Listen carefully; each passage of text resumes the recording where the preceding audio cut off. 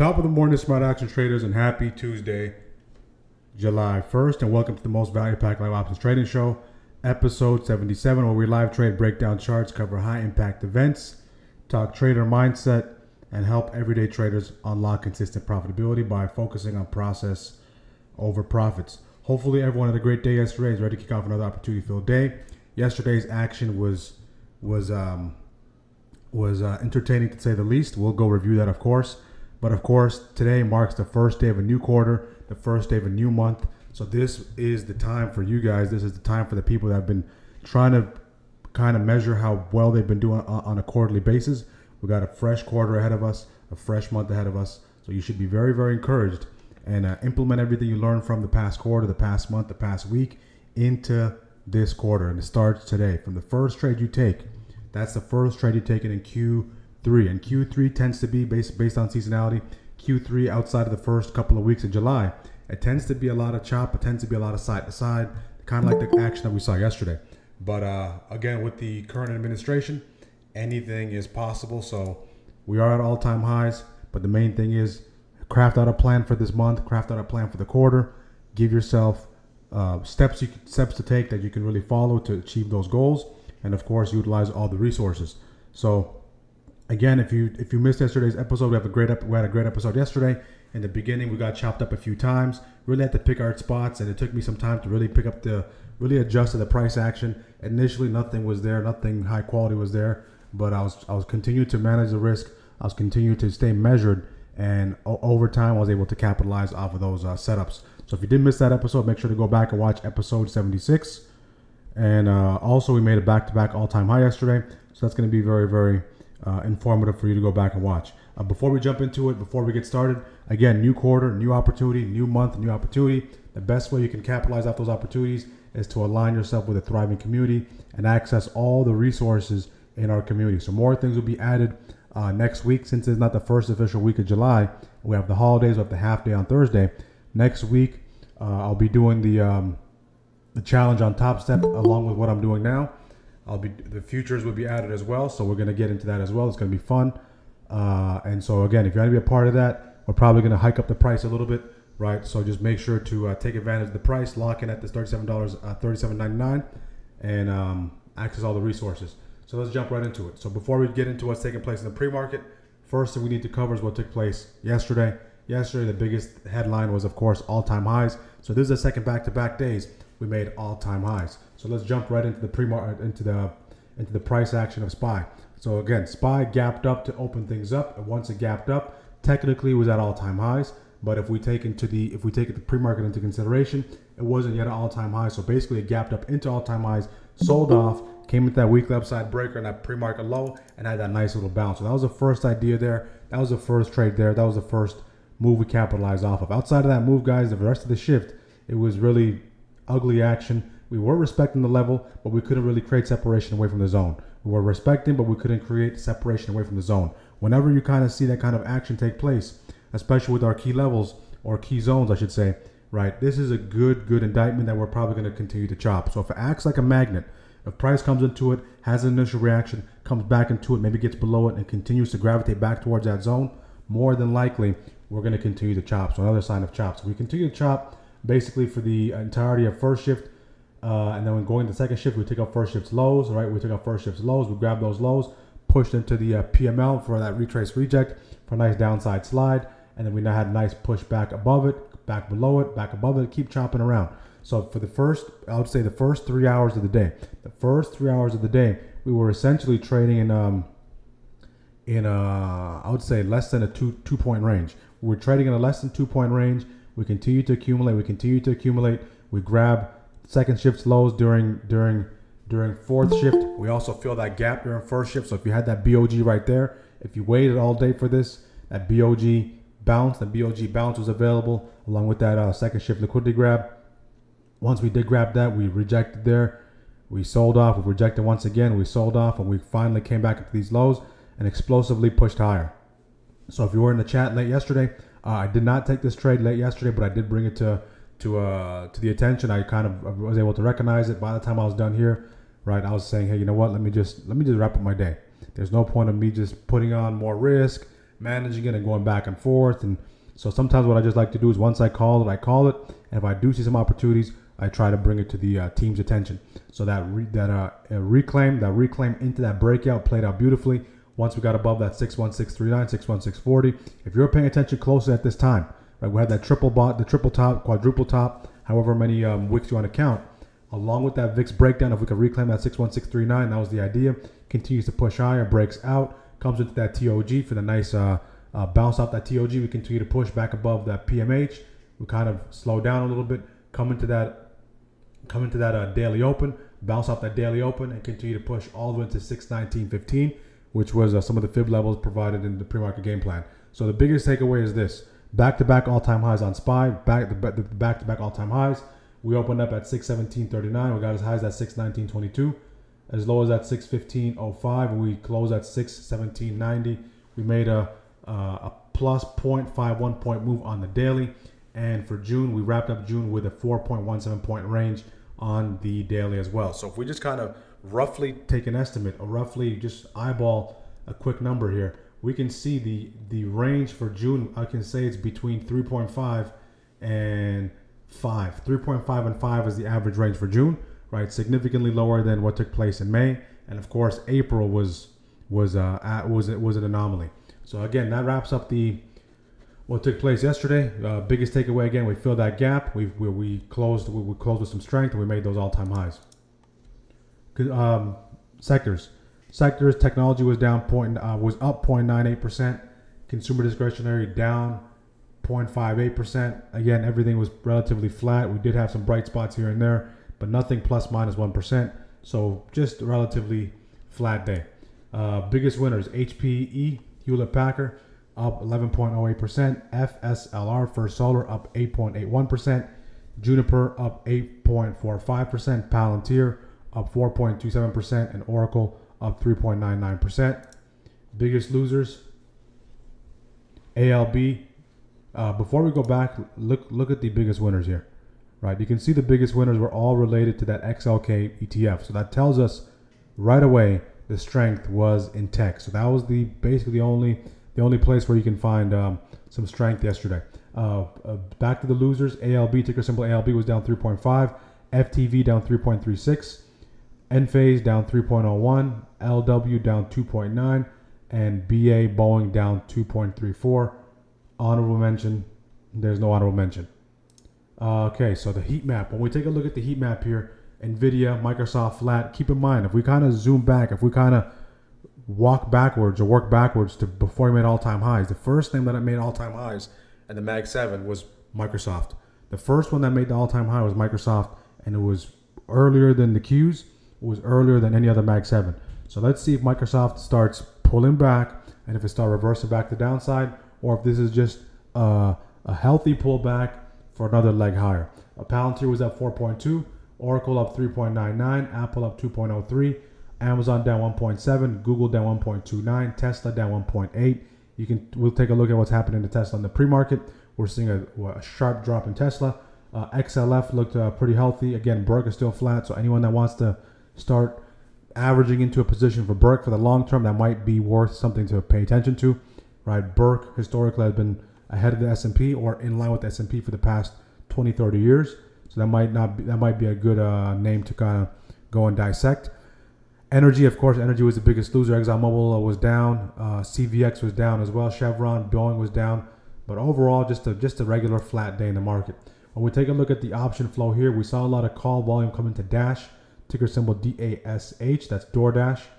We saw about close to 300, so over a quarter billion dollars coming into Dash for the 81-day DTEs. We did see some activity in the 81-day DTEs on NVIDIA as well. So I was kind of just highlighting that, the 81-day DTEs, and more flow into CRWV. We're seeing more flow into that and NVIDIA. Outside of that, there was nothing really that was short-dated that kind of stood out to me. Maybe the CRWV 18-day DTEs. But again, outside of that, nothing that really stood out. We'll take a look at the ETFs. SPY, we're seeing some put activity in SPY, about pretty heavy activity there. This is probably some hedging activity, right? Just insurance for insurance. So we can see the 200-day DTEs, 123-day DTEs, way far out. We can see IBIT, Bitcoin, some activity there as well. The IBIT ETF, 3-day DTEs, and some TLTs. So TLT calls, about 3-day DTEs. What it looks like is maybe people are positioning that, hey, we can potentially pull back a little bit. So let me jump in some treasuries for those 3-day DTEs. So again, we'll see how that kind of plays out. And Qs, we did see some put activity on the Qs, but outside of these 3-day DTEs on TLT and IBIT, everything else is relatively 2 weeks and beyond. Let's go visit the fear and greed. Fear and greed, again, we're ticking back a little. We're continuing to tick higher. We're pushing into that extreme greed territory. Right, we're not there yet, but the time when I'm going to start getting a little skeptical is when we start crossing that 75, pushing to that 76, 77, 80 territory.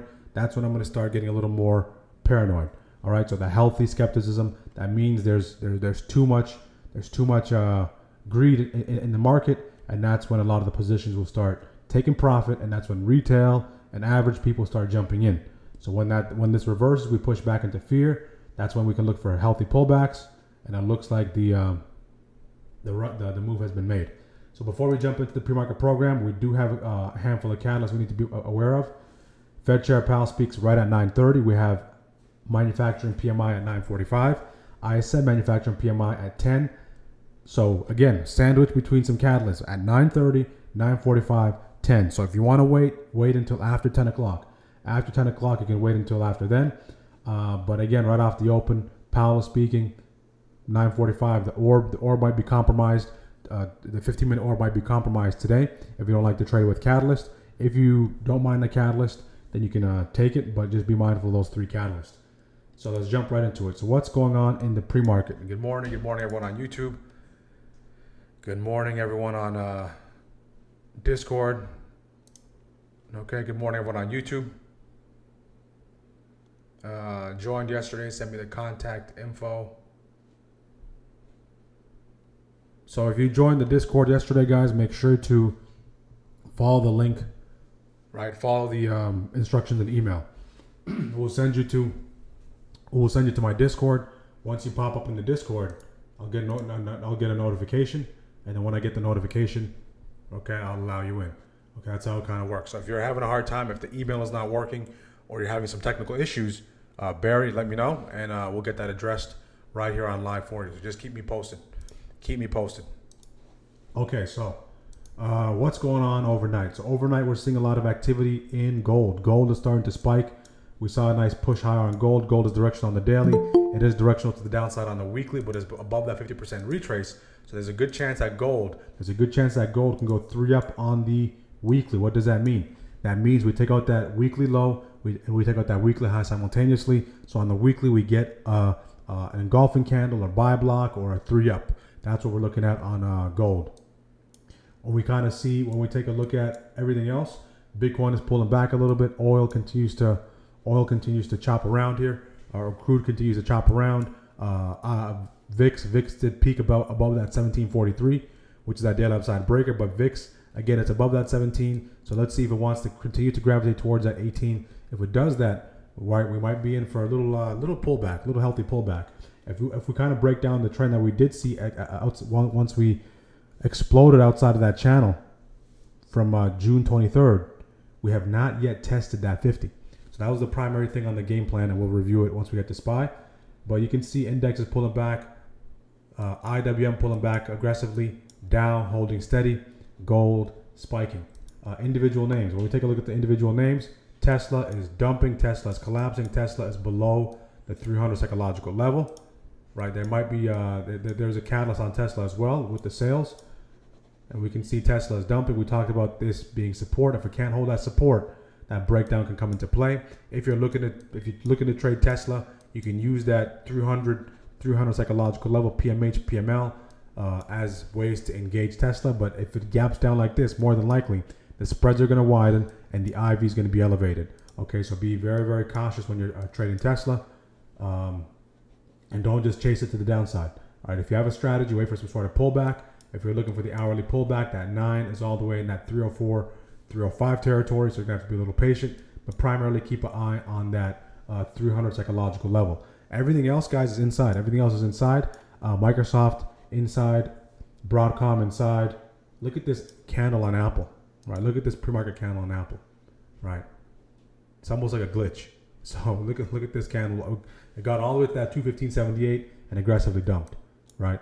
I mean, 215.78. That's about a $9 push higher and a $9 dump. So we'll keep an eye on Apple as well if anything does take place there. But outside of that, again, not a lot of activity outside of Tesla pushing lower. The index is kind of holding steady or opening up near yesterday's range outside of IWM, which does show weakness, and gold spiking. When we take a look at the sector ETFs, same thing, guys. Sector ETFs. The only ETF that's directional is XLK. Tech is directional. It's testing that weekly upside breaker. XLV healthcare is inside. XLY discretionary was directional on the weekly. Has given back some of those gains and now it's below that 50. Is because it's being weighed down by Tesla. But again, outside of that, everything else is relatively flat. So I wouldn't be surprised if we get a flat side to side type of day. So be prepared for that, guys, and don't overtrade those conditions. Now let's jump into our bread and butter. Our bread and butter. So SPY. So a new quarter. It's a new quarter. It's a new week. It's a new, of course, it's a new week on Monday, but it's a new month. New month, a new quarter. All the levels have been updated. All the levels have been updated. To give you some context, this daily upside breaker, not only is it a daily upside breaker, but it's not going to leave our charts until the end of Q3 and the beginning of Q4. This daily upside breaker is the quarterly upside breaker. 619.22, that is a quarterly upside breaker. Anytime we're above that, let's go to SPY real quick. Okay. We've been laying this rationale out for, if you've been watching for long enough, right, you'll know what I'm talking about. Right? If you've been watching for long enough, you'll know what I'm talking about. So early on during the quarter,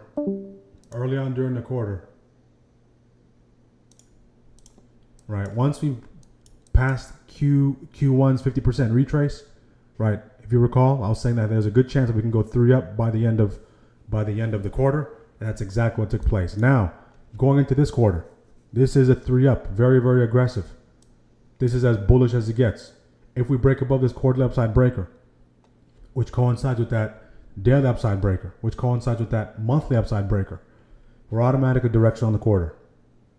Doesn't mean we're just going to continue. Doesn't mean we're just going to continue to push higher, right, without no regard to anything else. No, it's not going to mean that. But overall on the quarter, we're going to be directional. We can get some pullbacks, but the primary thing you want to pay attention to in this case on the quarterly, if we take out that daily upside breaker, monthly upside breaker, quarterly upside breaker, is a 50% retrace. The 50% retrace will tell us everything we need to know. As long as we're above that 50% retrace and we break above that quarterly upside breaker, we're bullish. Okay, we're bullish on the quarter. We're not bullish on the 1 minute. We're bullish on the quarter. So same thing applies on the monthly. If you take a look at the monthly, what do you guys see on the monthly, guys? On the monthly, unlike the quarter, we're just going to go continuation. So we went 2 down, 2 up, continuation. We take out that high here. Well, once we take out that high, that coincides with that quarter. We take out that quarterly, a simultaneous break. Then we go continuation. So again, as on the monthly, as long as we stay above that 50% retrace on the monthly, and we take out that monthly upside breaker, I'm going to remain bullish. Now let's go back to the weekly. So you can see all the different rationales for all the different time frames. On the weekly, look what we did last week. We're already in continuation mode. We already made those all-time highs. So on the weekly, as long as we don't violate the 50% retrace on the weekly, I'm going to remain bullish. So continue to take that same analysis and work your way all the way down to where we are and what we trade. So on the quarterly, we take out that quarterly upside breaker, bullish. Monthly, we take that out, we're gonna be bullish. Weekly, we're already bullish. So everything will kind of just play out from there. So when we take a look at those levels, again, the quarterly upside breaker, like I just said, is 619.22. This might be a little better. Quarterly upside breaker, 619.22. So write these levels down. The 50% retrace on the month. 50% retrace on the month is 602.14. The monthly downside breaker. Monthly downside breaker is 585.06. Quarterly downside breaker. Quarterly downside breaker.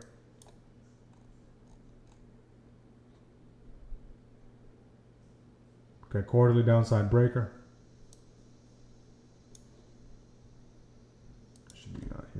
Quarterly downside breakers all the way. The quarterly 50% retrace is 550. Quarterly downside breaker is all the way at that 481.80. So Q2's lows. Q2's lows, 481.80. Right, that's where we came from. So that's the range for us to work with. So pay attention to those levels. So we kind of get back to what I'm looking at on hourly. On SPY now, we can see the 50 pre-market game plan is basically watching that 515, that daily downside breaker, and potentially that 50 EMA trailing on the hourly to see if there's a bounce opportunity. If we fail to hold above that hourly, we get below that hourly, then we have a good chance, and we have a nice clean runway to fill this gap here and then push our way into that daily downside target and potentially be at 610, right? So since we broke out here, what I was saying earlier, since we broke out here, we have never come back and tested that 50. So the question becomes, is it time for us to test that 50, or are we going to bounce before we test that 50? So we've never came and visited that 50 ever since we broke out of this channel here. So will today be the day? We will find out. Okay, so anytime we're above that 619.22 automatic all-time high, we're going to be directional on the quarter.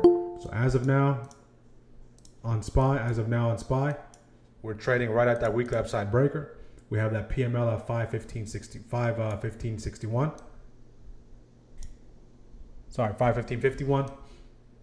And PMH at 615.61, not 515, 615.61, and PMH at 617.68.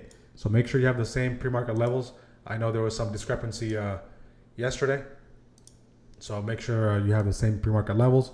If you have something else, I'll review it on the chart. Let's take a look at the VIX now.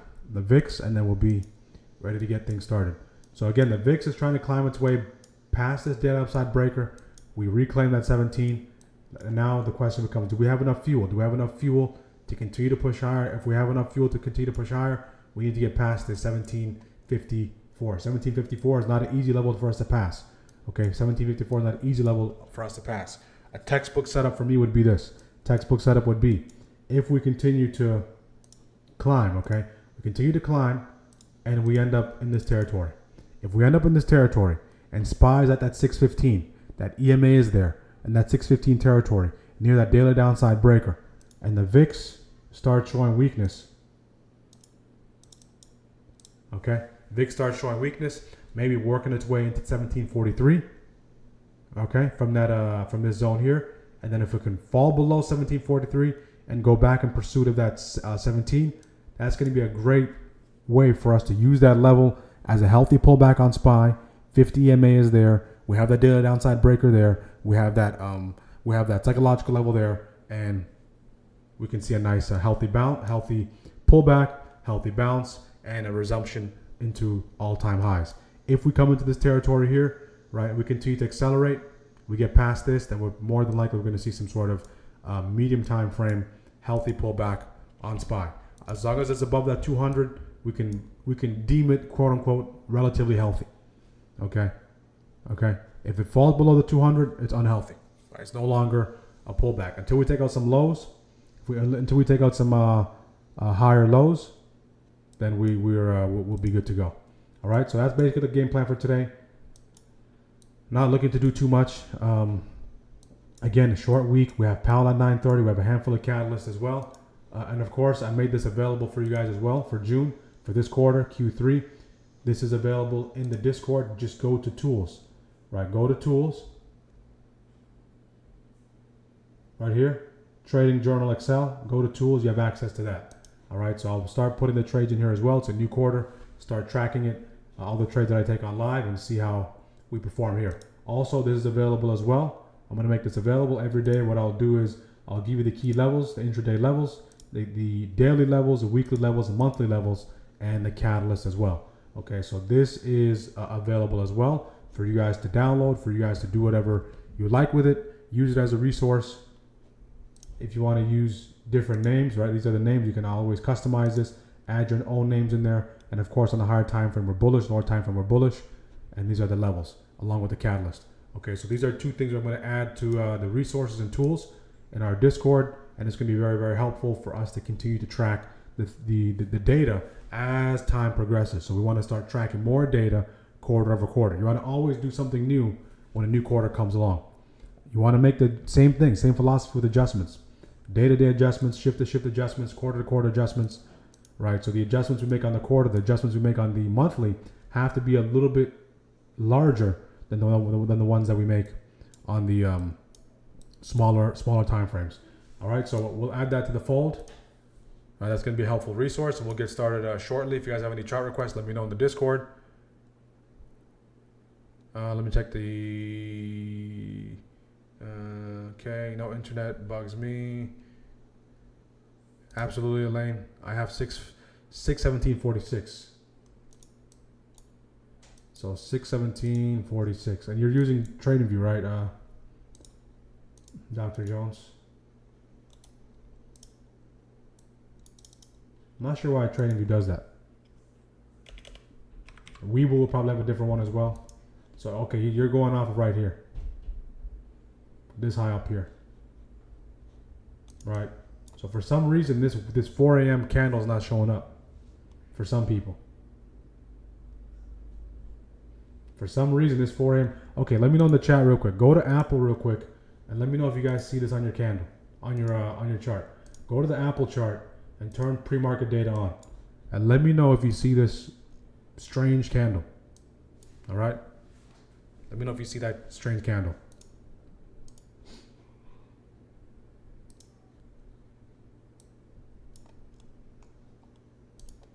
So we'll just leave this here. I'll make it a dotted line.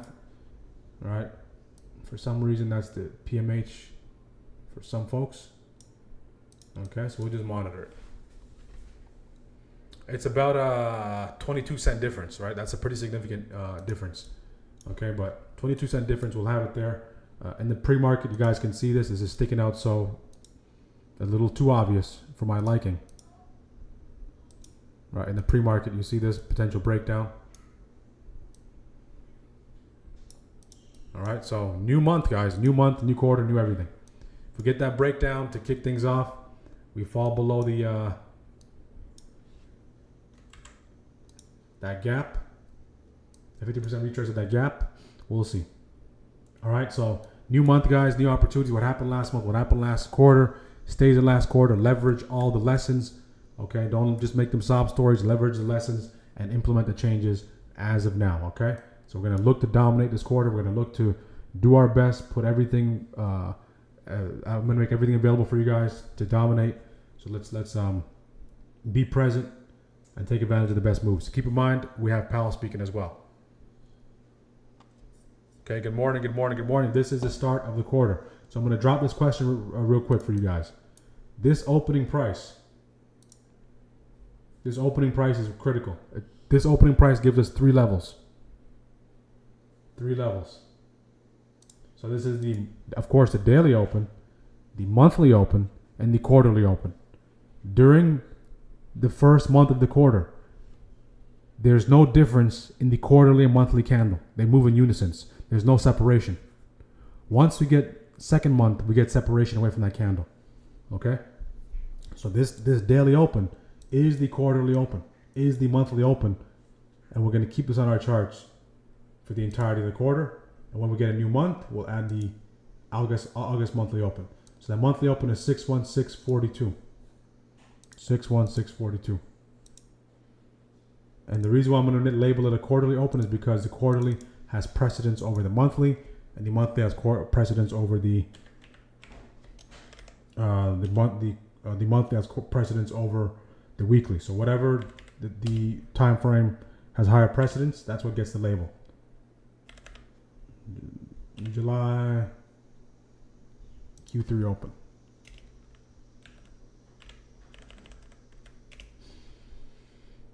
It's unbelievable. We're already in the third quarter. So gap down. Elaine was on the gap down. She mentioned it early. So good morning, folks on YouTube. Make sure to like the video. Make sure to subscribe. I see it on TradingView. So let me know, Barry. Let me know if you're still having that issue. We're at that weekly upside breaker. Weekly upside breaker right there. Looks like we're testing it. We got a BOG right here.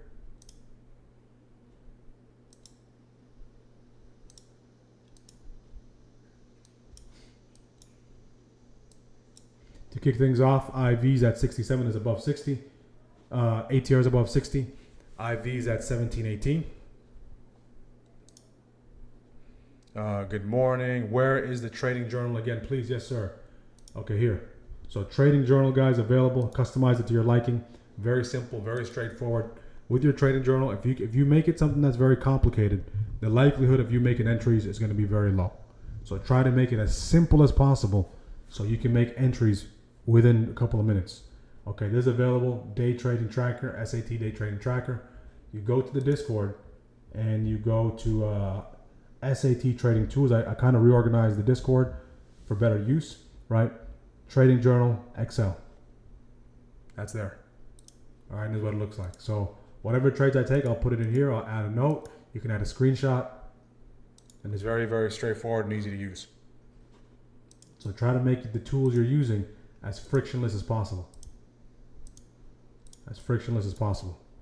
VIX is dumping here. Looks like on the 5, we're testing some of those.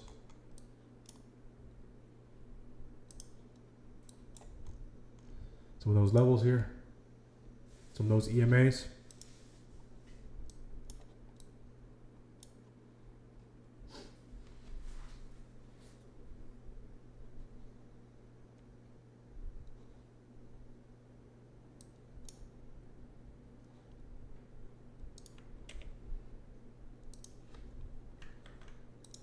We're trading near yesterday's TOG. June 30th TOG. Watch fireworks for BMNR this morning will be volatile. Get your trigger finger ready to set the buy button. Remember, this is a solo mission. You're flying on your own risk. Absolutely. Pain tolerance is different, so listen to Mr. G and snatch those profits when you see them. Now let's get paid. 6 more minutes. Absolutely. Awesome commentary, Taco Vix. All right, let's get the likes up on YouTube. Make sure to subscribe. Happy Canada Day to all my Canadians. Happy Canada Day.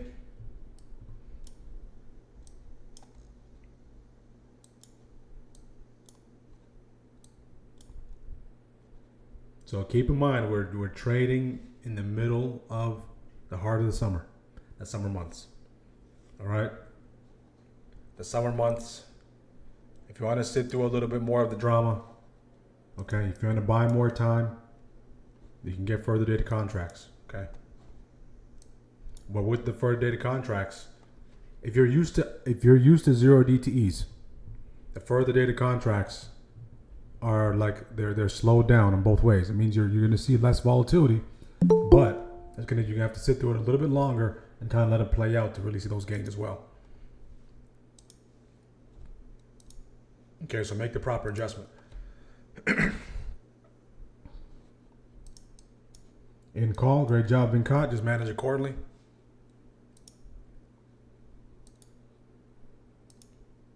Can someone pull up the link for Pal? Excuse me. Someone can pull up the link. I think he's at the ECB. Let me see if I can find it.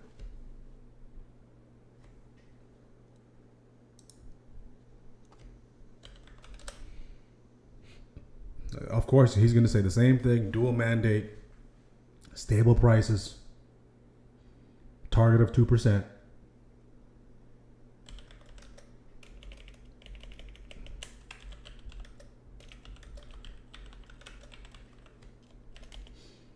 So it looks like we're at that weekly upside breaker along with that quarterly open. So a nice little skinny key level right there. You can use risk into J30, 50% retrace. From a year ago, up from May's 1.9%. But then the tariffs still loom large. So how do you see that developing? Well, first of all, I would note that we are at 2%. And this is the latest. All right. I'm here for Pal. I am here for Pal. So whenever he talks, I'll unmute. So this is the he's speaking at the ECB.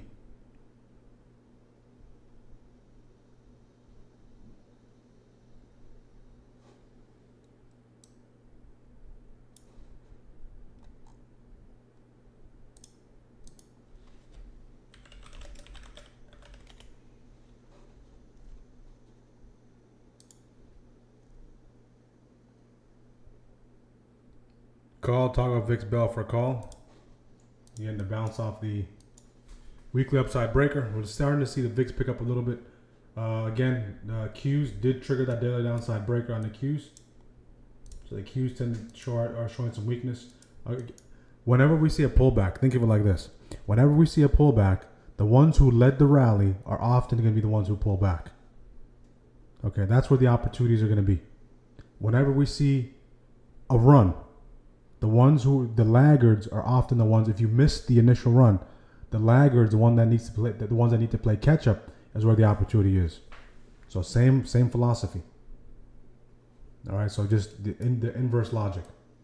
When you see a pullback, the ones that were large and in charge initially, those ones will probably be the ones that pull back first, the ones that experience the biggest gain. When we take a look across the board, Tesla continues to dump. It's at $294, $6 drop on Tesla. If you're looking for Tesla to the downside, flip over that 5. We have that PML on Tesla right here. You can wait for that PML retrace reject at 297.26. Outside of that,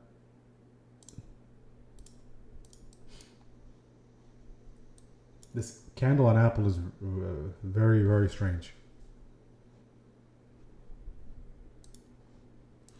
ES down here, yep.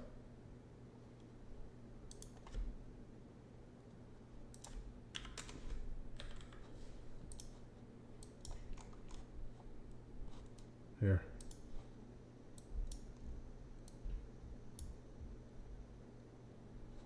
Let me go back to here.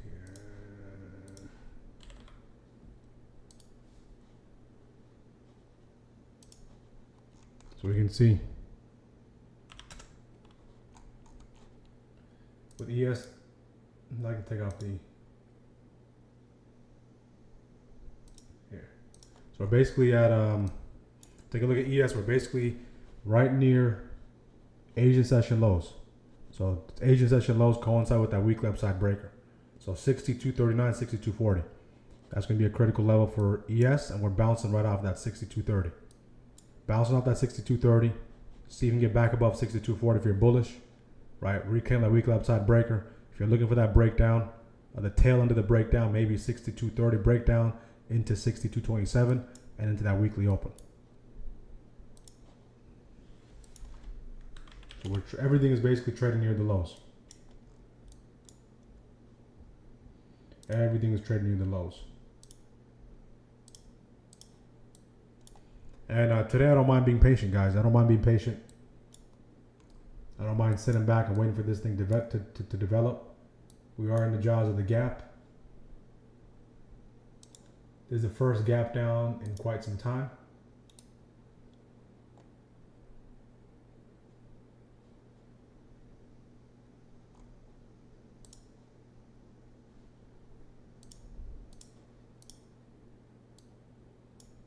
First gap down in quite some time. And also this gap is a monthly gap as well. This gap is a monthly gap, so it has precedence over any traditional gap. It has precedence over any traditional gap. There we go. So look at all these key levels converging here. Look at all the key levels converging. We have the J30TOG, 50% retrace on the daily, 50% of the gap, the weekly open. So I have a lot of traffic up here. I have a lot of traffic up there.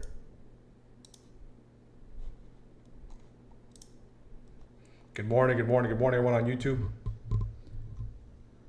Make sure to like the video, make sure to subscribe.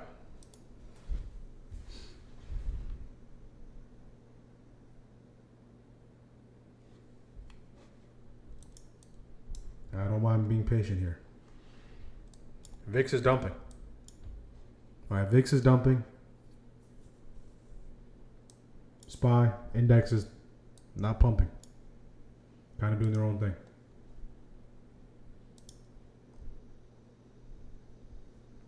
Are your contracts for the data, Taco? What is your precision set to? For the VWAP? Dr. Jones?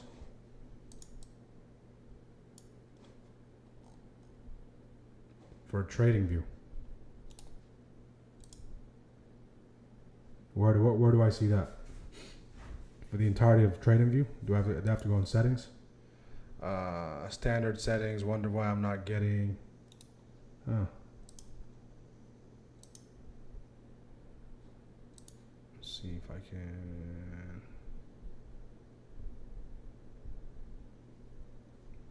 Maybe you're not adjusted for dividend.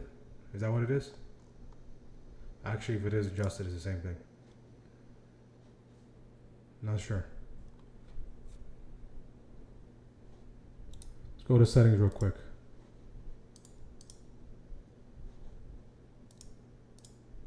This is my settings. Basically the exact same thing. Extended session.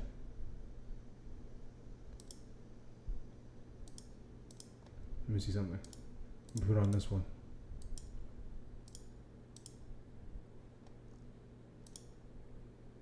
Yeah, same thing. The only difference is when you flip this around, it just takes out pre-market, post-market.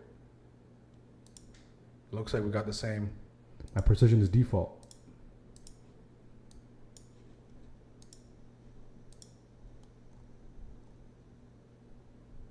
That's what I was thinking too. I was thinking it was the time zone. Right? I was thinking it was the time zone.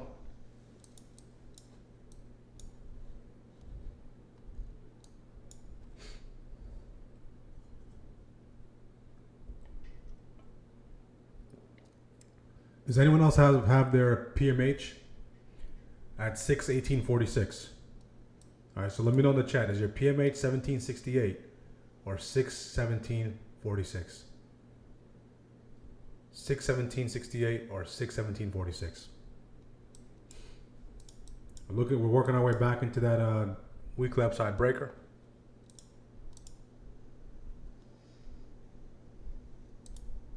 Huh. Yours doesn't even show that candle.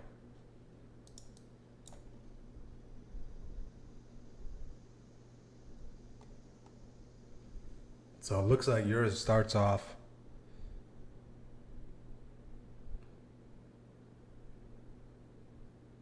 So it shows that push, gets above it.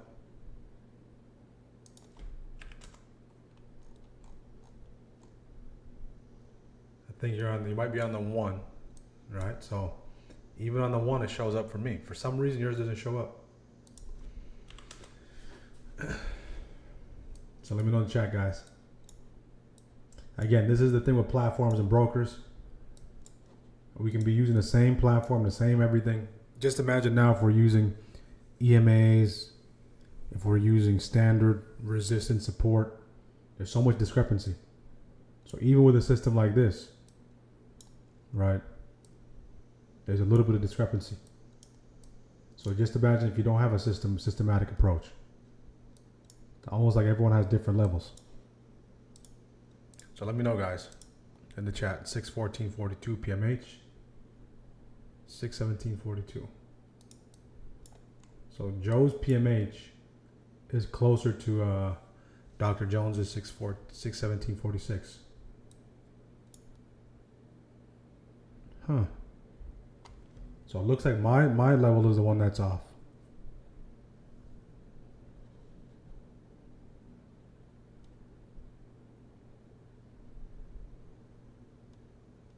Is the contract adjust on off? Hold on. Is the contract adjust on off the chart? Let me see.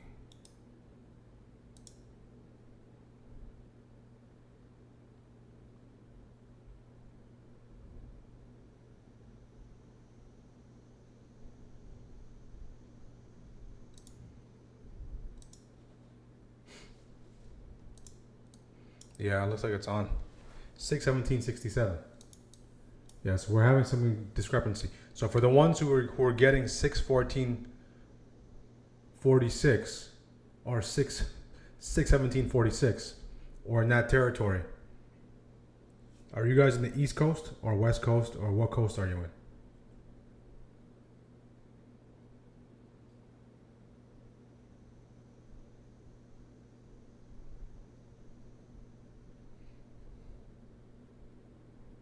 At Asian session eyes, I'm East as well.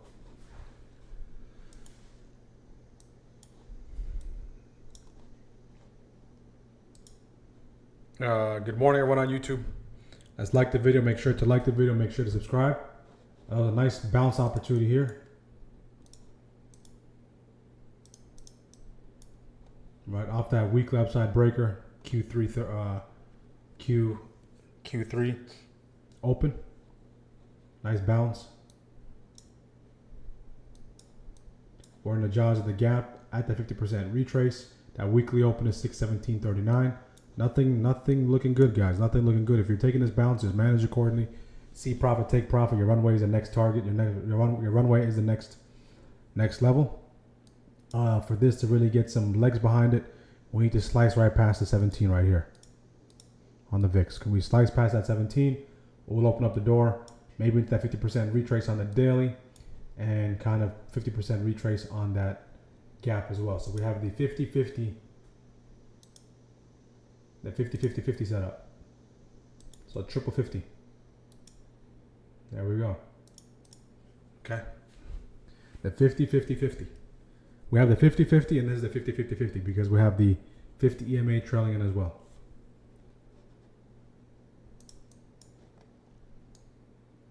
So what does that mean? That means the next move is going to be related to this territory here.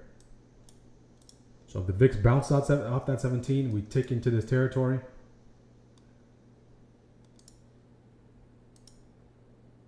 All right, you can use this.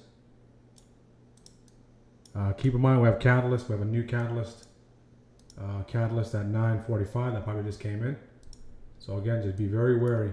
If we get invalidated here, get past that weekly open, then we're looking to fill that gap. So it looks like we just got our catalyst, our first catalyst. See if we have enough fuel there.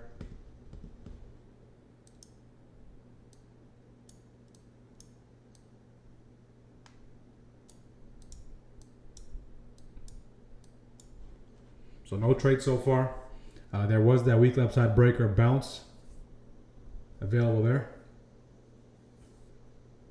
Let's see if we get that 50-50-50 rejection. And the beautiful thing is you can play both sides. So once you get above it, you can use it as a bounce level.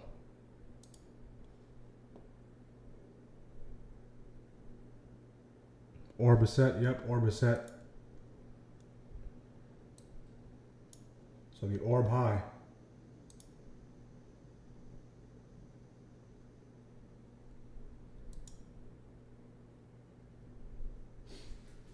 Orb high. Came in fairly quickly, 616.42. So 616.92. I don't know what it is with numbers today, but maybe I didn't get enough sleep. So 616.92 was the orb high. If we close above that weekly open, we'll be green on the week. And this setup here will be invalidated for that 50-50-50 and look for the other side. If we can fall back below the 50% retrace, I'll look to engage.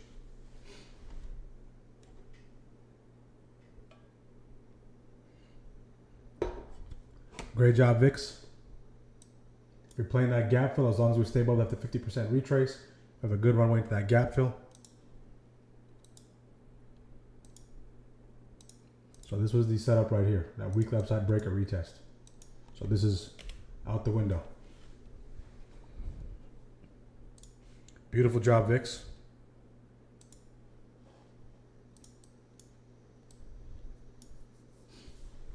So if we can slice right through that 17, we have a good runway now into closing that, filling that gap.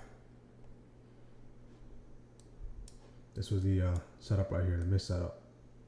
Anyone take that bounce, by the way? And this skinny key zone.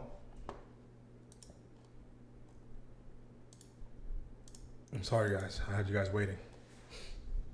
This thing is gone. About to fill that gap, TOG incoming, while that TOG previous day close. Kind of a line, making this skinny little zone here. If we continue to run, we are at PMH as well. We have, right, PMH. So basically do this, guys. Whatever your PMH is, use that PMH. All right? Whatever your PMH is, feel free to use the PMH I have, but maybe just use the PMH you have on your chart. Right. The discrepancies, it's about 22 cents in this case. So we have not filled that gap yet. So we have another catalyst coming up at 10 o'clock. Another catalyst. We have jolts. We have ISM.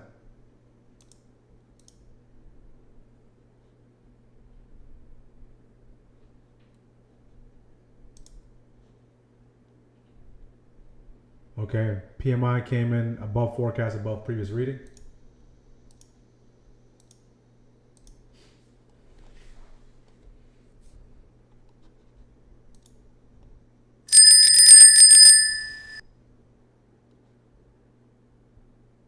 I have my 7-3 call, but I'm still down 33. Yeah, because the gap was it because the gap down, right?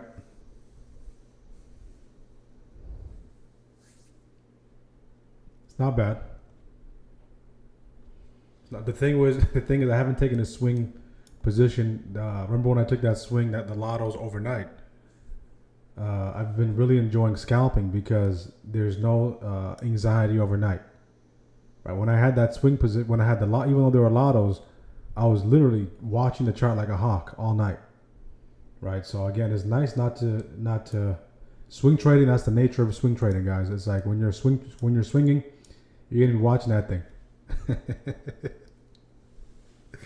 Right, so it's almost like that's why the scalping, everything comes with pros and cons, of course, but the scalping is you're in, you're out, and you don't care what happens after that. It's almost like with swinging, you take your work home.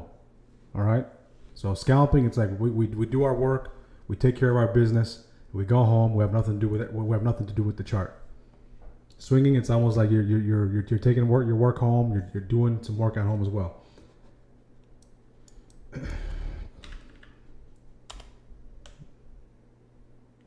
But I mean, the rationale was a pretty decent rationale. Sometimes you're right, sometimes you're wrong. 33% is not that bad. As far as because of the gap down.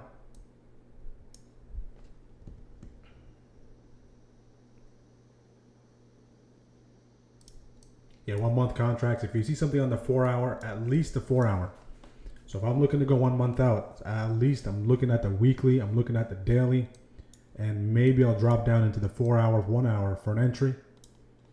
Right. And again, if the VIX can break below, let's say 17, 16.5, swing trading season will be here.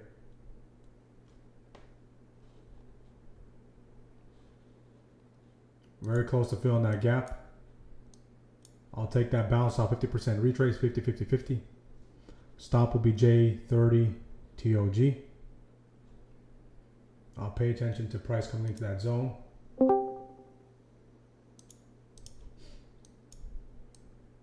Let's get some sort of price action combination in that territory. If you're getting that PMH rejection, right, that's your time to shine.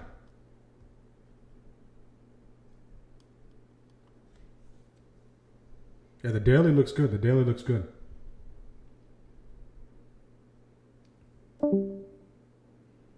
So the way I approach swing trading or any further data trading is whatever my time frame for something playing out, I multiply it by 2 because I'm going to cut halfway. So what I mean by that is, so say if I'm looking at something to play out on the monthly. Okay, say if I'm looking for something to play out on the monthly, it's going to take about a month to play out.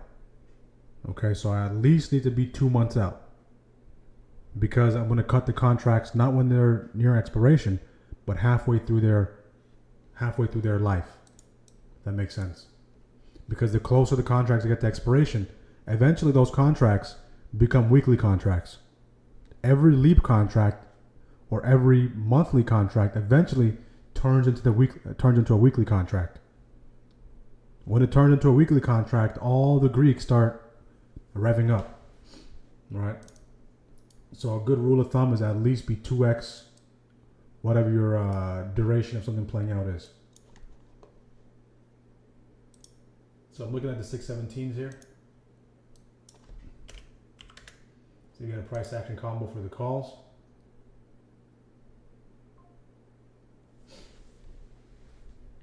We are coming off of that nasty rejection. Take it right there. So we get filled. Okay, filled.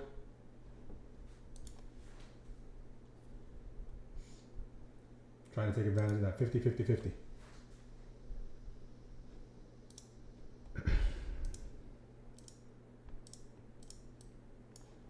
Okay, if you did take this, just manage accordingly, know where your risk is. If we can get back above 617.39, that's that weekly open. This thing can start rocking and rolling. If we fall back below, close below 617.13, right, that can potentially mean that we have more follow through incoming based off of what we're rejecting off of. But be mindful that we're 2 minutes away from the catalyst. 2 minutes away from the catalyst. So we can see an increase in volatility that can go in either direction. Okay, so be properly sized. Close the position if you need to. Okay? Just accept the risk. Anything can happen with the catalyst around the corner. So we're about a minute and some change away from the catalyst. Position is down 3. See if this can start wicking here.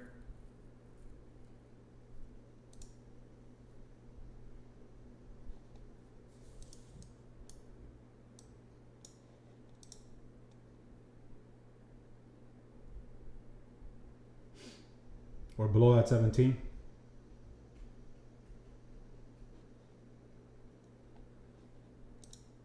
Down 4. See if we can go hammer. If we can go hammer, that'd be great. Good morning everyone on YouTube. Make sure to like, make sure to subscribe. If you're a first time viewer, let us know where you're joining from. If you're a long time viewer, welcome back. Catalyst in less than a minute. So let me take off some size here. At 3. Okay, I sized down for the catalyst.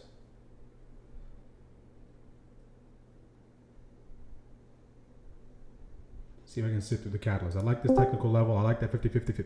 I like that 50-50. So I sized down for the catalyst.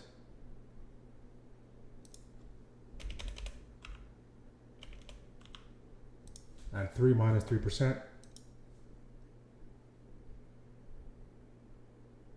So see if I can sit through some runners through the catalyst. With the catalyst, anything can happen.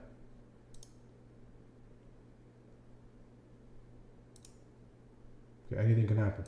See what I mean?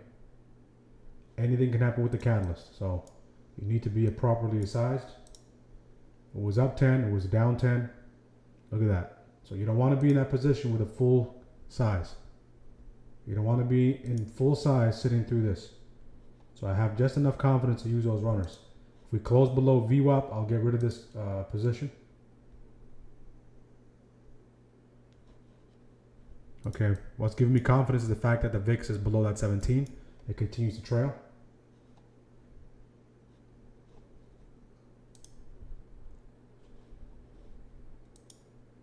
See if we can get above that weekly open. See if we have enough fuel to push above that weekly open.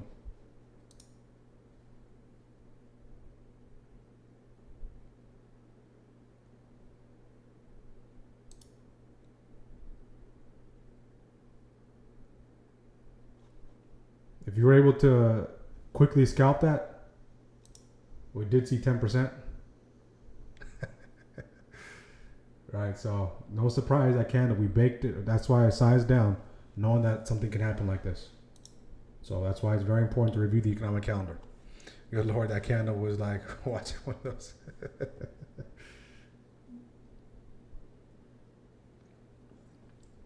All right, see, we'll stay above VWAP. I'll stay in this thing.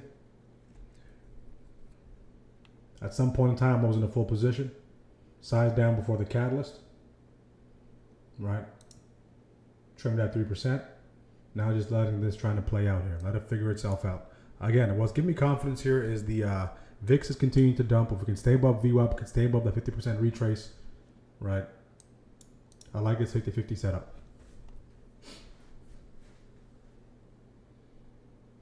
Full position, I can't sit through this with a full position. Right. That's irresponsible, at least for me. Down 3.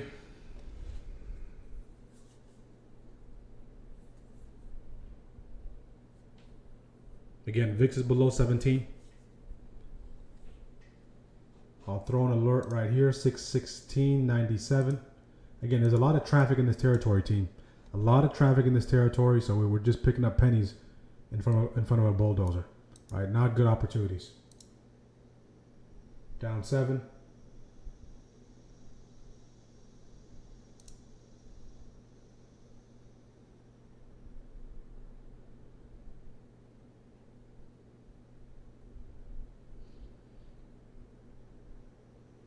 Taco Bell on call. PEP looking bullish above EMAs, testing VWAP. Yeah, PEP. If you're going to take PEP, I did provide the idea Saturday. We've been talking about it for a couple of weeks, but it was just taking some time to set up. With swing trades, you don't want to go heavy size. I'll cut it right there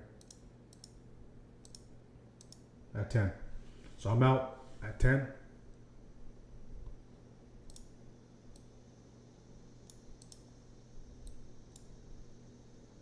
Stopped out at 10.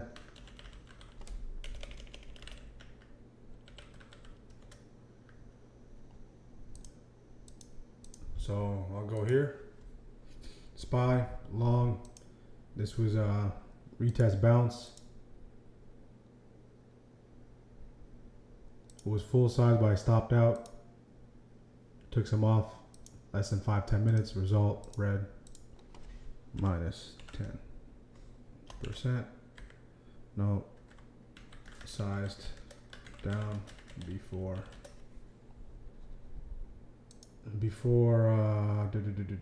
jolts.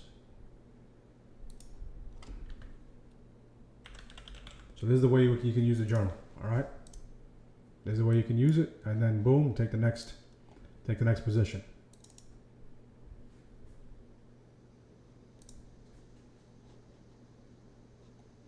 And then what you want to do is you can take a screenshot of the trade, take a screenshot of this. Okay, take a screenshot of it, and then put it in, have a separate document if you want, or minimize it into here.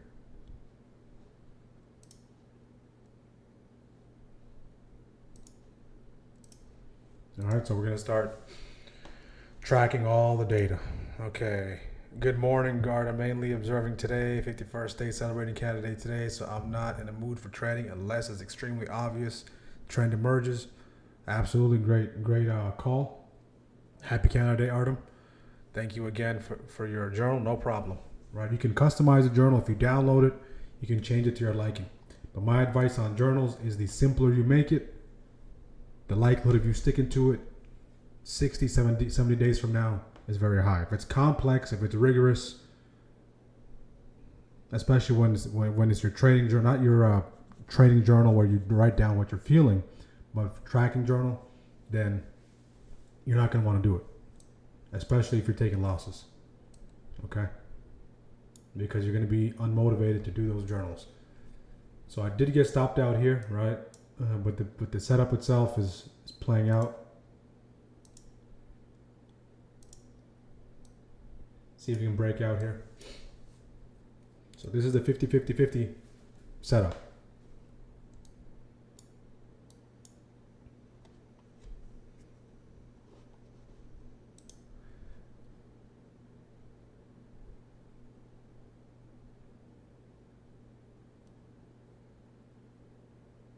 Yeah, I have a different journal for writing down. So that one is more of, let's just say that's a qualitative journal. One, you have a quantitative journal, you're measuring the numbers, no feelings. Another one is a qualitative journal, right? Double top of PMH, grade I, JB. What's standing out to me is the way we're climbing like this, right? We're climbing in this fashion. VIX is below 17. What else is moving? Okay, the Dow's starting to show some strength. Look at gold. Gold is on a tear. Bitcoin is bouncing. See if gold can get above 3,300. 33.50, 58. Crude is not going anywhere. So the Dow is the one that's showing the strength. Let me close this. I'm not even listening to it. Individual names. Tesla. They love to do that. Bounce. All right, if you took that retrace reject, stopped out. You don't need to hold this whole entire time. Apple is starting to climb. NVIDIA is right at that 50. NVIDIA is right at that 50. And that daily downside breaker. PLTR continues to dump.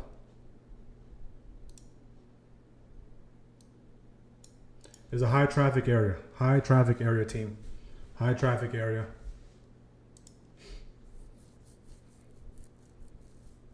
Exit from calls. How are we looking on YouTube, guys? How are we looking on YouTube? So that weekly open is at 617.39, 617.40. We can reclaim that, see if we can get some movement. We're inside on the hourly. We have a new hourly candle. Double inside on the Qs.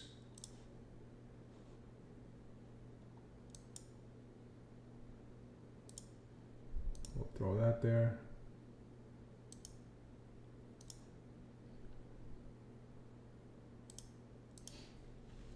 That did come back and retest the orb.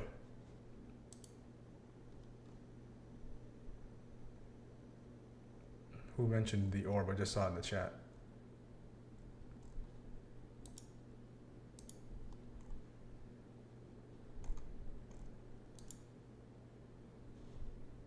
Yeah, same. Great eye, doctor. Breakout or breakdown? Only thing is, guys, we have a lot of traffic. We have not yet filled the gap. We're at that 50% retrace. 50-50 set up here. Initially, we got above it. We got a catalyst. The catalyst came in. Let me put this here so I can put it in the journal. We had the SoFi is moving, BTC is recovering, Tesla's indeed printing machine. Just need to know how to ride this wild horse. Absolutely.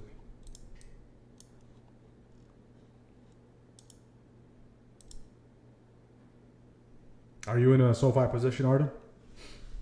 Are you in position already? If you are, great job.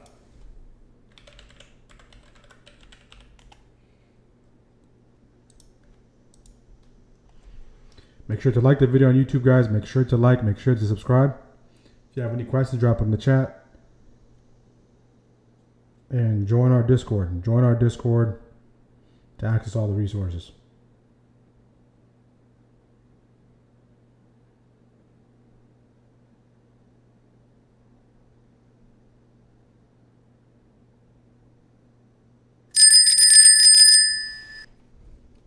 Yeah, when we had that data, we just came in and tapped that orb.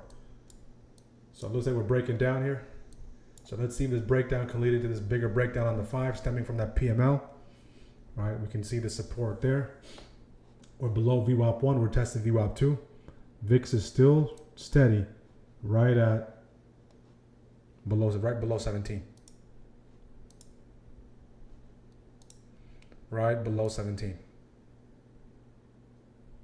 My full RSPs in SoFi and no option. No option, so great job. But wow, 697. Majority at 14 USD, hoping to get to 20. Yeah, we'll get to 20. The beautiful thing is with when you're taking equities, there's no expiration. You can sit in it as long as you want. Right? There's no pressure to sell. All right. Keep in mind, the only reason why we're using options is because options give us the most amount of leverage. Options allow us to control 100 times our capital. Right, that's why we're using, like for instance, if you wanted to trade 100 shares of SPY, right? If you wanted to trade 100 shares of SPY, that's equivalent to one contract. That's going to cost you $60,000. All right, just for 100 share. How about if you want to trade 500 shares, which is equivalent to 5 contracts? So options, the primary thing is a leverage vehicle. We love the leverage.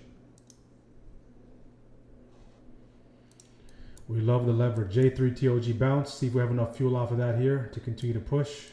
Again, lots of traffic in this territory. There's going to be a lot of indecision, a lot of back and forth, a lot of fight.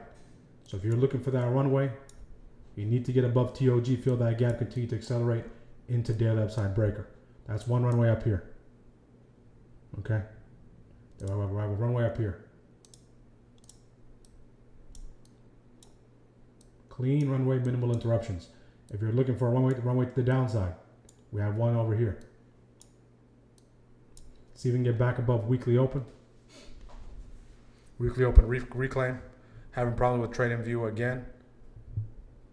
I think you're the second person who said it this week. Trading view related issues.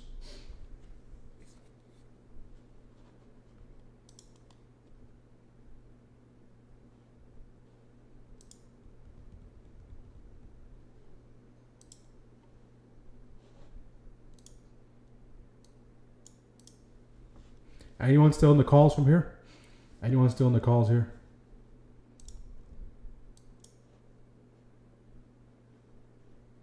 If you are, great job holding. Holding, holding, holding.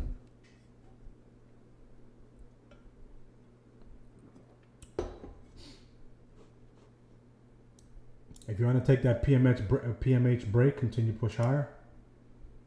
If we have enough fuel off of VWAP, the approach. Of course, this is in the face of a potential double top. You can use a 50% retrace of that gap. Okay, as an early way to engage that gap fill and beyond. So that's what I'm looking at now. See if we have enough fuel to push or even come back into this territory. If we can come back into this territory, that weekly open, that would be great. But as the VIX continues to dump, this might be it. Right, so it just really depends. If we can get back into New York weekly open, retest, I'll take that. If we continue to accelerate, I'll take a retest off PMH. We officially fill that gap. We've officially filled that gap.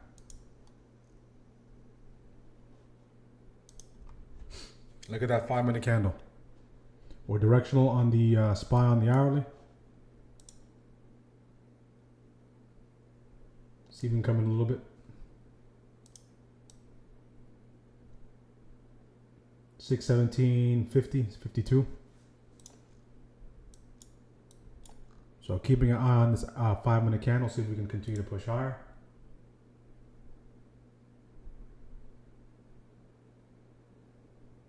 Pull back a little bit. Taco still holding. Banana call. There we go. Qs are directional.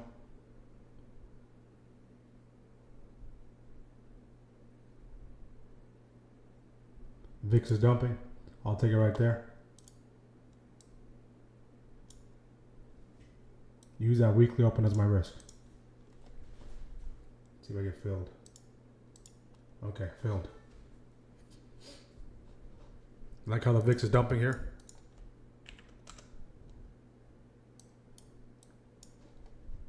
So essentially what I'm doing here is I'm buying a high into a higher high. Beautiful job. Up 8. Up 9. I'm going to take some off right there at 11.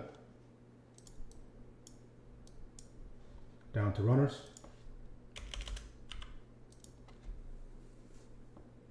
Anyone catch that?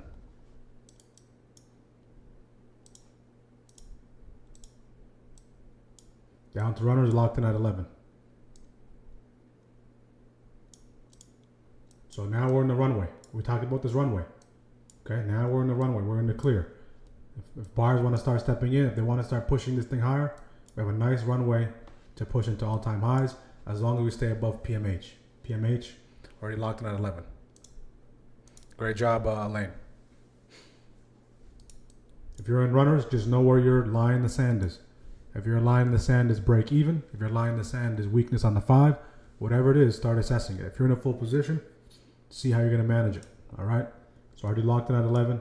I'll use this 9, this PMH with the rest of these runners to see if I can continue to push higher.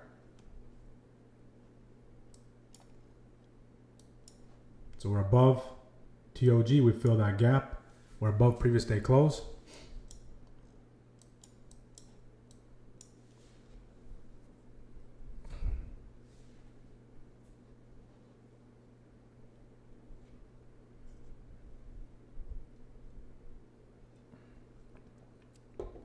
Beautiful job, JB. Was your entry in the 50-50 or the weekly upside breaker territory? Great job.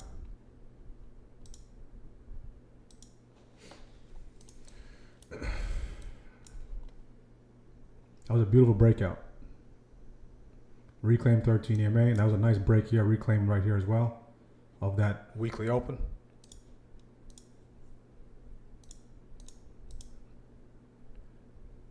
17% off that bounce. Great job, Jace. 10-13, 10-13. So you came in right there. Beautiful job. So basically babysitting these runners here. I already extracted 11. My line in the sand will be a close below 9.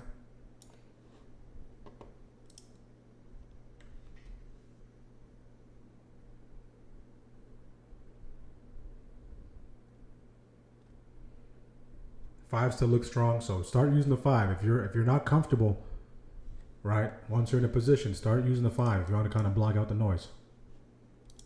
So right now we're coming in for a retest. We're coming in for a retest. Let's see if that retest holds. If it doesn't, then I'll extract. I'll get rid of this position. I'll close it right there. This runner. Okay, all out. So extract the majority 11.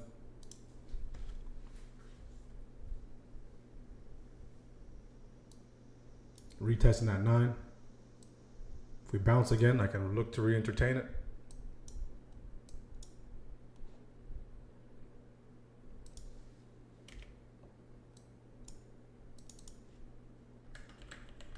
Good while it lasted. Good while it lasted.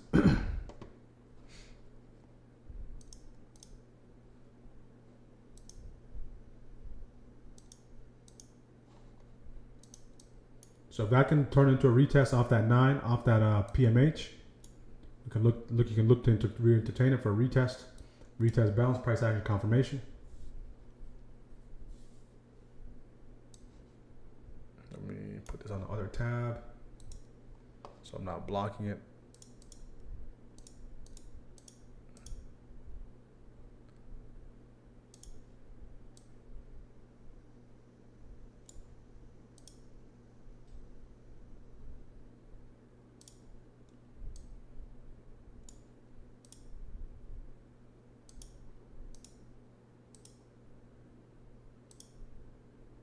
That was less than 5 minutes.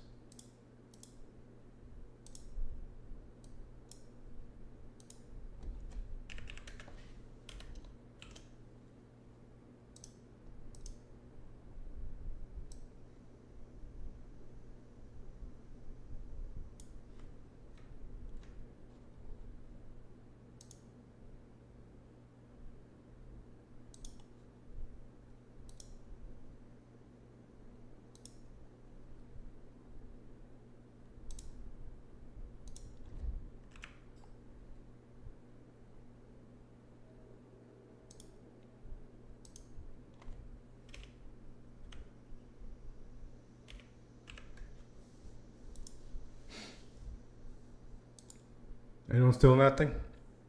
For the ones who are scalping it?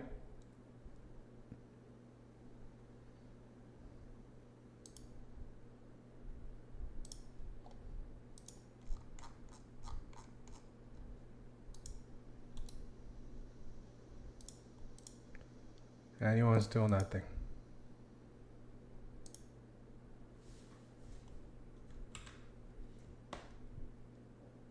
It looks like we want us to gravitate back towards that open, retest that open.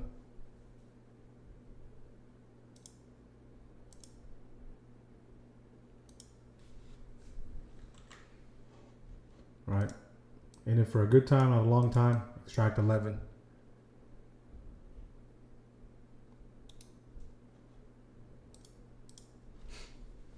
What a dump. What a dump.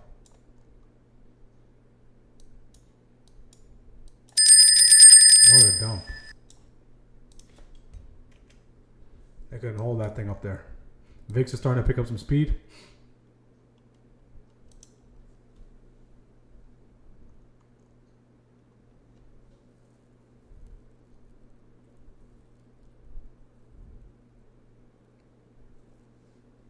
All right, where is it coming into, guys? Where is it coming into? 50, 50, 50, 50, 50, 50, 50. Right here.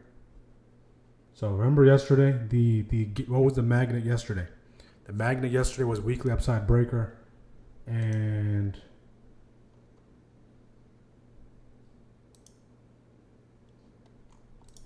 weekly upside breaker and PML. That was the magnet yesterday. Guess what? We have a new magnet today. 50-50 is the magnet.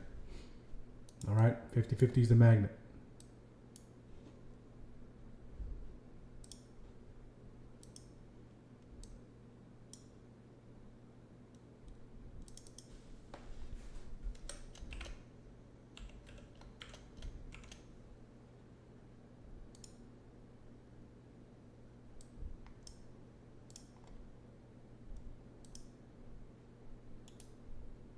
I'm fixing the conditional formatting on the Excel journal. For some reason, the conditional formatting only works to the upside. So it looks like I don't have a variable for the downside. That's 0. Okay.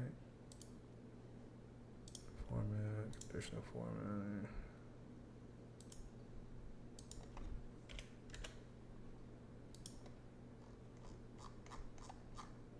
There we go.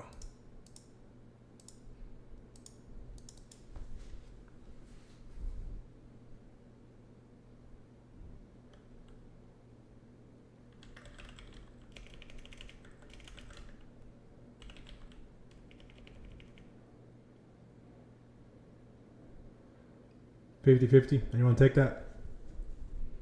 Again, if we're in that kind of condition where we chop around like yesterday, try to pay attention to the bigger picture. Look at the Qs. Qs are selling off aggressively. Qs are selling off aggressively.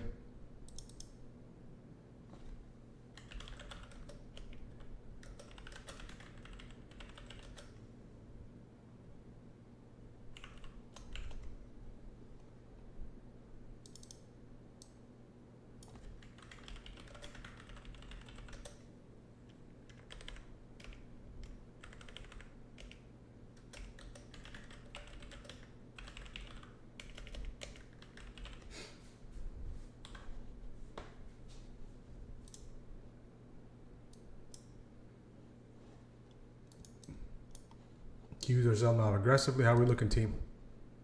Wow. UNH. We'll take a look at UNH.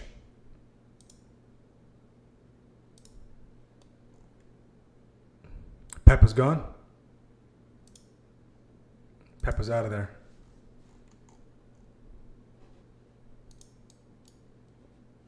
We can also see this intraday. Intraday, we can see this. If you see it, I see it. If we break below that VWAP 1, VWAP 2, there's a potential slide to the downside, so we failed to really take off into that runway. So if you took any trades, make that entry in your journal. Okay, I just made mine. All right. So SPY long was basically a breakout. The setups that you can have your own entry model associated with, that was a breakout above that PMH into the pursuit of that runway, full size, under 5 minutes, green, locked in a majority at 11, and let the runners go. So in this case, I locked in majority at -3 before jolts, but I still put the 11, even though that was with the runners, or the smaller size.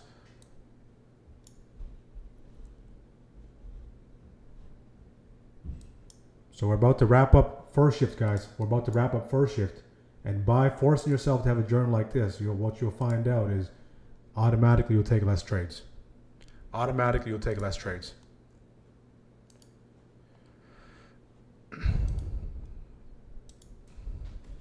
Let's get the likes up on YouTube. If you have any questions, drop them in the chat, guys. YouTube chat is quiet today.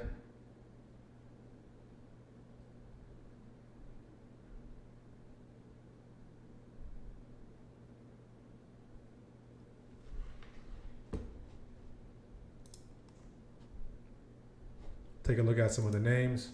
So the names that I had for this week's call, this week's picks. Let's go back.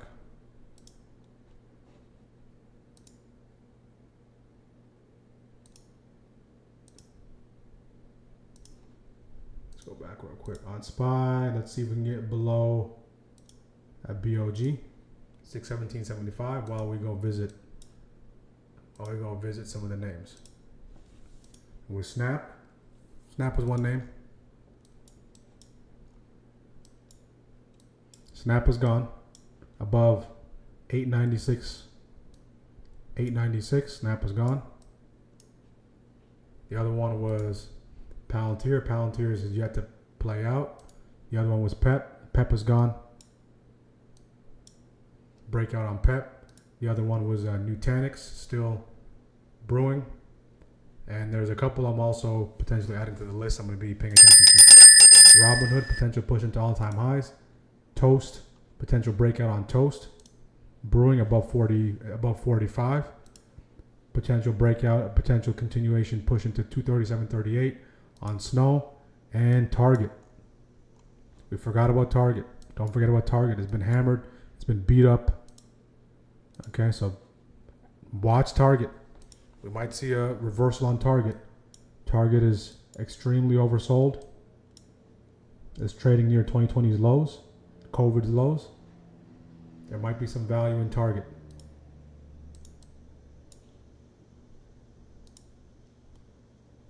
UNH. VIX is dumping. Qs are dumping hard. Qs are looking to test that 50. Qs are testing that 50. Along with that J30 gap, that BOG on J30, yesterday's BOG. So the Qs did not fill that gap. So interesting to see what takes place there. So let's take a look. UNH. United Health. Out of here. Look at United Health. Up $9. United Health up $9. Again, as long as we're in this traffic area, guys, try to reduce the amount of trades you're taking. Try to reduce the amount of decisions you are making. Okay? The less decisions, the better. So we're about to wrap up first shift here. So we just wrapped up first shift. How are we doing on first shift? Let me know. So if you haven't already, if you don't have a trading journal, start using the journal that I provided or making your own journal and start tracking everything. Start tracking everything. Is my chart thrown off?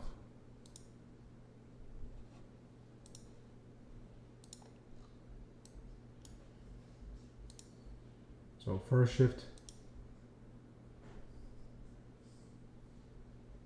All right, so put in the chat. How did you do in first shift? Are you green? Are you red? How many trades did you take? Okay.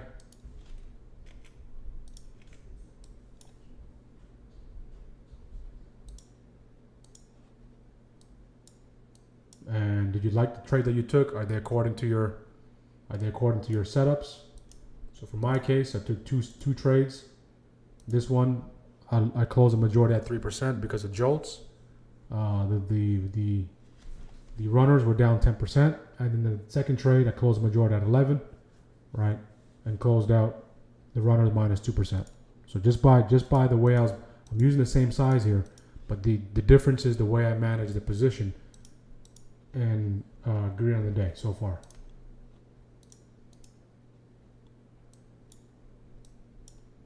All right, so if I tried to wait through the entirety of jolts, I probably would have been down 10% with the entire position, and then the trade that I just took would have put me in break even or red.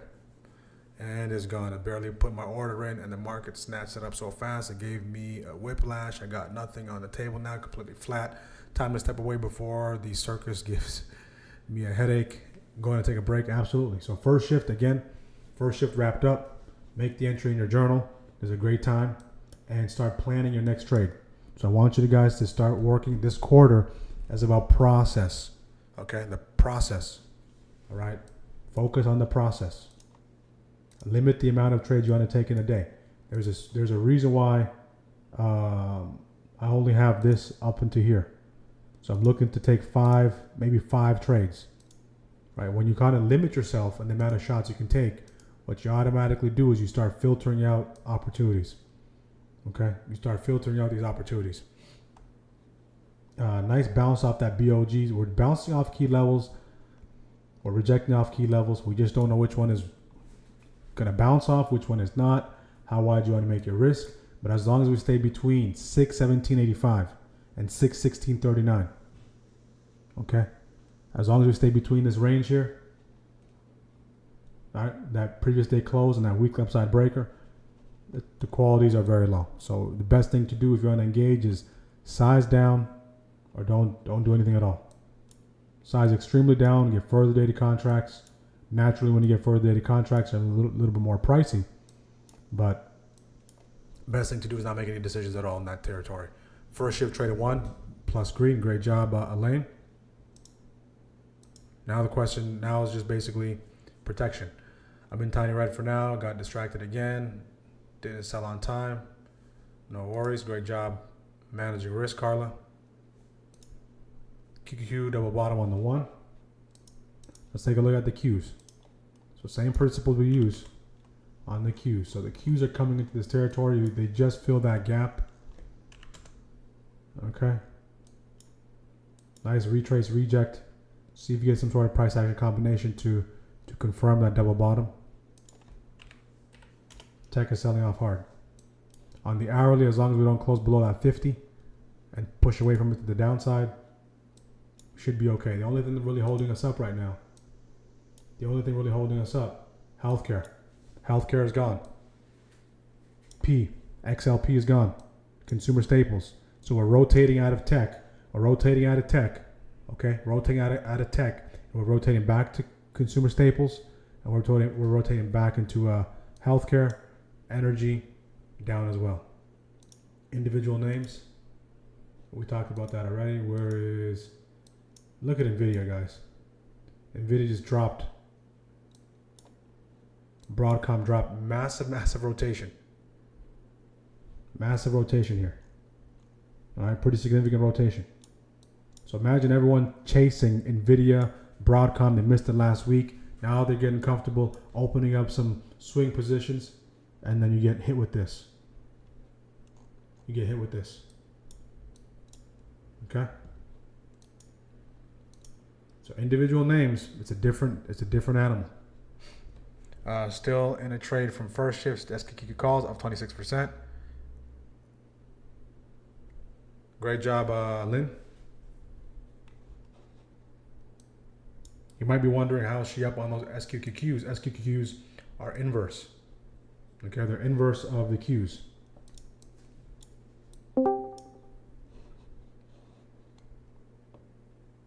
Yeah, Orb is strong. Orb 1692 and 1676 BOG. That Orb is strong.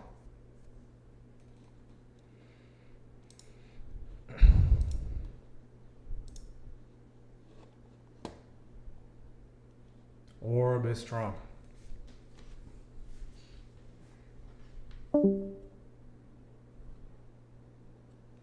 Again, if you're green during first shift, I highly recommend not entertaining anything in this territory. Just wait for it to expand, or wait for it to grab liquidity. Okay, either play the trap or the breakout, or don't play anything at all.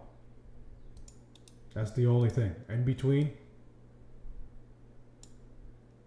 you're going to be put through the grinder.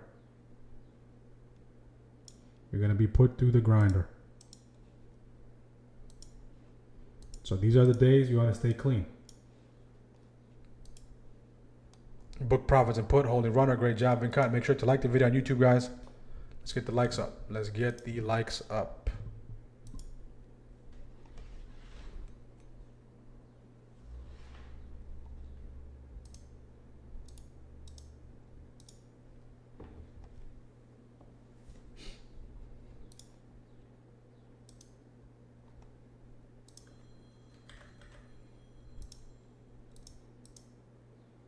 Orb is strong.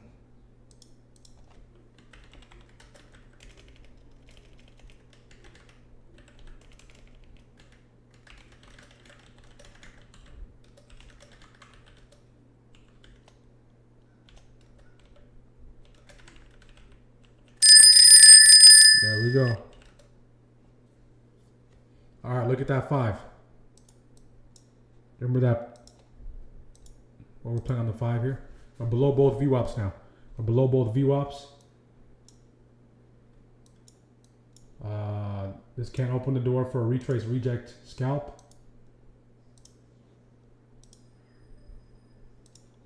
Okay, retrace reject scalp in this territory, respecting VWAP.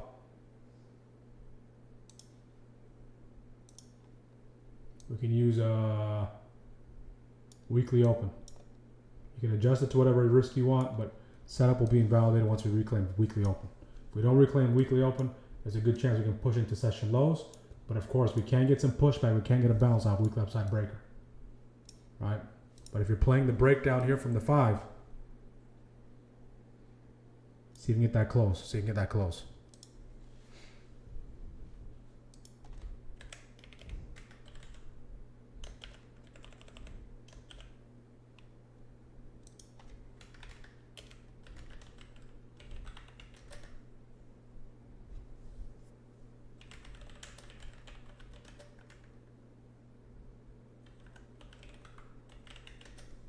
I'm looking for that retrace reject. Now I'm sizing down.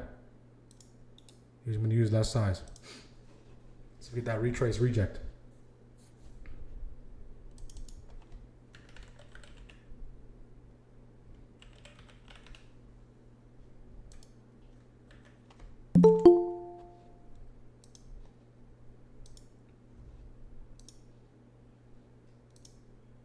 Anyone playing that 5-minute breakdown?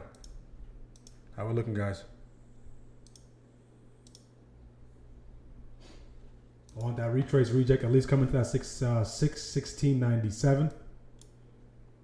We have first shift session lows all the way down here. If you want to play the lick grab and liquidity grab, you have room between first shift lows and J30th 50% retrace. Okay, J30 50% retrace. Let's see if we get the close below this this level here. So if you get an initial bounce to the upside, if it can come into this territory, take out those highs, I'll be interested for that early entry.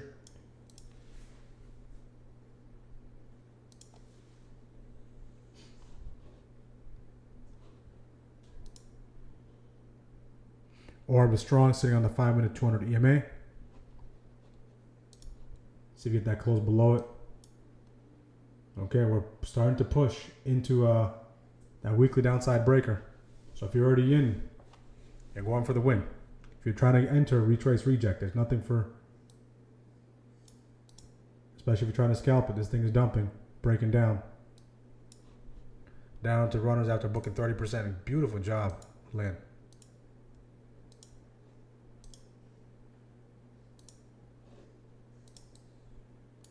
Textbook breakdown there. So if you're in this, the last thing you want here is a hammer. As long as you don't get a hammer here in the next 3 minutes, no hammer on this candle, we can't see a continued slide. Okay, now let's see if we can push into these highs here into 616.89, 616.90. Take out those highs. I'll go in for the retrace reject. I'm going to use less size. So when I'm up, I use less size.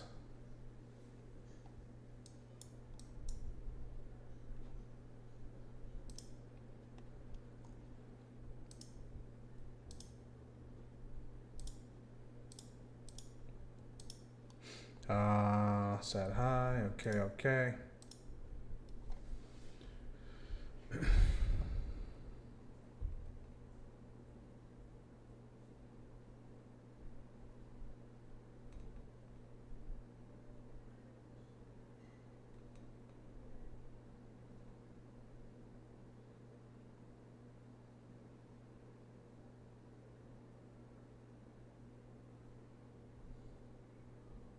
See if you get a retrace reject. I'm looking for a retrace reject. Make sure to like the video on YouTube. Let's get the likes up.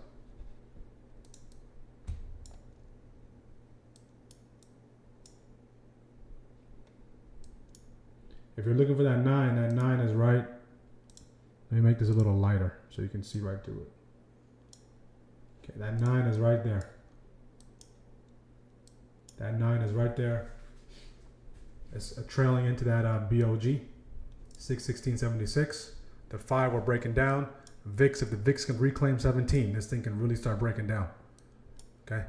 The VIX can reclaim 17, it can really start breaking down. If you didn't catch this, if you think there's more legs to this leg lower, push lower, we have a nice little runway if we have continued weakness right here between weekly upside breaker, where we need to bypass that into J30 50% retrace. See if we can get a bounce.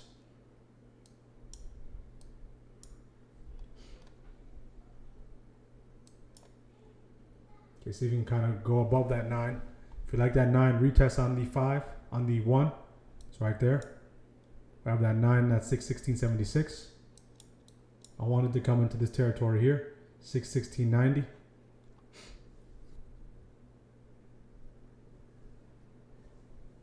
I don't know, but the inverse and triple leverage Q contracts really work for me. I guess I've learned how they move, which is a slower pace. Are you using do they have 0 DTs on them as well? Yeah, it's almost like everything has its own personality, right? It might sound a little delusional, but some names have different personalities, and you can get familiar with how they move. Especially individual stocks, right? And each individual stock has its own personality.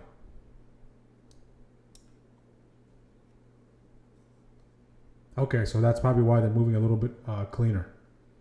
No 0 DTEs. The 0 DTE life, guys, if you're a beginner trader, you have to you're not ready for 0 DTEs. 0 DTEs are the most aggressive, the most difficult contracts to trade. All right? So when you're trading 0 DTEs, you're learning, right, on the fast lane. You're learning right away. But with that comes the quickest appreciation. So it looks like we're rejecting off that 9 and that BOG. You took the shallow retracement, maybe there. I'm looking for something a little more deeper. We got that close below that 200 on the 5. Even if we can come back and retest that.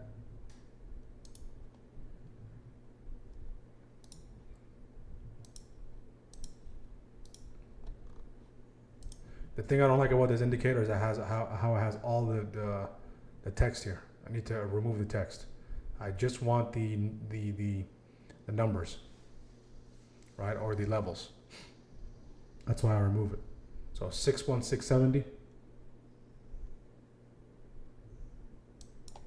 Nice retrace reject opportunity there. If you did take that, manage accordingly.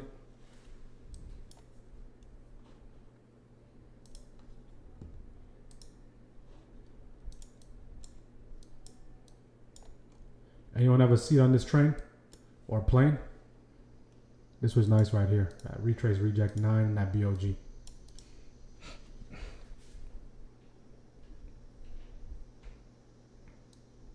Again, be wary of this weekly upside breaker.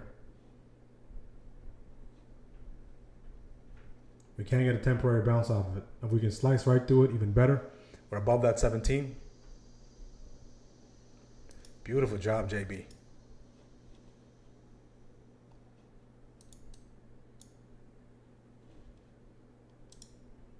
Beautiful job, great job. So this is our next runway. If we can close below that 616.39, we have room into 616.05. There we go. So I'm starting to get FOMO off that retrace reject there.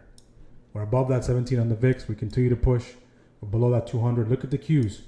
Look at the Qs. Qs violated that 50 on the hourly.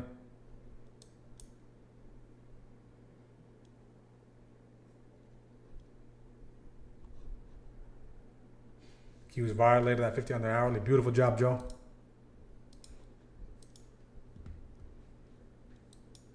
So folks on YouTube, you can't afford to miss these kind of moves, okay? You can't afford to miss these kind of moves. All right, that weekly upside breaker is strong, so we can't get some buyers stepping in there. All right, so make sure you're locking in profit. Make sure you're locking in your profits. Using runners to if you want to exercise your greed, okay? Just use runners. Exercising your greed with a full position, 7 times out of 10, is only going to lead to destruction.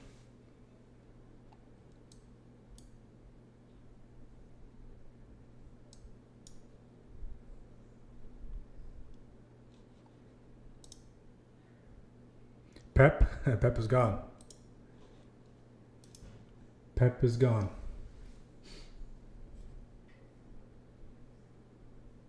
And the thing is, the further dated you're taking contracts, if something's setting up on the higher time frames, the further dated it is, the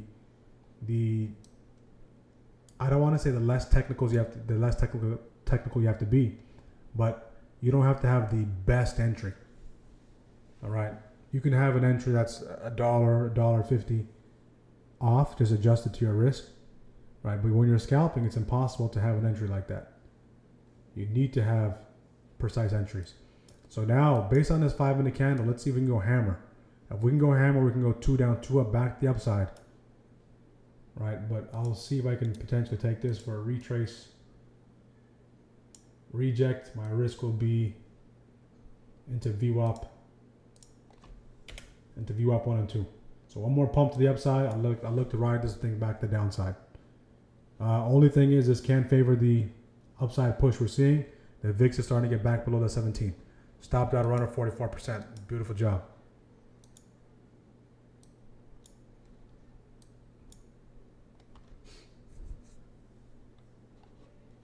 Anyone else?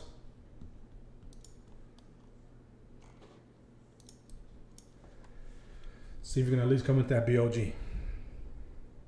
If you're in the position, if you're in the puts already, you don't want to close back above that weekly upside breaker on the 5. So you don't want the wick to be above it. You would want the body to remain below it. So we have about 10 seconds left. 10 seconds left.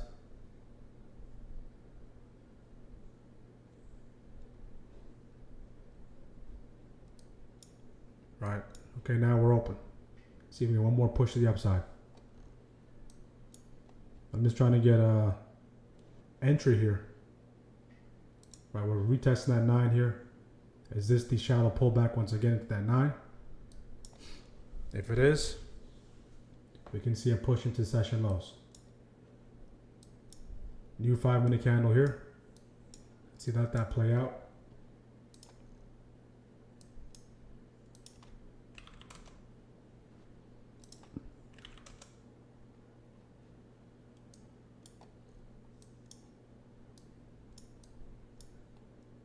We have a new hourly candle coming in 9 minutes.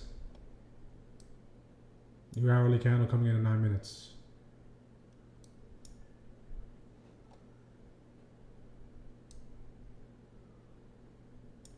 So I want that retrace reject. Let's see if we can come back at that 616.76. Looking at that retrace reject. Or continue to push lower.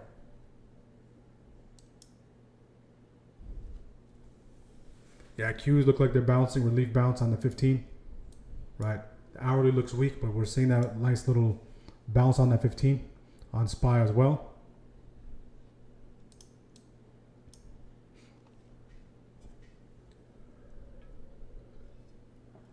VIX is hugging that 17.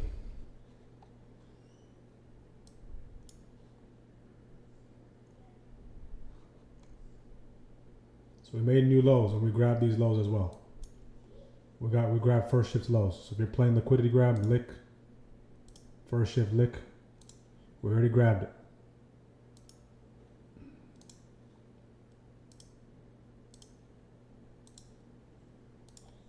The question is, do we have enough fuel off of that liquidity to really pump this thing? Or is this just a relief, or is this a feeder bounce? Or a dead cat bounce into a key level for another leg lower.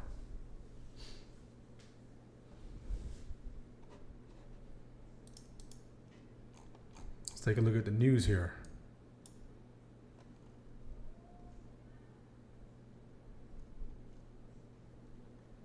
Powell, personally, I find scenario analysis very useful.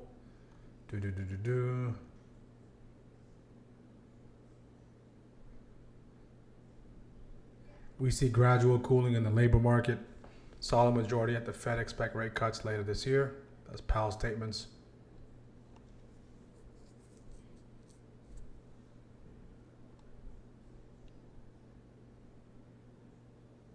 Look at those wicks off that weekly upside breaker.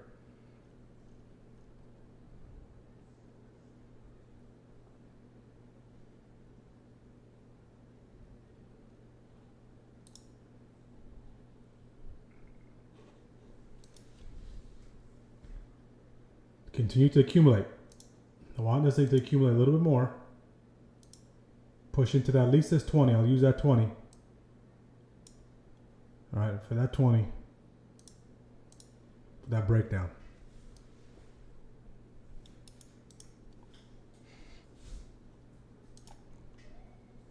It looks like it wants to seek these lows down here. J30, 50% retrace. All right, see if we can get one little bounce. Devalue those contracts a little bit, make them a little cheaper. I'll jump in and see if I can ride that slide to the downside.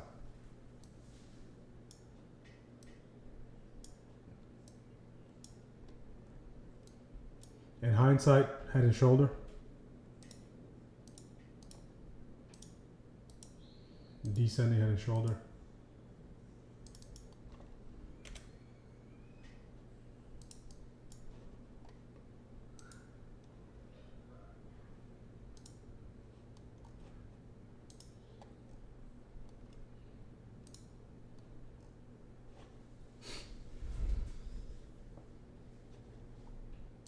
Let's see if we can get one more pump. One more pump.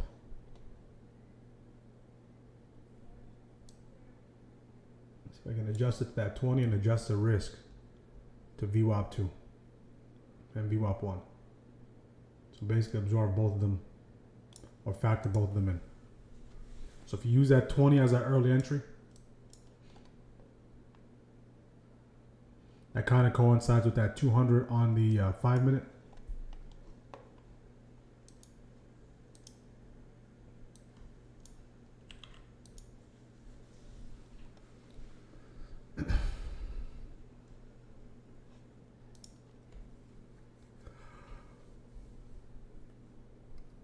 Right inside on the 5. See if I can take it there. Retrace, reject. Okay.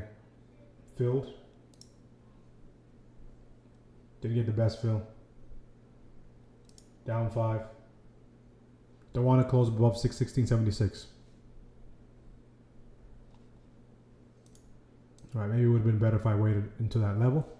But took that early entry, got filled in this territory, down 4. If we close above 616.76, I'll look to close a position. Didn't get the best fill.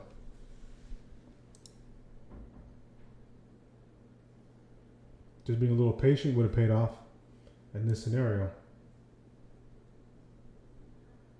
Okay, let's see if this can start pushing back to the downside.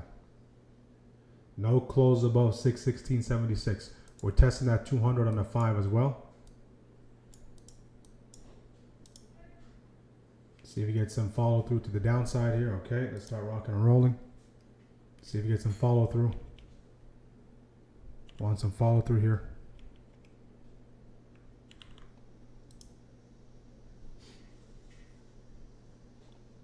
This 5 minute candle, if this 5 minute candle can go shooter, that would be great. Don't want to close above at 616.76. Just based on where we're coming from, I don't want that close above that level.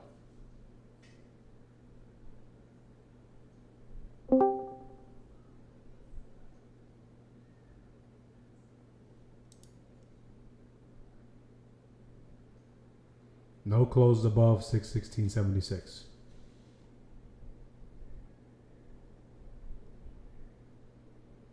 Okay, up 2. If you did take this, manage accordingly. Beautiful. I'm going to take a majority off right there at 10. Down to runners.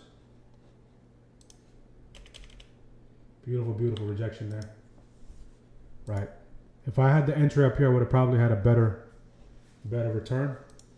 But close the majority at 10. down to runners, see if I can get that breakdown.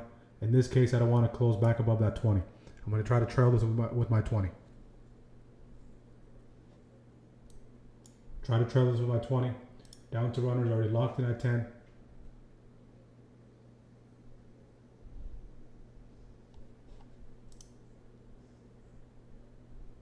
Or no close above this on the 5 minute at 200 on the 5. So no close above that. That'll be my trailing stop with these runners. So nice retrace reject, not the best entry. Early entry, still able to squeeze 10. Anyone take that? Okay, there we go. Let's see if we can get a close below 616.39 weekly upside breaker. That's what's giving us problems. That's what's giving us problems, guys. This weekly upside breaker, no surprise, in that quarterly open. Okay, let's start rolling here. Up 14. Up 14, up 16. I'm going to take some off right there, down to one contract. Filled at 15. Up 14. Beautiful, beautiful, beautiful.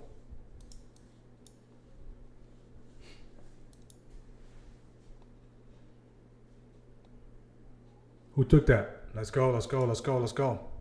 Had to stay patient for that one. All right. Just down to one runner. Filled at 10, filled at 16, now down to one runner.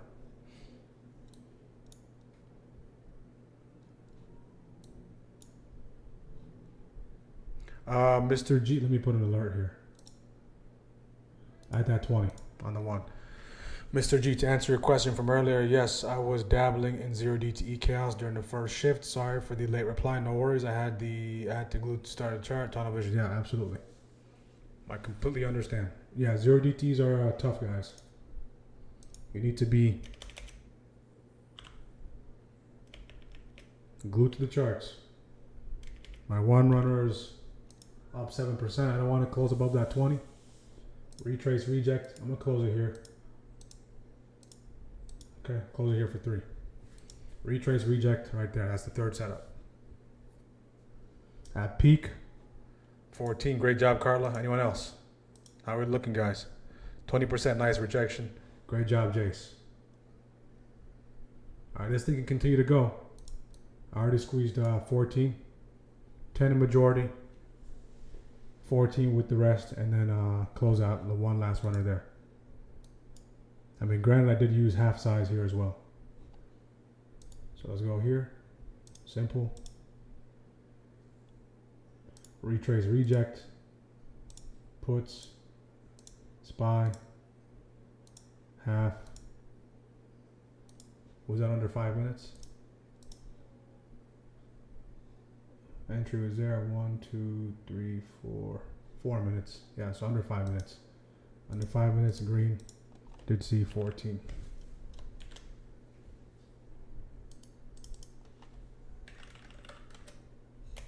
And majority 10%. Simple. Again, if you want, put the screenshots here. All right, put the screenshots here. All right, so the reason why I'm cutting this here, if I see double digits, is that monthly, weekly upside breaker, and now that quarterly open. So I'm not gonna forego those profits. 20% nice rejection. Beautiful job, Jace. Breaking Donald Trump just said that Doge, the Department of Government Efficiency, will look at Musk. Trump said if Doge looks at Musk, we'll save a fortune. VIX is dumping. VIX is dumping. This thing might start waking up, guys. This thing might start waking up. Back to the upside. So I'm done with this.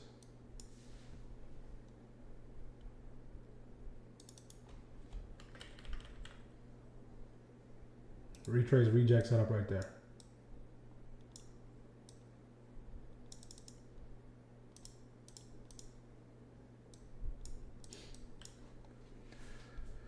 We're back above that 200.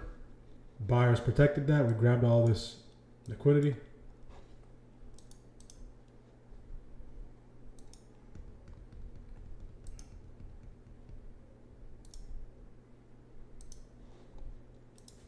So if you sat through this, you had to sit through a little bit of drama. You had to sit through in the face of that retrace reject. For this to turn into a reclaim, guess what? 50-50 comes back into play. 50-50 comes back into play. We can reclaim 50-50. We have room. Again, it gets a little dicey because we have all these key levels. But nonetheless, we have room into weekly open. Right, so we can see how aggressively we bounced off of this. No surprise. That's the same. The first trade idea came off of this here. The first trade idea came off of this level. And then we came into it now, we grabbed these lows. Okay, grab those lows, grab the liquidity. Kind of bounced around there. And then now we're out of there.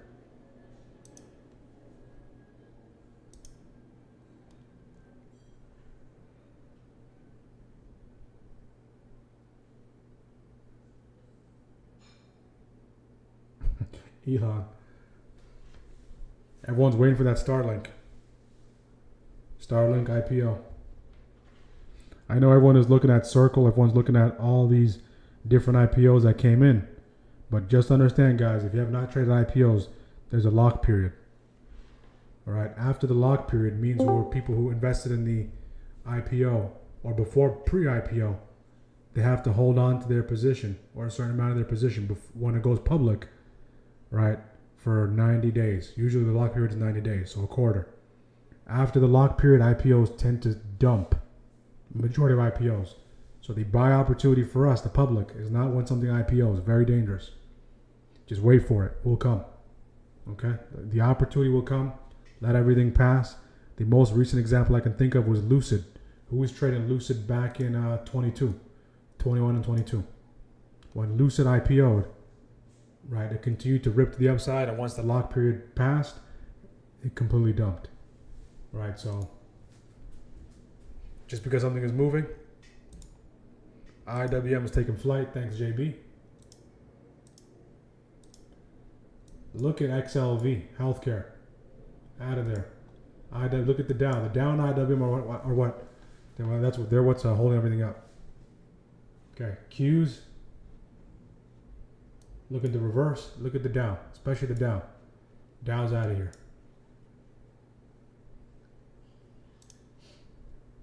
$50-50 here.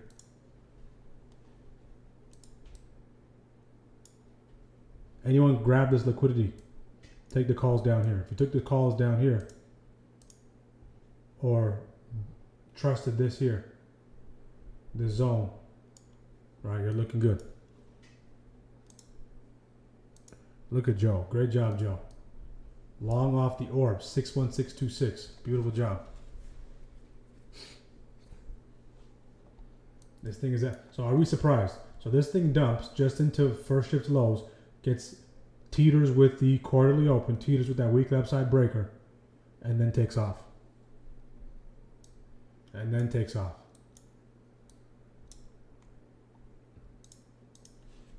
All right. They're coming after everyone. I saw a bear flag and I turned out as a call opportunity. Yeah, that's why I say everyone gets fed. If you're a bear, you can get fed, right? But you can't eat beyond the time you're allowed at the table. Okay, so if you're able, if the market is feeding you for 5 minutes, you better clean up your plate very quickly. Sometimes the market feeds you for 20 minutes. If you're not eating during that time, it can take the plate away anytime. So don't just sit there and look at the food. All right, don't sit there when the market serves you a plate. Don't just look at the food. Okay, because at some point it's going to take the plate back and take the food as well. All right, so nice little feeding opportunity for the bears here. That was only basically a feeder rejection. We continue to push. Now we're coming back to the downside. Struggling to get above VWAP 2. Again, they fed the bulls here. So if the bulls are not eating, okay, then the market takes it back.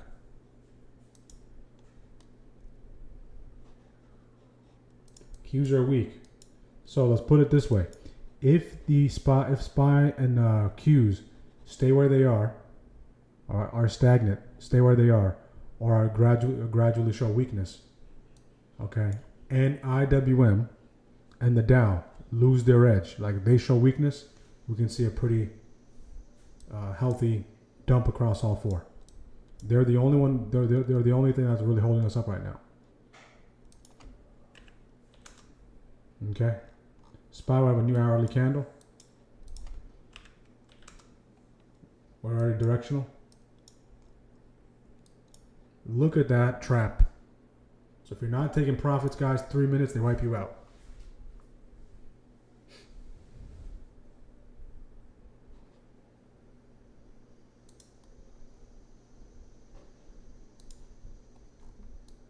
So we're in the jaws. PML. PML is coming up. Anyone catch that dump? Wow. Wow.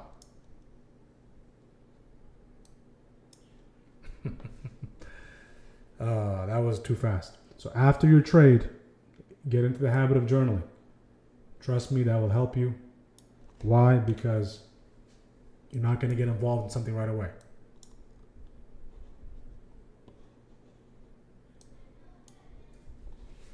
VIX is back above 17. Beautiful job, Joe. Let's go, let's go, let's go, let's go.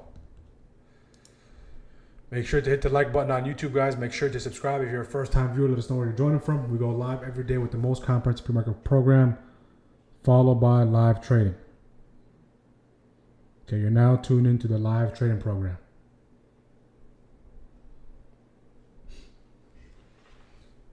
Look at that aggressive selling here. So retrace, reject opportunity. Guess what? The levels give us the opportunity. We just have to say, hey, you know what? Is it worth? Does it align with my risk reward? How's the rest of the market looking? Retrace, reject. If you're looking for that PML push.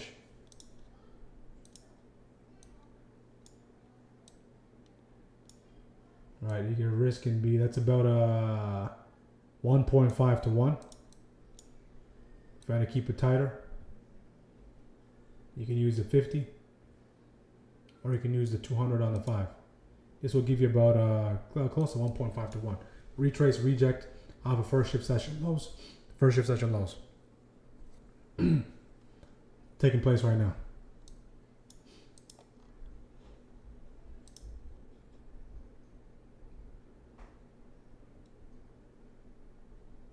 Still in puts. Great job, Carla. Beautiful.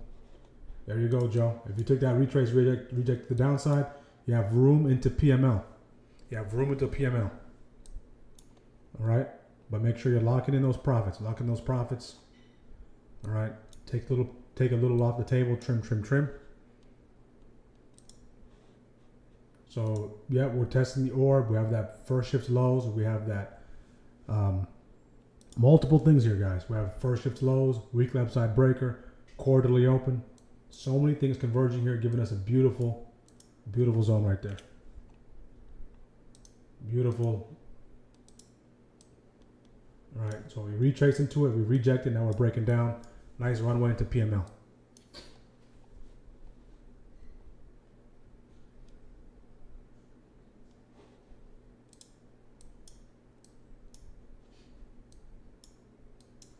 Anyone open for that PML? Last week, the PML was absolutely on the tear. Do we have any PML buyers? High risk. PML is incoming. You can use your daily upside, daily downside breaker as your risk. Right, back into a weekly upside breaker. About a 1.5, 1.6 to 1 risk reward.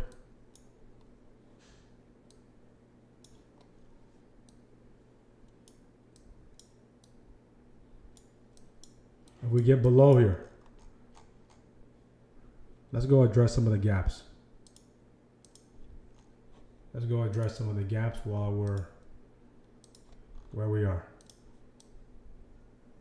So this gap was technically filled yesterday. We have another gap. This gap was filled. So we have another gap we need to address here. This is the June 26th gap that has not been filled yet. So if you're asking where are we, we have a nice runway between that daily downside breaker and that's that path, of course, right? The initial first all-time high. We have the 50% retrace here. We have that daily downside target. So we have a nice runway if we can get below that daily downside breaker. Nice runway.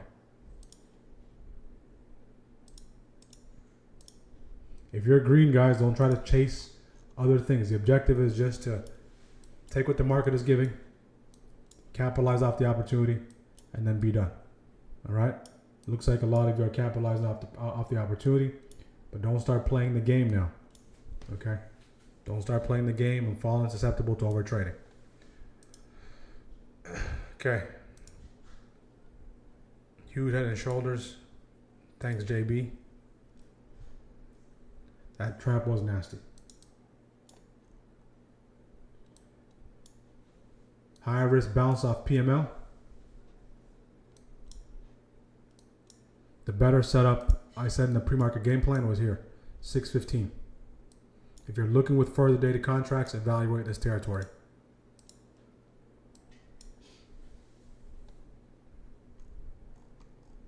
Welcome back, retired Fido from small cap land. We're about to wrap up second shift 2 as well, guys. We're about to wrap up second shift as well.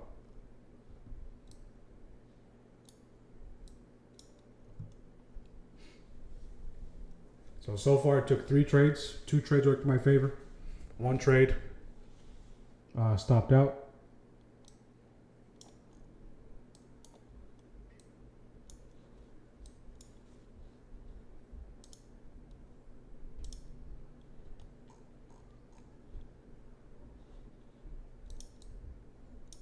Nice retrace reject. Nice retrace reject right there. If you're patient, these setups come into play. These setups will provide an opportunity if you're patient.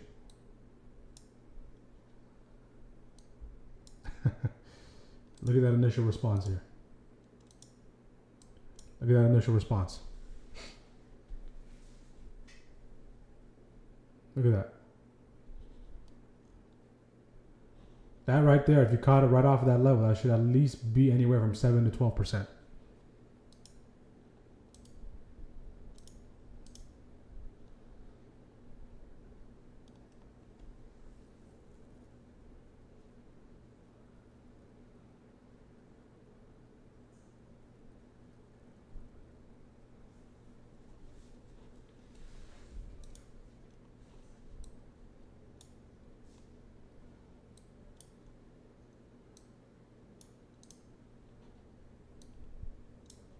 So we're making lower lows, lower highs.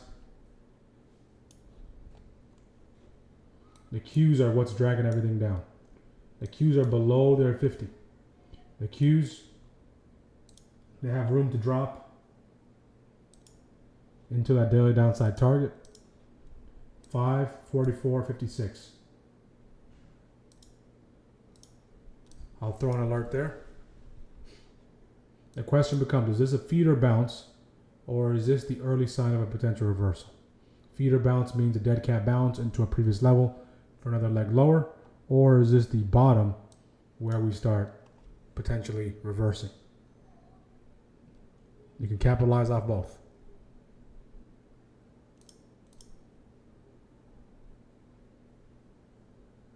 Yep, right off of that 61.8.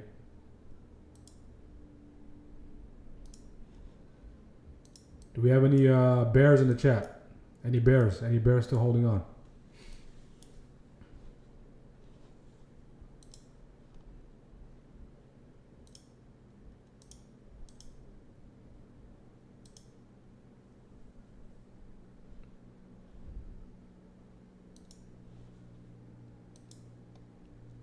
Look at that right there, right? Nice little 22-cent pop.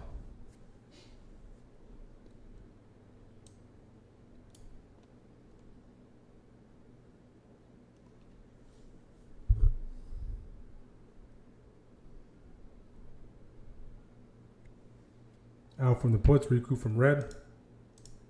Great job.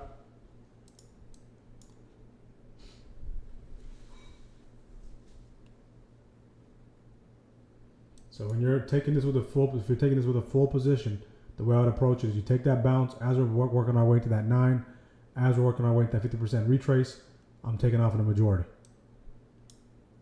Right? And then as it continues to work, see if you can hold those runners. Right? You can see right here. The idea was provided right here. Okay?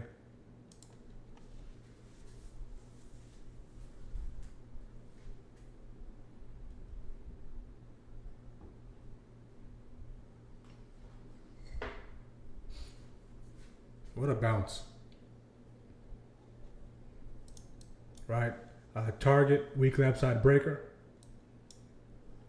Right? Full target, partial, 50% retrace.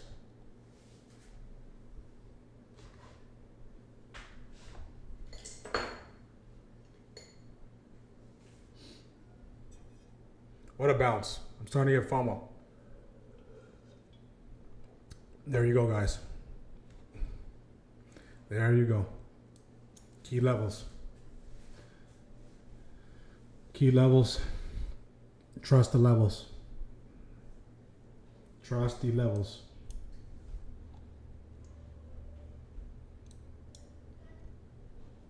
So again, if you took advantage of this dump, you're holding it all the way into here. You can clearly see there's the target is there. If you don't start taking some profits off the table, you're almost going to get back to even. Okay?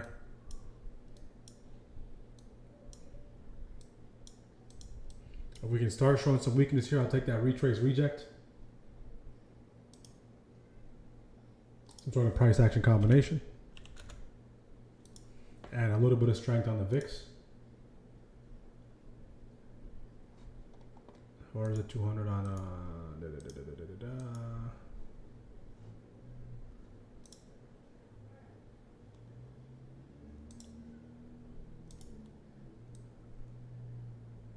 Stop will be the 200 on the 5. Back into those lows. See if I get some sort of price action combination. Price action combination here. We'll like it. If not, this thing's going to continue to go. It's already hit target. Already hit target.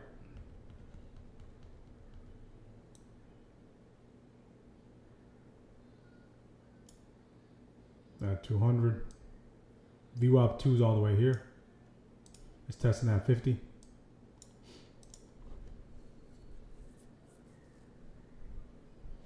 If we go shooter here, I'll take it to the downside.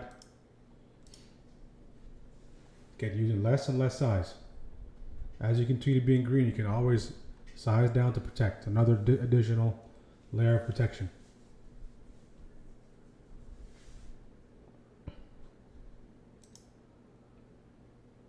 See if you can go shooter here.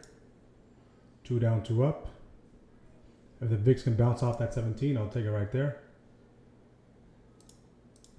Okay, in the puts, for some reason I'm not getting the best feel. As soon as I jump in, I'm already in the red. Okay. Retrace reject opportunity right here. Let's see if this thing can start moving. Up 3. Risk is I don't want it to get back above that 200 on the 5. Already down 8. I'll cut it right there. Cut right there for 11.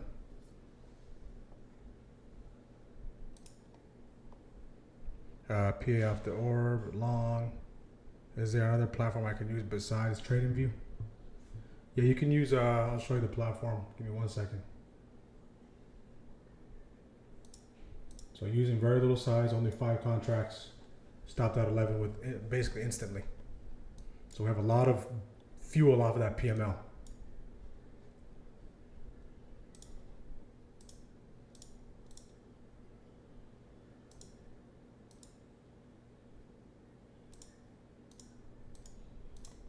Under 5 minutes, red.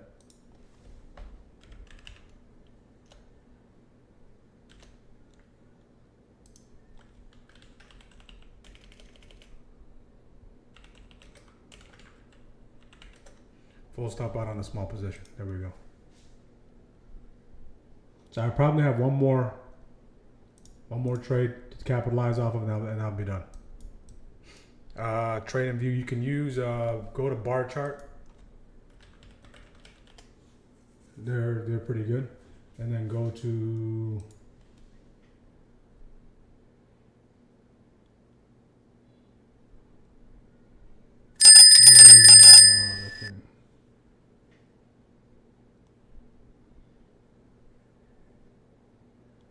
tools. Go to tools and go to my chart. Okay, let me log in real quick and I'll bring it back. I don't want to log in on YouTube. Okay. I was pretty sure it was free.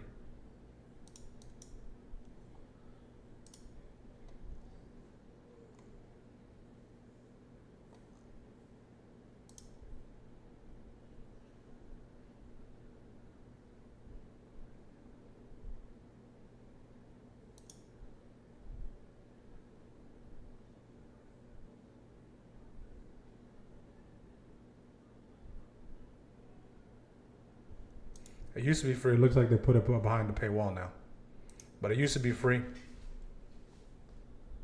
Another thing I can think of is your brokerage's platform. XLV is large and in charge. XLP is out of here. I already hit weekly upside target. Look at IWM. IWM and Dow are gone. Dow has room into 445.56. IWM is about to go direction on the weekly. We'll throw an alert there above that weekly upside breaker. Throw an alert here. Throw an alert here. So you can see the Qs are bouncing off that 545. Right? 545. At PML once again to the rescue. PML once again to the rescue. Right? The risk was right there, and this thing is paying off. This thing is paying off beautifully.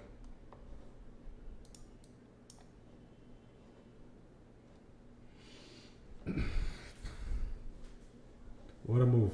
We take out these highs. If we take out those highs, if we don't go equal highs and go double top and reject, we can see a shift.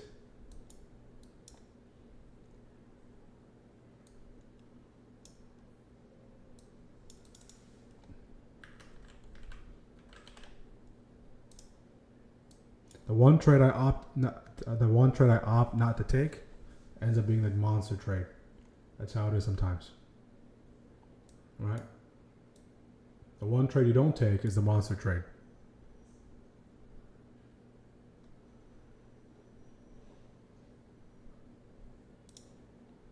Like that, Gia, I see that.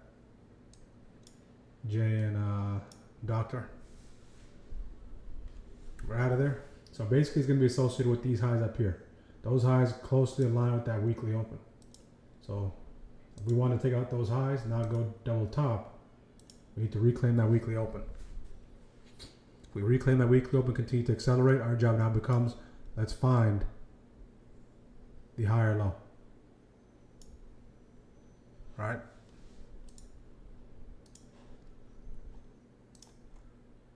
What a bounce.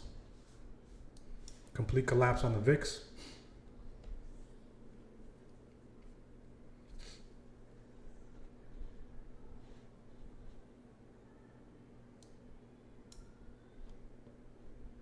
What a bounce. All right, we're looking to reclaim. Where are we coming from? Well, we're looking to reclaim that weekly upside breaker. Now we officially flipped the week back to green. We officially flipped the week back to green.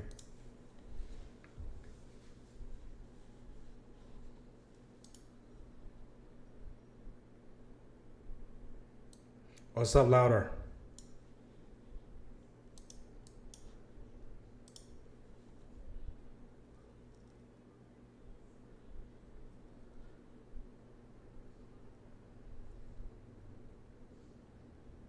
So lotto means just basically you have your full position. Say if your full position is 50 contracts, or let's say 10 contracts. So say your full position is 10 contracts. Half size would be 5 contracts. Lotto will be 1. So lotto, in my opinion, is 1/10. 1/10 of your original full size. All right, so you have full position. That's the entirety of what the average contracts you trade. If you trade 100 contracts, that's 50. That would be partial. 50 would be partial. Full size will be 100. Lotto will be 10. If you trade 50, 50 will be full. 25 will be half. Right, and 2, 3 will be lotto.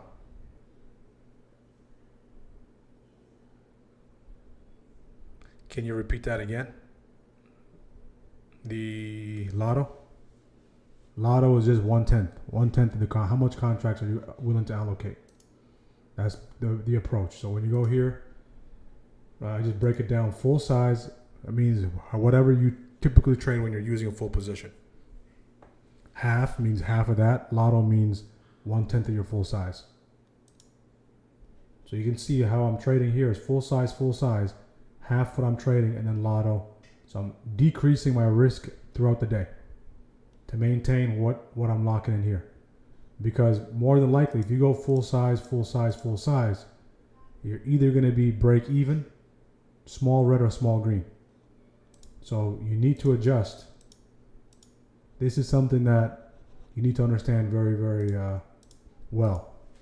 When to allocate full size, when not to allocate full size, when to use half size, when to use lotto. Okay, because if you get this wrong, say for instance for the full size, you're down 11%. And for the lotto, you're up 14%. Right, the P&L at the end of the day is still going to be red. All right, so that's another thing you need to consider. How you're allocating. How are you allocating your positions? Or how much you're allocating to your position. Okay, we took out those highs. Back at that 50-50-50 territory. 50-50-50 territory is right here. 50-50-50 territory. So we already filled the gap. The Qs are bouncing nicely off that 545, 544.56. It's basically the Dow that's large and in charge. Look at the Dow.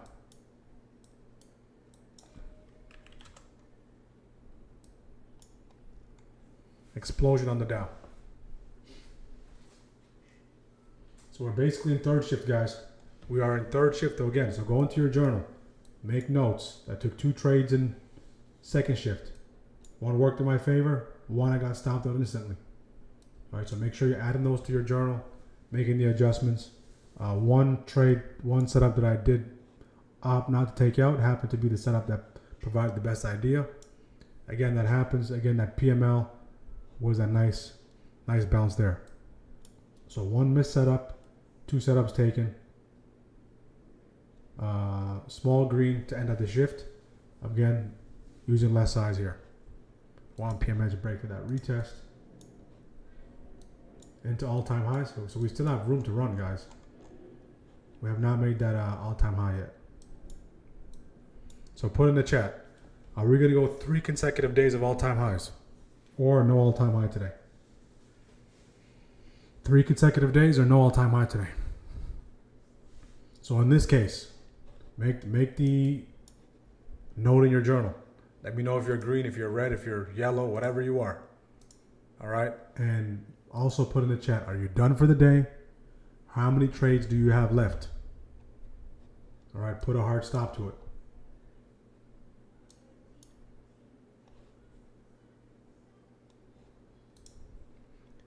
And a put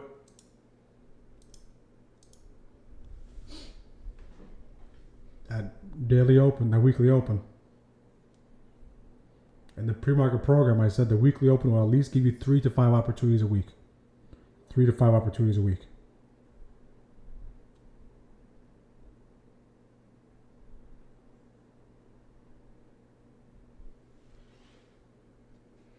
Three to 5 opportunities per week.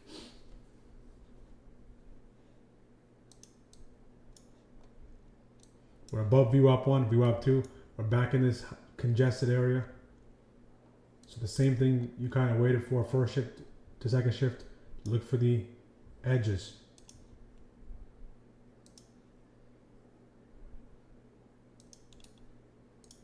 I participate on the edges. VIX is starting to work its way back to the upside.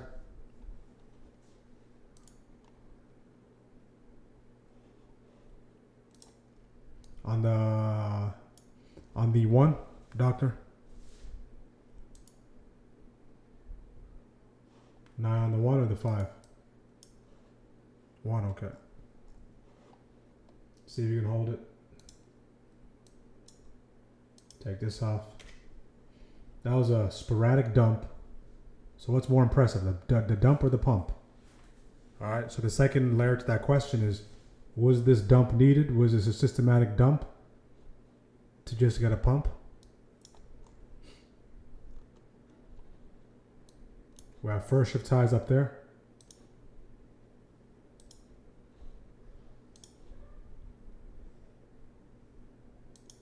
We have about 25 minutes left on this hourly candle. So we're almost halfway through this hourly candle. If the Qs can hold as a hammer, we can see a potential retest of that 50.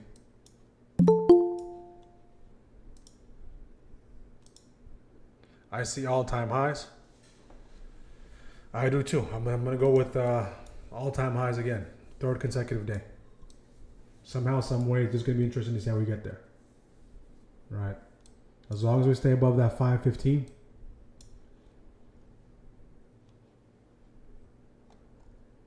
We might work our way back into the all-time highs at the end of the day. Or before the end of the day. 519.22. So we have about $2 to cover.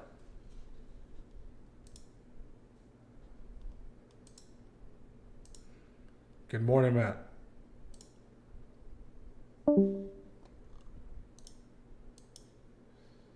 Nice little bully flag there.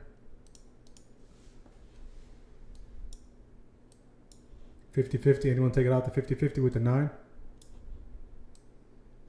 Into that weekly reclaim. We need that continued dump on the VIX.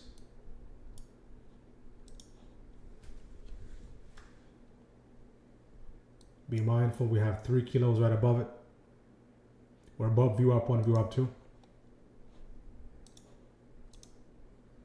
Since the VIX is, the Qs are moving, let's go to this. Let's do that. Now the Dow's moving. Since the Dow's moving, we'll pay close attention to the Dow here. We'll pay close attention to the Dow.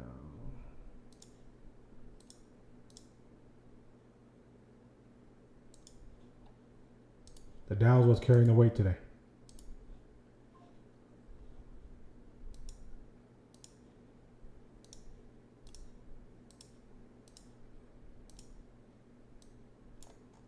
SPY really and truly the past 2 days has just been moving side to side. What direction are we moving? So we're seeing we made an all-time high back to back, and now we're starting to move sideways. It needs to digest what took place. This might have been the PML to PMH, PMH to PML, might have been the setup to the day. So write this down. When we're chopping around and we open up within PML, PMH, PML to PMH, PML or a PMH to PML, might give us an opportunity. If we're expanding, PML, PMH can be retest levels.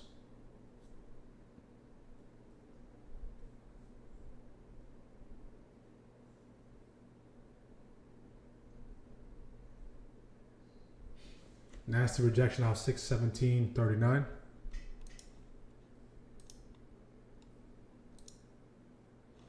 We're within second shift's range. We're within second shift's range.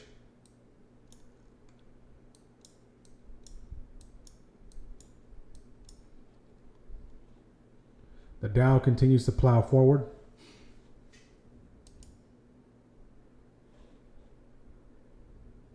Yeah, looks like it wants to do that, doctor. All right. Wants to gravitate back towards that weekly upside breaker, that quarterly open. So mark out the session high, session low, and just watch. Ideally, you want to participate on the edges. Like the same logic applies. The opportunity came in right there for a nice grab to the upside. So that's where you want to be.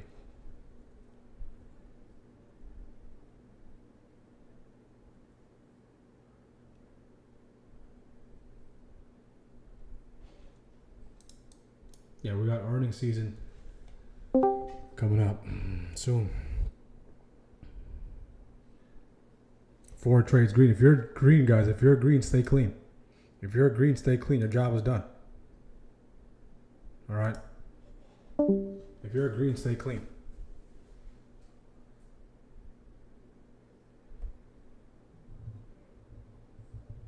All right. So yeah, it's been a couple of days since the trend. Right, but if we look at it, guys, look at the move we made. Like sometimes we forget the move we made. I mean, if you were on YouTube, if you were watching, we were monitoring this channel, right? This channel, we were watching this channel, potential break of this channel, and we just walked through it. We walked through when it was there for that retest. So every single day. So look at this. This is probably one of the most, in your trading career, this will be top 10 biggest moves you'll see over a 5-day period. All right, this was an explosion to all-time highs. All right, so now the market needs a little bit of digestion. So after we made that move, think of it like this. Think of it like this. Okay, so we were chopping around. So we made a move. We're chopping around. That's that channel. And then we make this explosive move.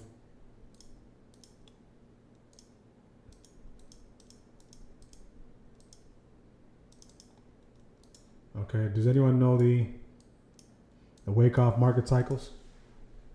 All right, so we break out of the channel. So this is basically the markup. Right. This is a markup. We break out of that channel.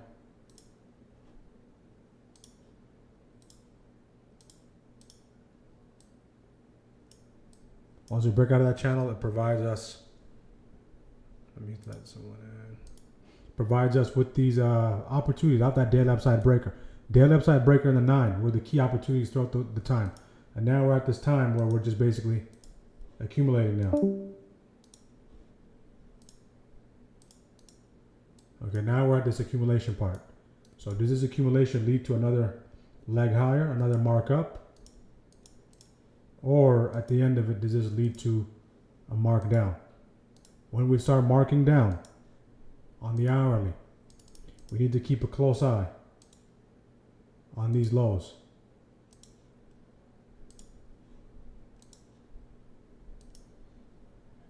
We need to keep a close eye on those lows as we're marking down. If those lows have multiple areas of confluence, there's a good opportunity we can use those lows for potential opportunities for bounces. If we get below those lows with minimal friction, they can present opportunities to the downside. So this is where we are. So the expansion already took place. So in the grand scheme of things, this is where we are. So this phase, where we are now, how long do we hang around this phase? Okay, so that phase is basically between 615 and 620. 615, 620 territory, although we haven't pushed into 620 yet, 615 and 620 territory will give us a good idea. Okay, so that's where we are. We're in this accumulation phase for the past 2 days. During the accumulation phase, sometimes you can dip into the previous day lows, grab it. Dip into the previous day highs, grab it. And basically you just continue to gravitate back into that range. All right, so that's where we are. So during that period, we just need to kind of implement a different mindset, because intraday on these days we're trending is just beautiful. Now it's a little different here. All right, so we have to make the proper adjustment. Weekly upside breaker, we're there. We're back below VWAP, minimal respect for it.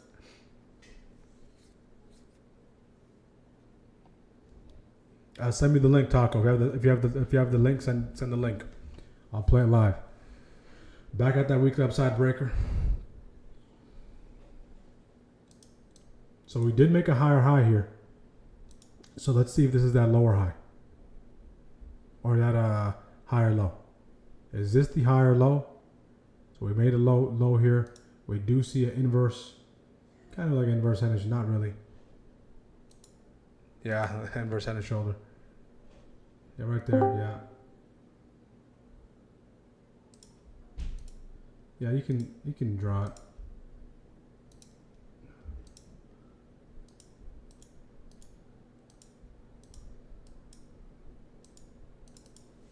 Right, so is this the higher low that we could potentially use to take out these highs up here? And if that's the case, we can potentially start trending higher. SPY, that's what I had on my chart. Let me see if it follows that. Let me take a look at your chart.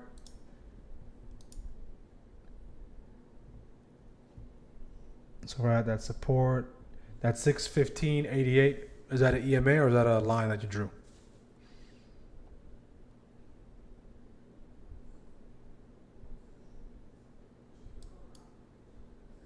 Didn't calculate. No. Great analysis.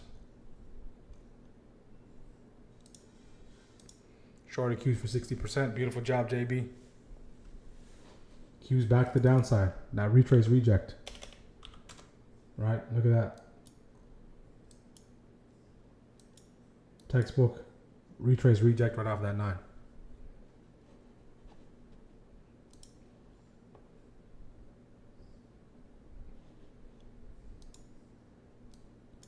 For whole 616.16.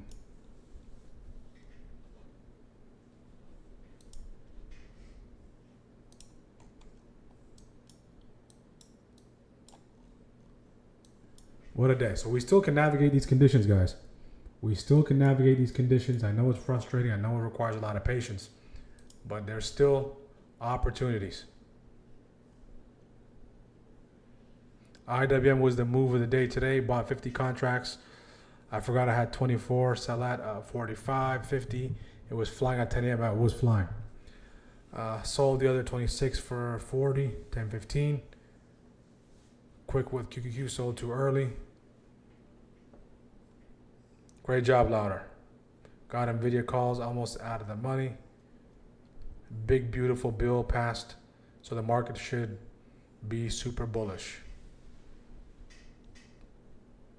So the question is, before it becomes super bullish, did it engineer enough? I probably would think if you're going to be bullish on the big, beautiful bill, see if you can grab these lows here.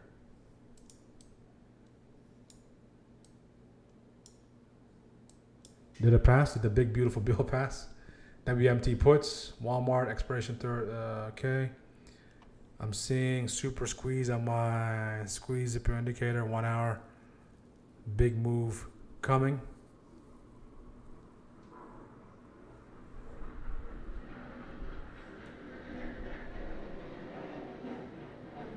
Can you email NVIDIA? Tell them I need 160 by. Hold on. Let me text Jensen.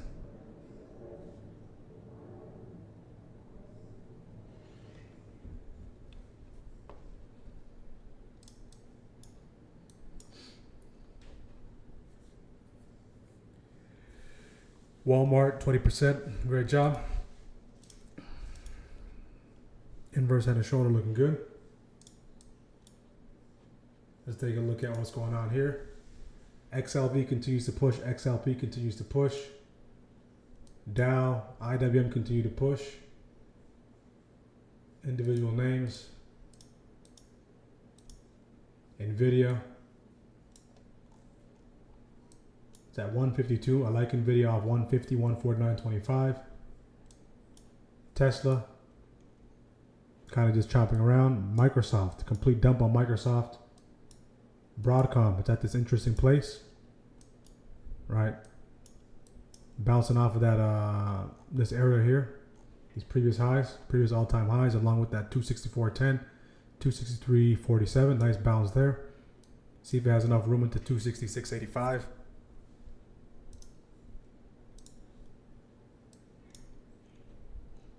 Pep, is Pep gone? Yeah, Pep is gone. Pep is gone. Pep is gone. Look at Pep. So the reason why I like Pep, we have, you can see we're diverging. Lower lows on the weekly, higher lows here. We've been chopping around for some time. We've been hanging around this area, basing out there. Last time we were in this territory, February 2021, September 2020, and June 2020. So this is gone. All right, complete breakout on Pep. Look at that. All right. So what was the rationale that I put in the Discord? Member ideas. So it was Palantir, Pep, right, and Snap. Palantir, Pep, Snap. And those are intended to be at least 3 months out. 3 months out. Palantir, you gotta still wait. Palantir, you gotta still wait. It's not there yet. So now everyone is trying to jump into Pep. Okay, everyone is trying to jump into Pep now. It's already gone. At least if you need some sort of, if you're waiting for some sort of pullback on Pep, you at least have to wait for it to come into this territory. All right, 133.31, 132.59, 132.60. If it tries to gravitate towards 140, you need to use that 135.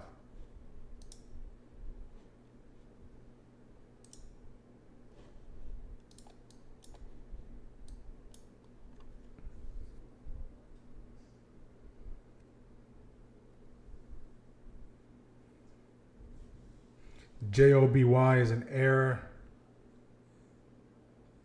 taxi service that's about to get FAA certification, apparently $10.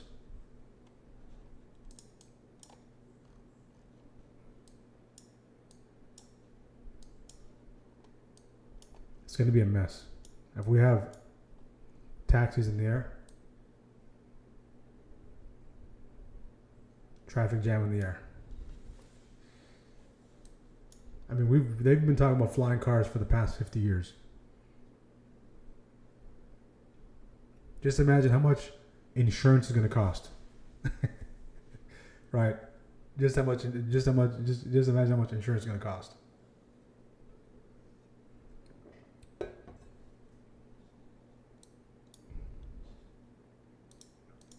Yeah, if you see an opportunity, Matt, jump on it. I'll take a look at it. JOBY, but small caps is not my, maybe run it by, I'm not sure if retired Fido's here. He's good with the small caps.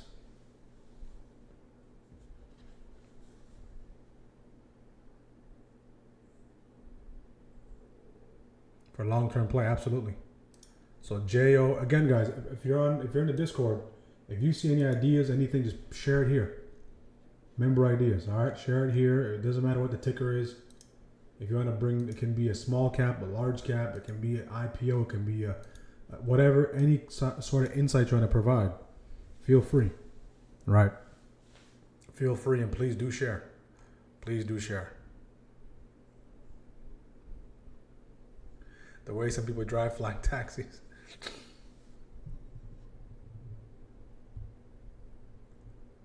Maybe it would probably be like a drone type of vehicle. Let's take a look at it. Do they have a site? JOBY. Let's take a look. JOBY. Yeah, it looks like a drone. Okay. JOBY Aviation. So this is the site. Okay, so this is what it looks like. So it's basically just a drone.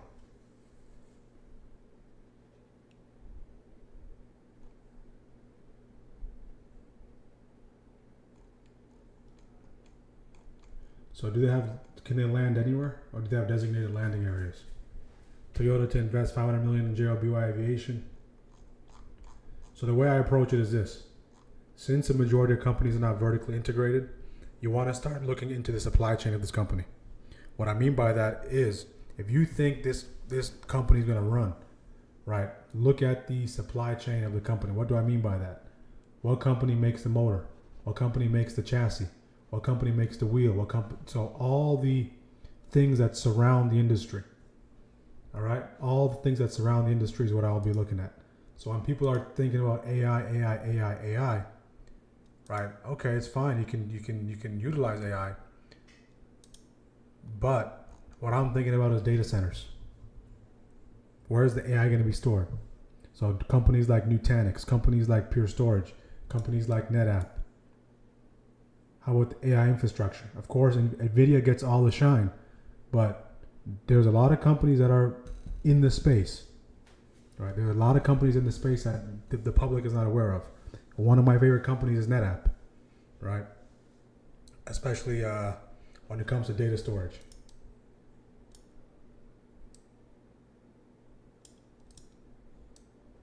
And data centers, right? So that's what I always look at. If I see something taken off, who's going to provide the picks and shovels in that industry? Okay, forget about the miners. Who's going to provide the picks and shovels in that industry? Is it going to be electric? Is it going to be, if it's electric, who's going to provide the charging? Is it going to be compatible with Tesla charging stations? Right. Start mapping the things out. When you start mapping the things out, you're essentially laying out a framework on how this potential idea can be feasible.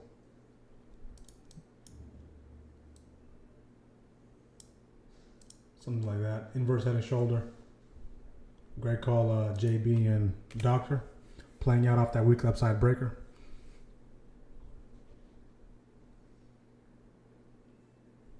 So let's take a look at JLBY.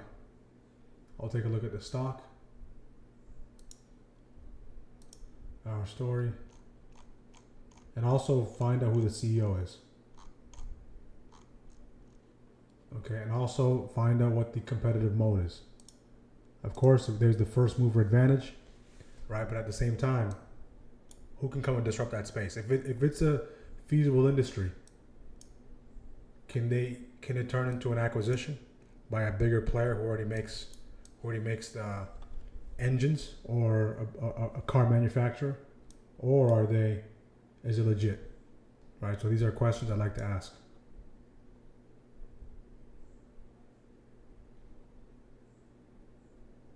It's like all the people that funneled money into ARK. I was one of the people. During 2020, I caught ARK on the tail end. All the ARK ETFs, I caught it on the tail end. Right? And thankfully I was able to close. I did make a little bit of money off of it, right, by taking some profits on some swings and some further dated positions. But thankfully I was able to just part ways with it.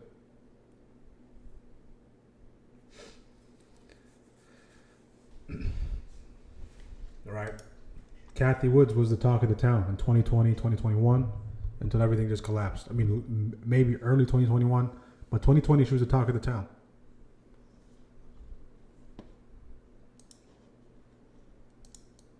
We're in the middle of the range, guys, so proceed with caution.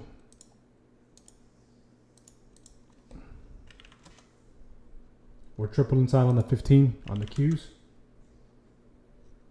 Double inside on the SPY. They provide infrastructure, proprietary tech. They're about to expand to the UK, seeking FFA cert, focused on pilot training and collabing with US FAA. That's awesome.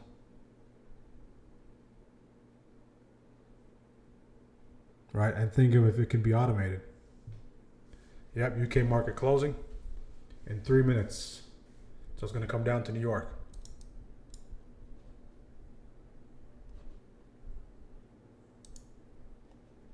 RIP to Palantir holders. Where's PLTR? PEP is gone. Okay, I like Palantir coming into that territory we talked about. Okay, so do your due diligence. Start doing your homework on Palantir. This is, if you go back and watch Saturday night's episode, I talked about it in detail, what the rationale is. Okay, this is a healthy, just a pullback. All right, take advantage of it. That's about 14% pullback. We come into that 125, 125.50 territory. All right.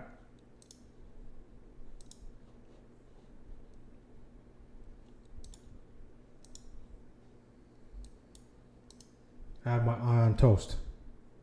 Probably for next week.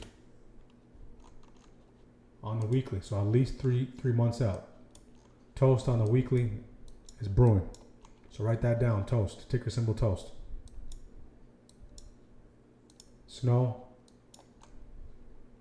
potentially brewing. When we start to see the tech names start moving, we start seeing these companies move. Again, I want to bring this to your attention as well.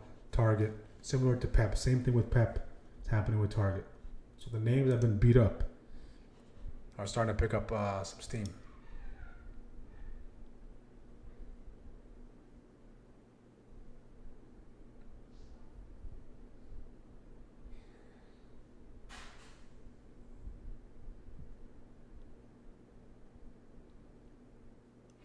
I wonder what license they will require. They have the same glide pattern as a helicopter too. They have a comprehensive training program, which is the same. Yeah, that happened to me recently too. Like for some reason, I don't like flying anymore. Right.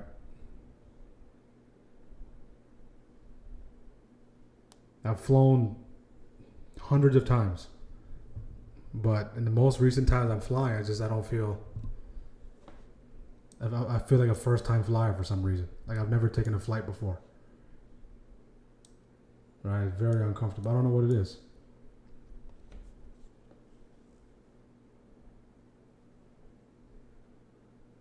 Oh, you have your license, Jones?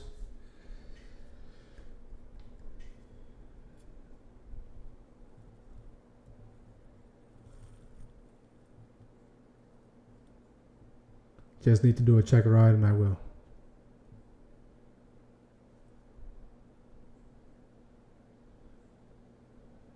Look at the Qs, guys. Quadruple inside on the Qs on the 15.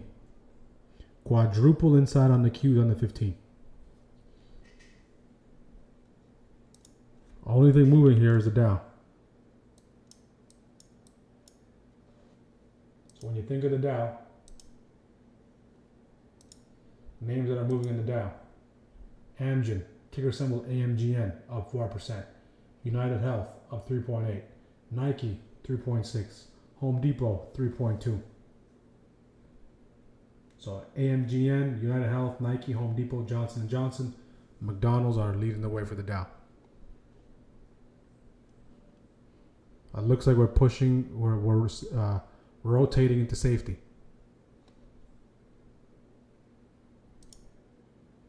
The Qs, PEP is also up.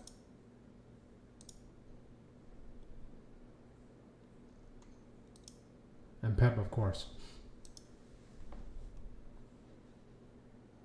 SPY. Tesla down 5%, NVIDIA down 3%, Meta down 2%, Microsoft down 1%, Disney down 1%. Biggest winners in the S&P so far. PFE, United Health. So XLV is getting that pump. XLV is getting that pump. Healthcare. How do we know? Let's take a look at the sectors. Look at XLV.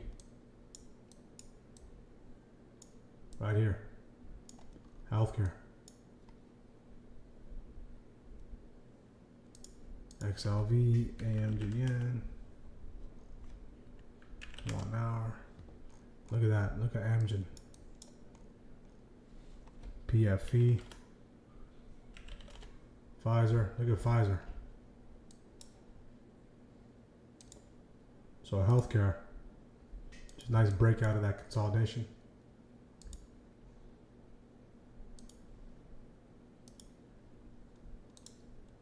Late entry, all the way up there. Pfizer has a lot of room to go, guys. Pfizer, I mean, look at that.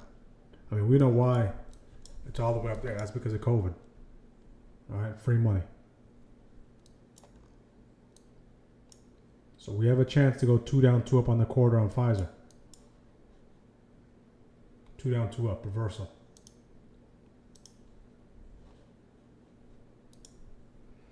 George question, do you still have annual membership? Yep, annual membership is available.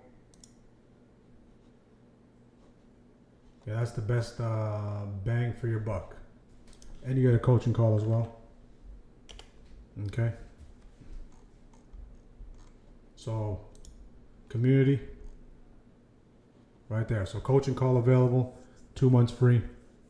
And the futures will be added as well.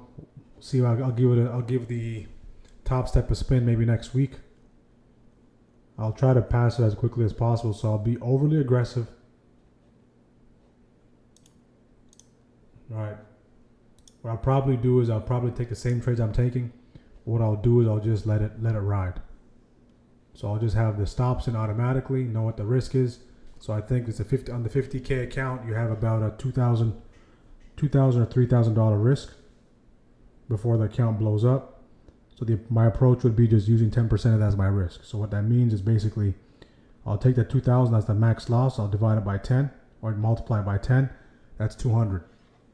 So for one trade, I can risk 200 per trade, but if I want to double up on one trade, I can risk 400.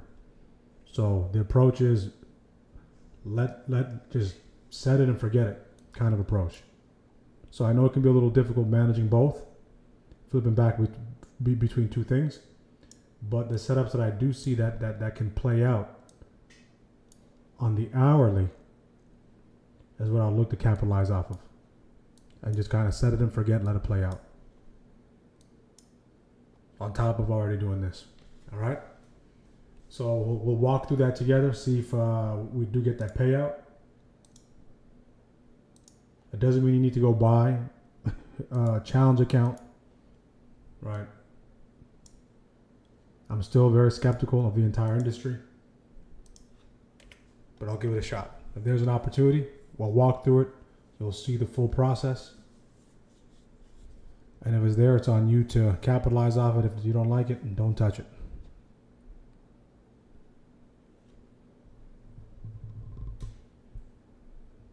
I would like to migrate from the monthly to the annually before my next credit card. Okay, so the best way to do that is, I'm not sure when your date is. Just look at your most recent charge, see where the date is, and just cancel it before then and jump into the yearly. Okay?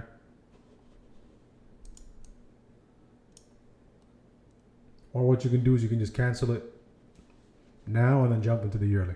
And whatever the difference is, if it's a few days, you'll get access for a few extra days. All right, but I don't want you to be charged twice. Okay? So if you are looking to upgrade, just make sure you cancel your monthly subscription and then upgrade. All right, so that's available too, guys. That's available as well. And that comes with a free coaching call. All right, so we get to sit down and you get to ask whatever question you want, whether it's strategy, whether it's price action, whether basically a private lesson, go over some trades, shed some light on different approaches. You want me to review any of your trades, you just send me your chart, I can review it. All right, whatever it is.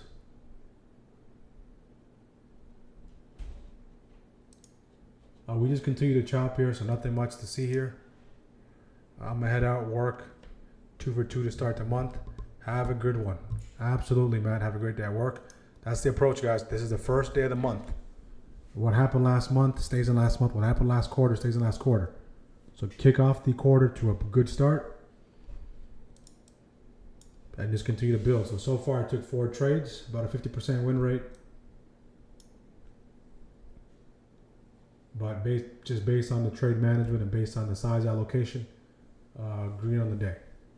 So here, stopped out here for 3% with a majority, end up cutting at 10 because of jolts.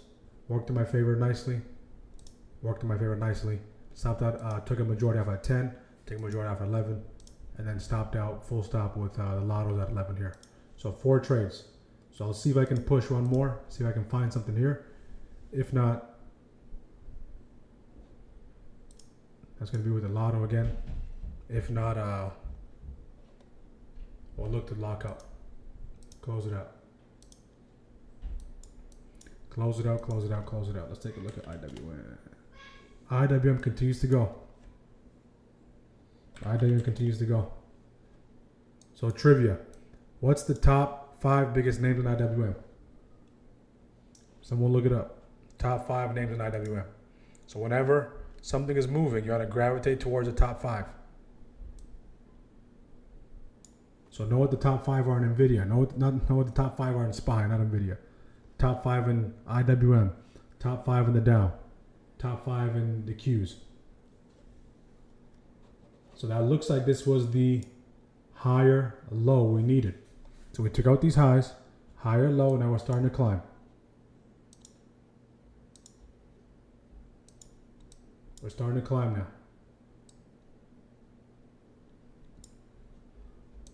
We are starting to climb.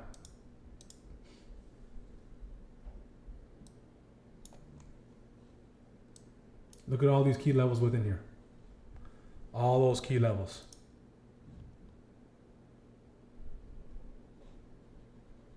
I got IW on the pullback. 40%. Great job. You guys are on an absolute tear. Absolute tear. Nice little pullback there.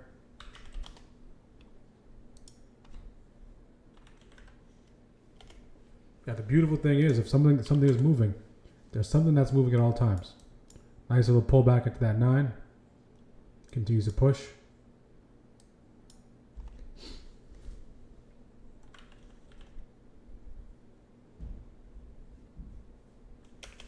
Continues to push here.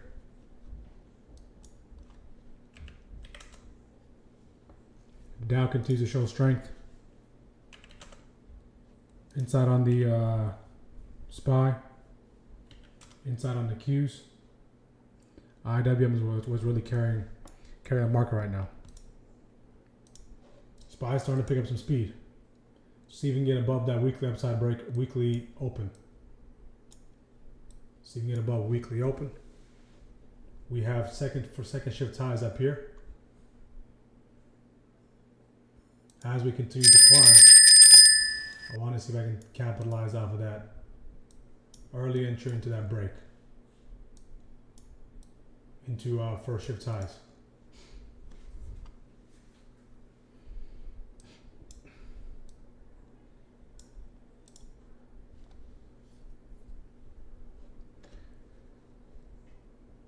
So top 10 in IWM, thank you, retired final. So BlackRock Cash Funds is 10%. Sprout, FTA Aviation. So a lot of it is, I believe, is Russell 2000. There's a 2,000 names in there, and they're small percentage allocations. So give or take, it can go up and down, but it's like equally distributed amongst all these names. So we took out first shift highs. Let's see if we have enough fuel off that rejection, off that liquidity grab to come into this territory, 50% point, or that weekly open to really start pushing into session highs.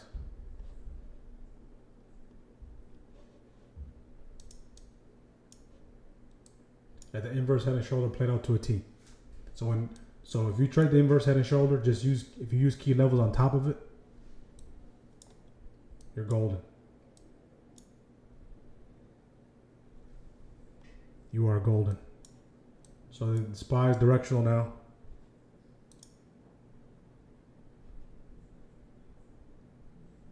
Does that answer your question, Jorge? In calls, Exit from calls, inputs, great job. This thing is starting to rock and roll. See if we can continue to, if it continues to push, I'll just move up. Right, the runways into first shift highs. Runways into first shift highs. Runways into first shift highs.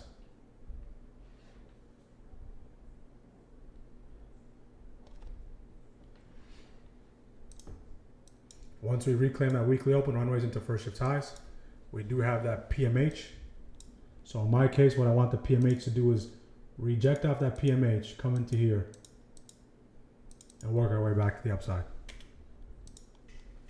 So I'm trying to use the PMH to work for me.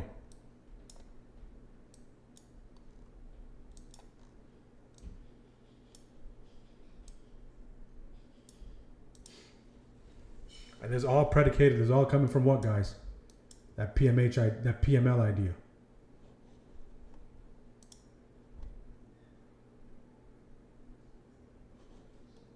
We're at PMH here. Okay, we continue to go. We have room into first shift highs. Right there. Okay, I can just do this. Use a weekly open as my risk. So retest of PMH and second shift highs. Oh, this thing is gone. Right, just go back, rewind, where's this coming from? So we're at all-time highs, guys. Oh no, not yet. Session highs. All-time highs will be up here. 619.22. We're at session highs now. So I want to see if I can get a 617.80, 617.68 retest.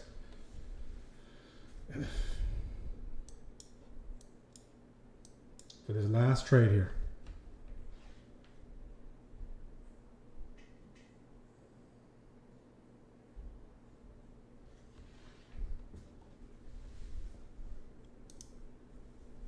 Exit from puts and a loss. Great job on managing risk. Make sure to like the video, guys, on YouTube. Let's get the likes up. Let's get the likes up.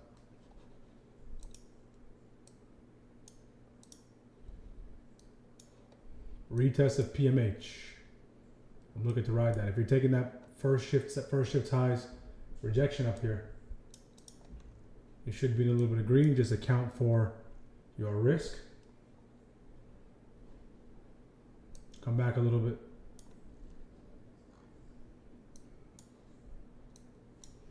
We can easily go double top here. I want the VIX to continue to push. The downside, if the Qs can catch up, if we can go 2 down, 2 up reversal, that would be great. See if we can come back a little bit more. Trying to get these contracts at a discounted price.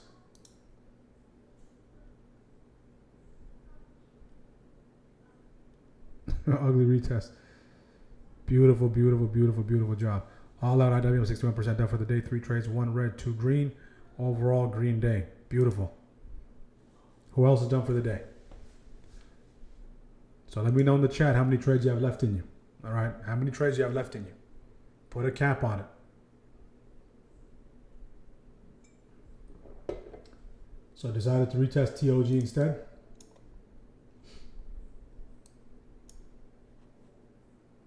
See if we can get a close above first shift highs.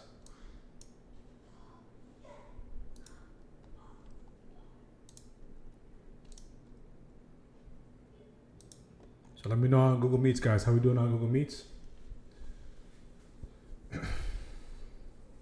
This will be my last trade of the session. Anyone bearish up here? Taking a double top. First shift high grab.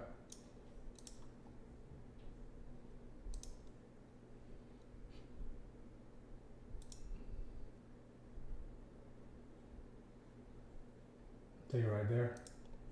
Okay. Accidentally took the puts. Let me close that out.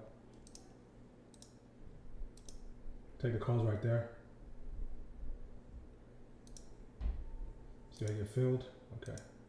Filled. Filled for the calls. Last trade. See if you can wick out of there. In the 617 calls. It's an aggressive rejection, but see if we can get one more push to the upside.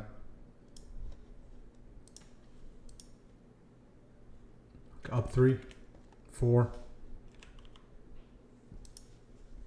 I want to close back above 617.68.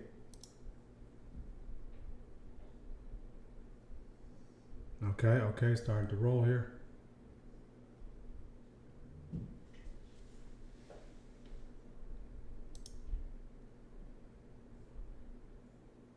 Did see 6. Again, lotto size. Seeing in the push.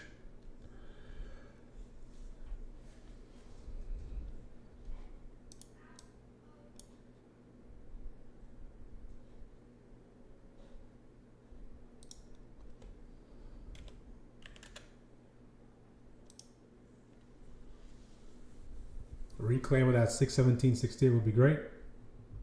Risk is close below New York weekly open. Don't like how the VIX is picking up a little bit here. See if you can withstand that.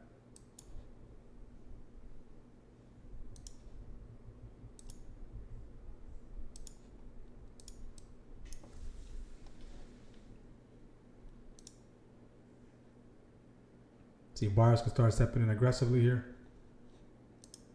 Did see 6.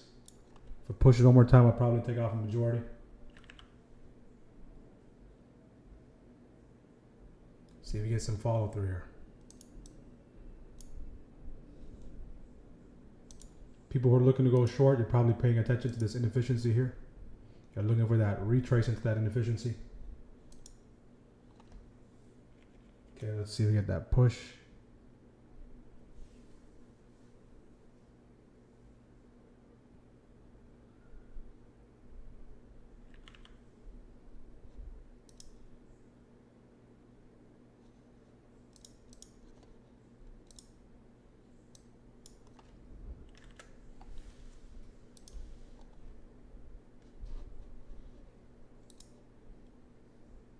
See if you can hold above second shift highs. If we can get back above this inefficiency, close back above it, that's good news. I need the VIX to continue to show a little bit of weakness. 5-minute candle, don't want it to close back below these lows. Down 4.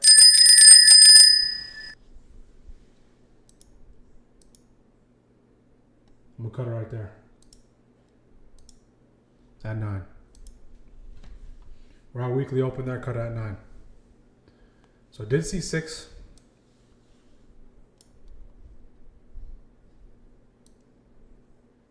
See if it balances out that weekly open. Bearish done for the day, medium green.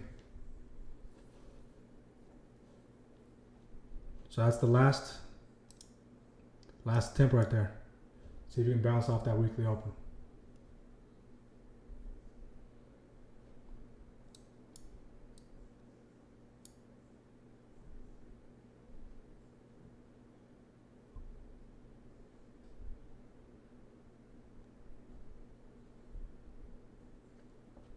Nice double top. So did see 6 at peak, stopped out at 9 once we got to into these lows. We're back at that 50%, 50-50 area. And that was a nice rejection there. Anyone in puts? Sell 1 call, so hold 1 call, all out, ugly trap, absolutely.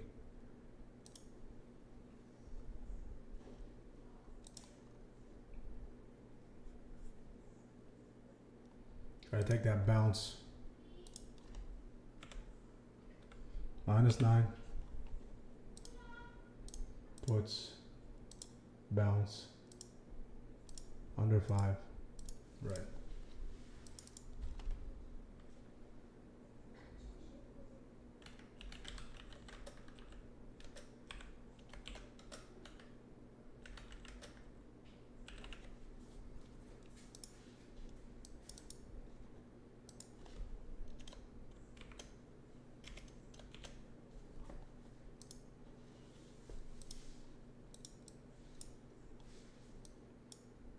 We're at that 50 territory. Now all the 50s are lining up. We have the 50% retrace, 50% retrace to the gap, and the 50 EMA, and that weekly open.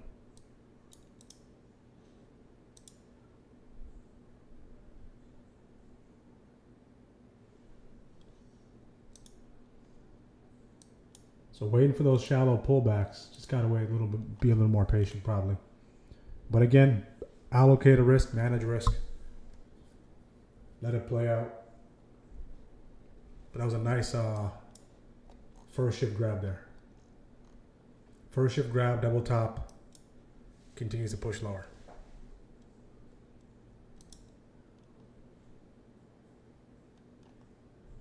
Exit with loss.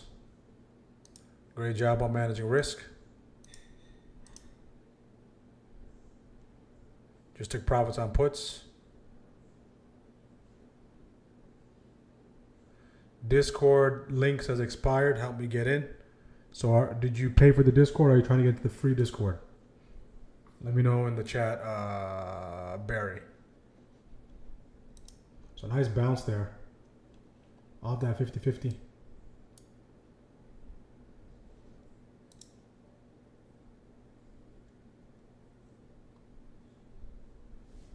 See if you can hold above that weekly open. 617.39, 617.40.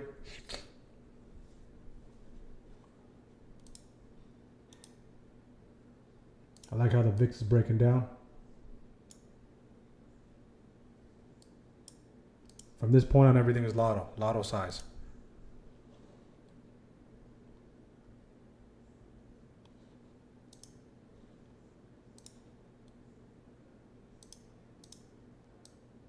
So that's a nice bounce off that 50-50-50.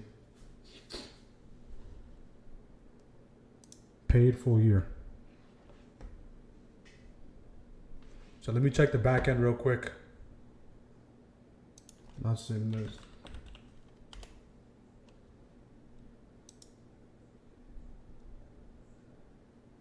When did you make your purchase, Barry? Today?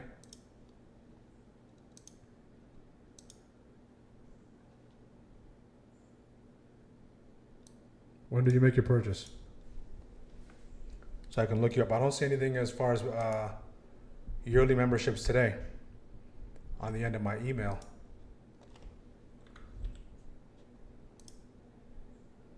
Let's see.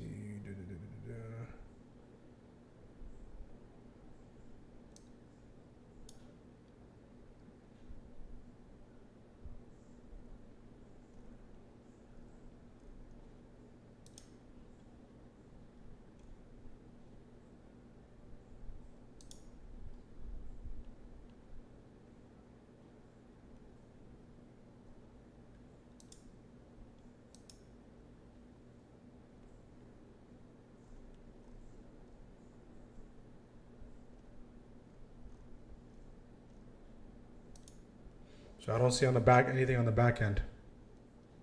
So let me know when you made the purchase, and I'll get it sorted. Yesterday.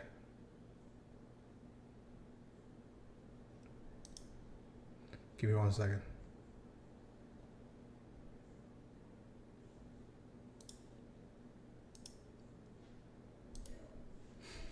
Short-lived bounce. Give me 1 second, guys. Let me just look at the back end. So yesterday was the 30th.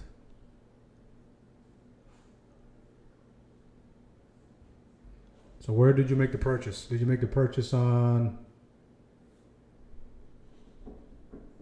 Give me 1 second, guys.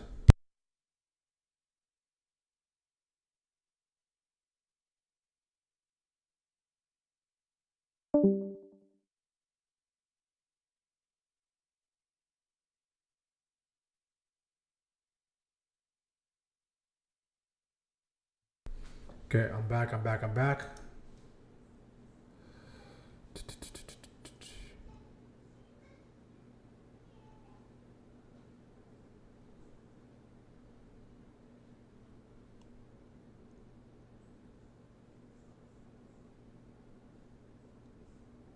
Can you let me know what your email is? Can you let me know the last 2 letters of your email address? You don't have to put the whole thing in. The last 2 letters of your email, or what is your email at? So is it at Gmail? Is it at? Because I think I see your purchase here. Okay, yeah, I see it. So let me just get over the. I'm gonna send your email right now to the Discord. All right, Barry. So thank you for your purchase. Let me get you situated here. I'll send you the link on YouTube.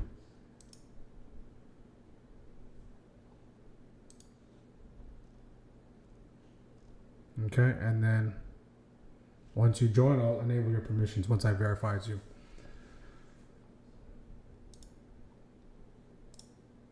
Okay, just give me 1 second. Hang tight.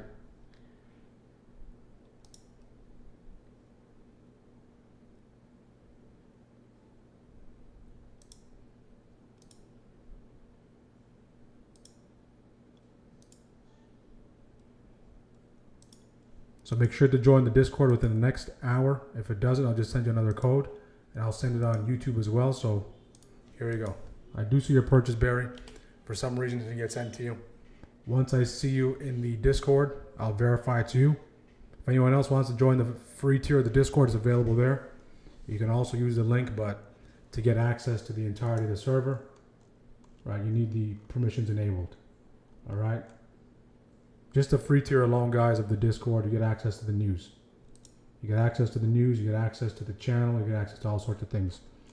Okay, I'll argue and say that's even better than 70% of the Discords out there. All right. So let me know once you're in, Barry, and then I'll enable your permissions before we end the stream.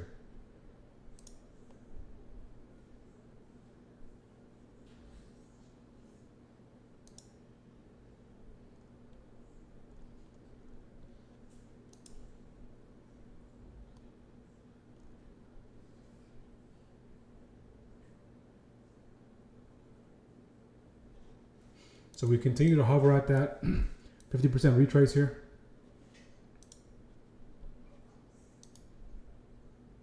%, puts. Beautiful job, Slayer.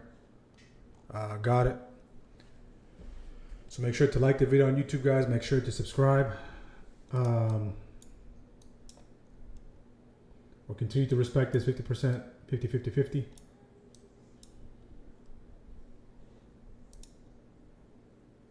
If we go 2 down, 2 up, I can potentially take it right there. See if we get some follow through. Okay. No fill, couldn't get filled.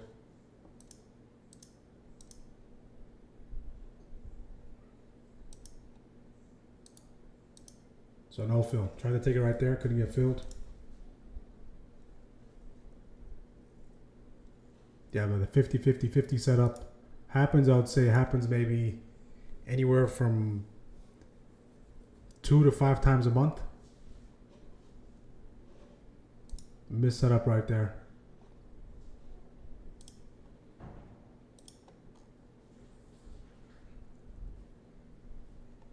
Okay, let me get caught up in the chat. Okay. Good morning. Gonna shop for 620. Have been trading BMNR this morning. Wild ride. What time frame do you look at? 0 second, 1 second.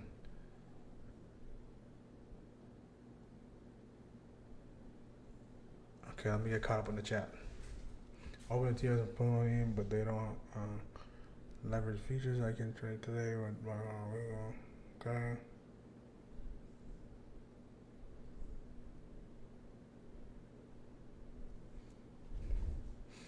Okay. Okay.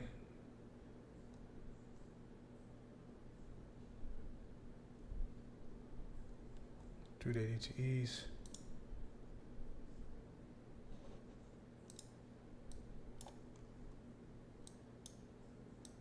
So you can come back in that weekly over one more time.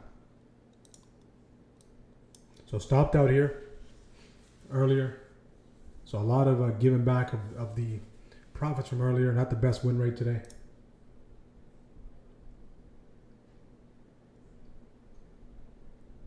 the VIX can break down, this thing can really start working.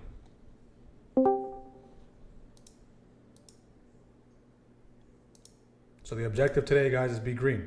Cup and handle forming bounce here. Let me know when you're in, Barry. I'll get that addressed as soon as. Is that you, Barry? Barry B177.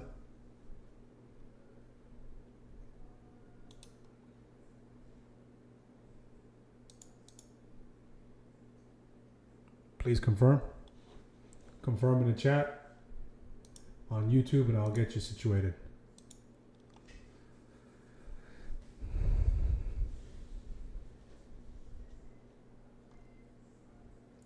Okay, cool. Is that your username, so I can provide you with Barry B? Yes. Okay, cool. So now you officially have access. Refresh. You should have access now. So welcome aboard, Barry.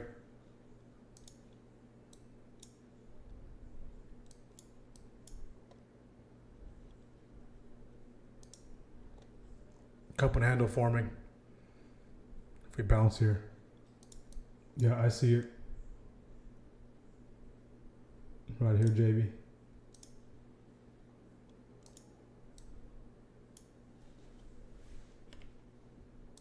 There's a small one there, and there's a bigger one. If you kind of want to use this as the cup. So the cup, the brim of the cup, handle. So you want to kind of do this. All right, that's the one you're looking at. And then the handle like that.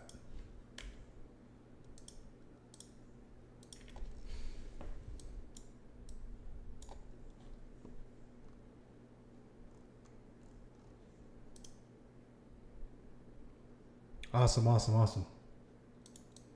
So tried to get filled here, couldn't get filled. This thing looks like it's a goner. The healthy pullback played out much more beautifully than the shallow pullback. Did see about a 6% TP there. Wanted to see if I can get that push back into the session highs. Just got stopped out.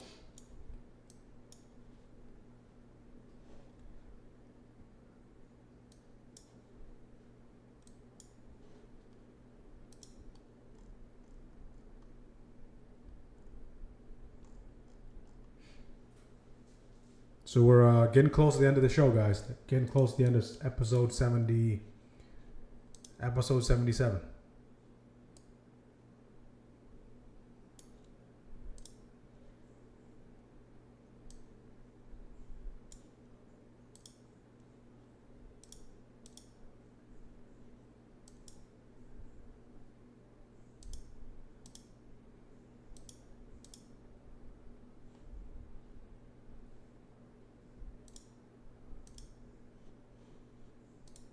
Anyone in the calls? 50-50 setup? 50-50-50? 50 cubed?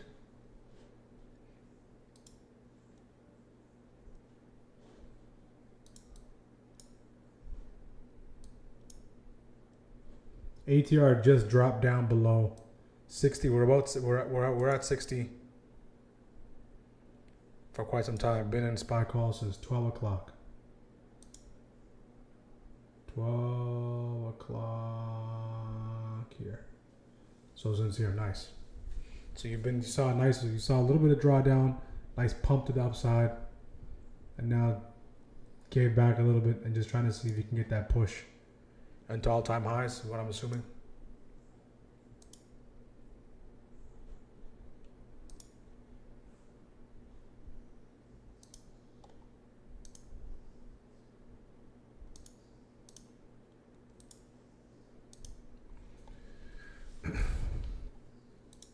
Now they're slowing this thing down. Complete slowdown. Complete slowdown. The Dow's starting to lose some strength on the hourly. The Qs are still inside on the hour. We have about 22 minutes left on the hourly candle.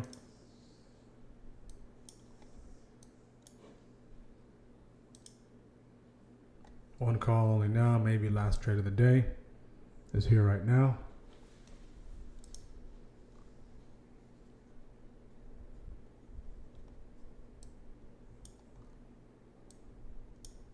was a nice bounce right here.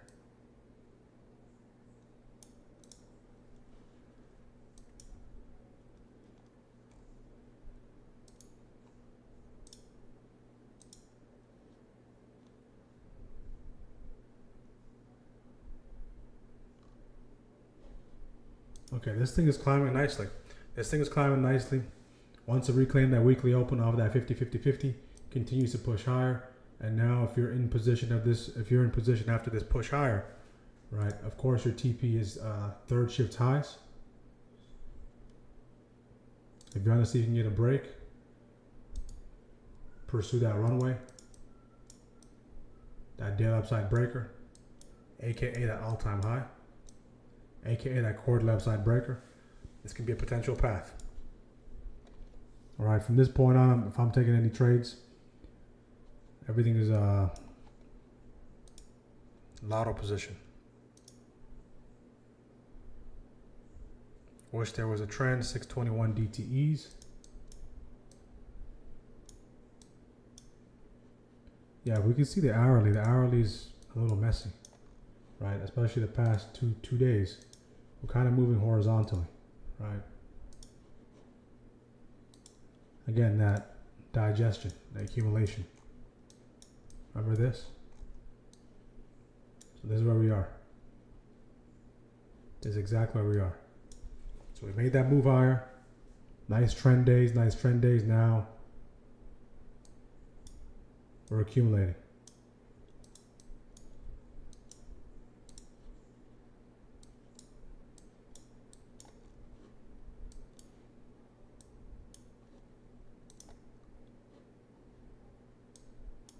Right, nothing is too sustained.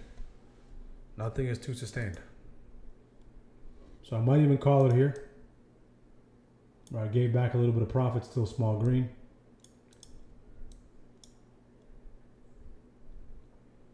Book profits on the call runner. Great job, Vincut. Again, make sure to like the video, guys. Make sure to subscribe. And keep in mind, this is a short week. So short week, if you can somehow, some way end this week green, right, that's going to be a great confidence booster. It's going to be a great confidence booster for you because it's a short week. And on Thursday, it's a half day. So really tomorrow is the last full day of trading. So Thursday's contracts, right, the zero DTEs are going to be extremely volatile because they have half-life. So they're zero DTEs cut in half. So they're basically zero DTEs times 2. Okay.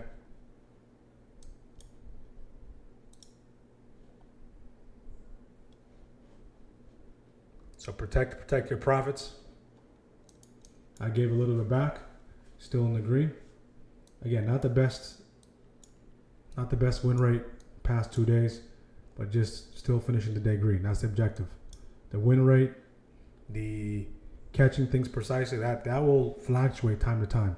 The setups can be there, that will fluctuate time to time. But the one thing you want to keep consistent is the risk, the TPs, how you're managing your account, and allocating your positions.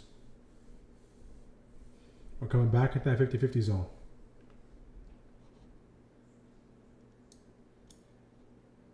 We do have somewhat of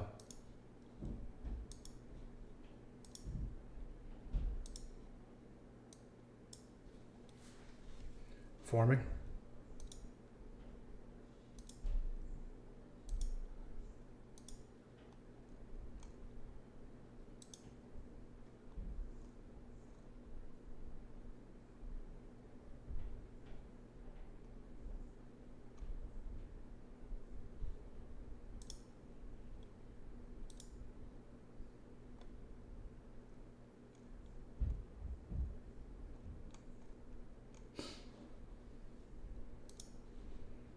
So let me know how you guys are doing today so far. Are we green? Are we red? Was midday point. We've been trading for 3 shifts and some change.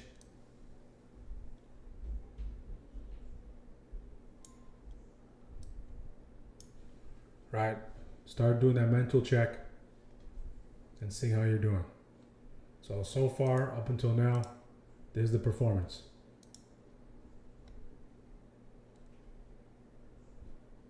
Okay, so I'm trying to see if I can take one more.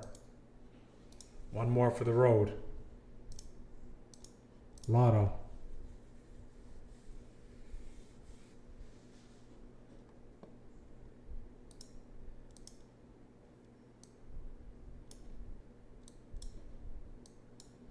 Qs are about to go directional.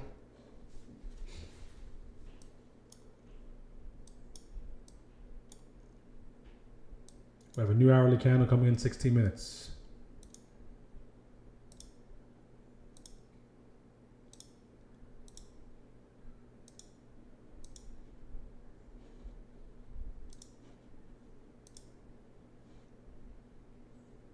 New hourly candle coming in 16 minutes. VIX is stagnant. Dow starting to give up some gains. Tesla starting to bounce off those lows. Look at Broadcom. Okay. We brought that right on the hourly. Came right into that zone. Comes into it, nice bounce, back above 266.85. Now continues to go. NVIDIA continues starting to bounce as well. Microsoft, if you're playing that reclaim, see if you can reclaim 439.44. Look at the Dow. Dow's running out of fuel. IWM is running out of fuel. Rejection off 220. See if we rotate back into the S&P and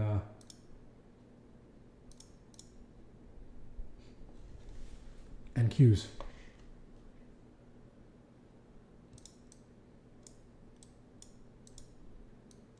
Qs have a big test coming. That hourly 50. This can either be an aggressive reclaim or an aggressive reject on the hourly. 200 EMA and VWAP on the Qs. That's probably on the 5, right? You're looking on the 5. Yep, right there. So the 200 on the 5 translates to near that 50 on the hourly.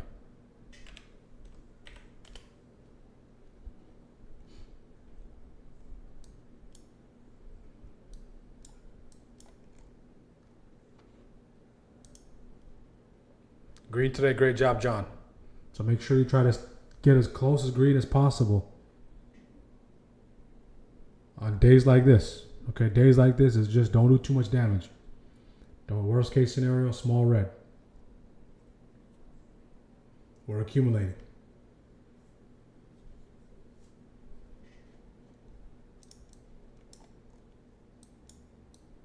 So the best two setups for today were basically PML and PMH. PML and PMH. When we chop around PML and PMH, can really provide that opportunity. VIX is starting to wake up. Dow's pulling back.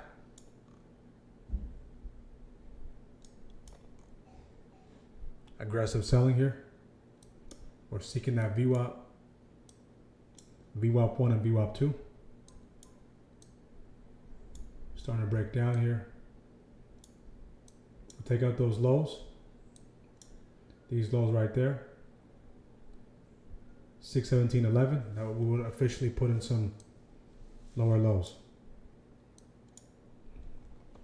VIX spiking.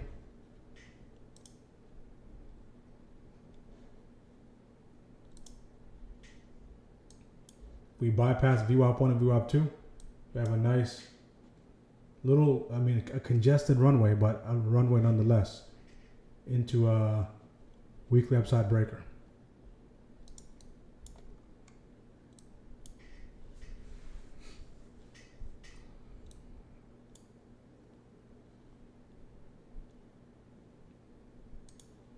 See if there's the channel that wants to form.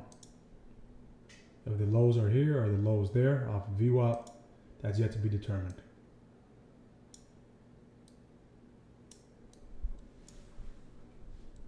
Yet to be determined. If we can reclaim back above weekly open.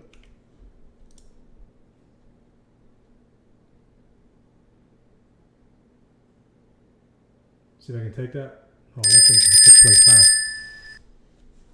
Wow. See how quickly it reclaimed it? All right. That was a quick reclaim. So you have to be on the money, wait for that reclaim really quickly. So they're trying to push this thing back into this downward compression. What a reclaim.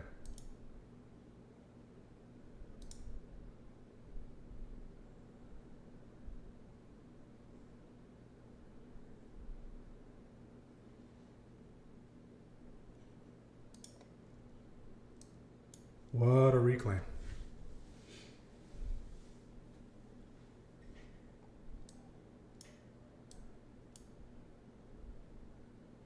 Question is, do we have enough juice? Do we have enough juice? Green on the day. Great job, Taco.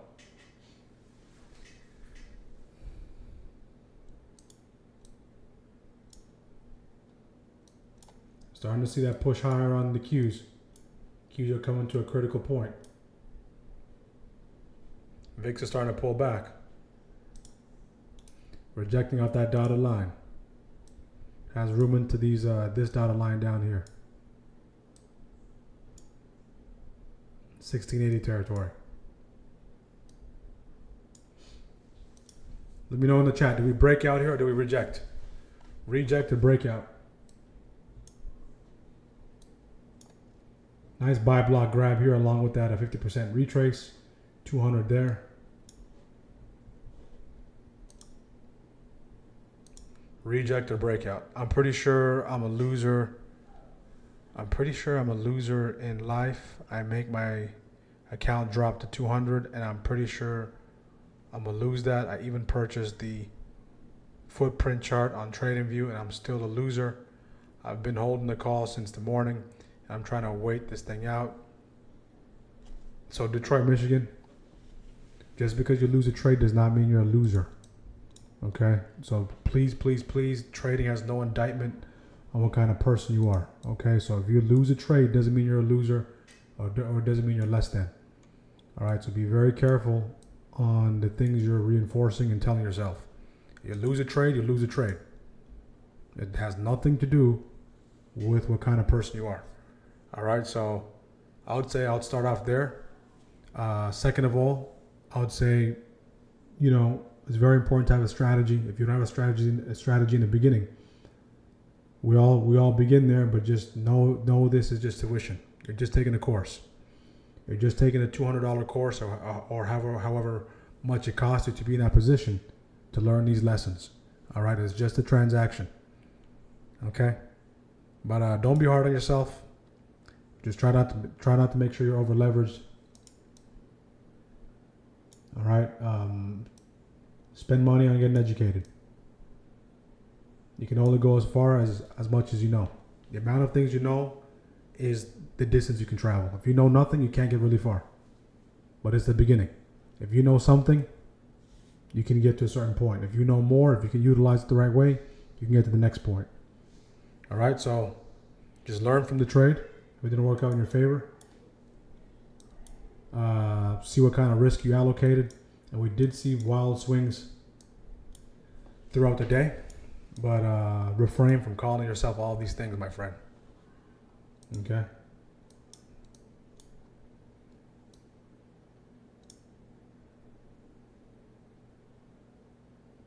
The kind of industry we're in, we're gonna lose. So we can't label ourselves a loser. We're gonna lose.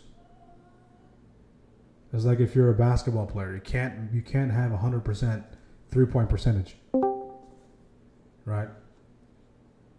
I believe if you're at 40%, if you're at 45% from the three, you'll be an all-time great. So you're missing more than you're making, but the ones you're making have to count.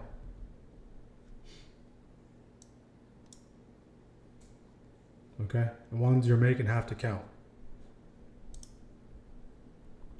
Hello, sir. How are you doing? I am not wrong. I used to hear your voice on Mr.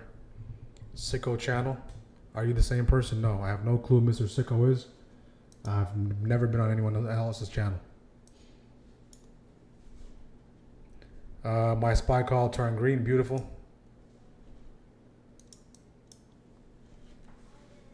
I'm 100% independent, no affiliation with anyone else.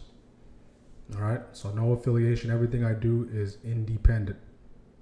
No affiliation with any companies or any other groups.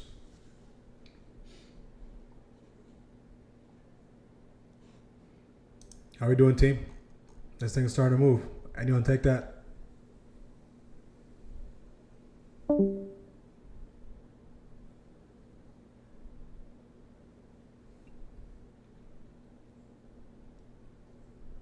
I'm a loser because I overtrade.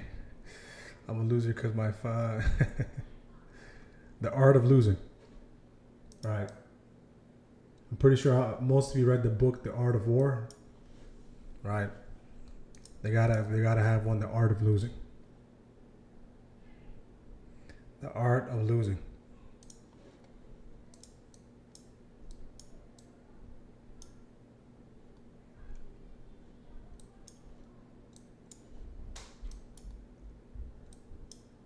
SPY 619. See if you can take out those highs. So for someone who's trying to take a position here, it's very difficult, right? Because you're taking a position in the face of that double top, in the face of that second shift, third shift liquidity grab. So ideally, this is the entry in this territory. So who's Sicko? Sicko channel, Mr. Sicko.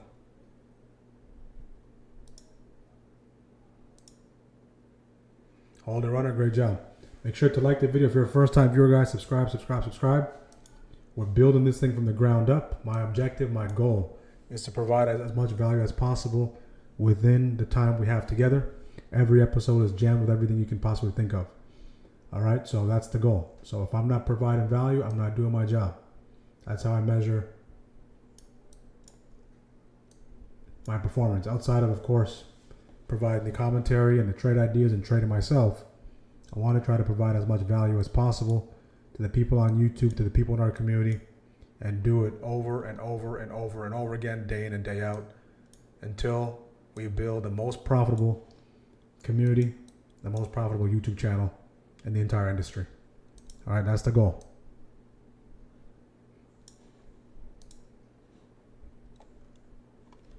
So double top there, if anyone took it. So I'm looking to take one more trade. I did miss my entry there, couldn't get filled.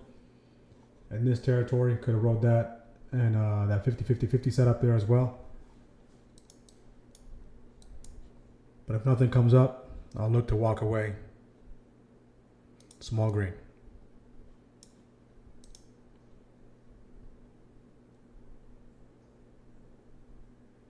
Just finished counting. I have 6 trades today. I don't like to climb the mountain.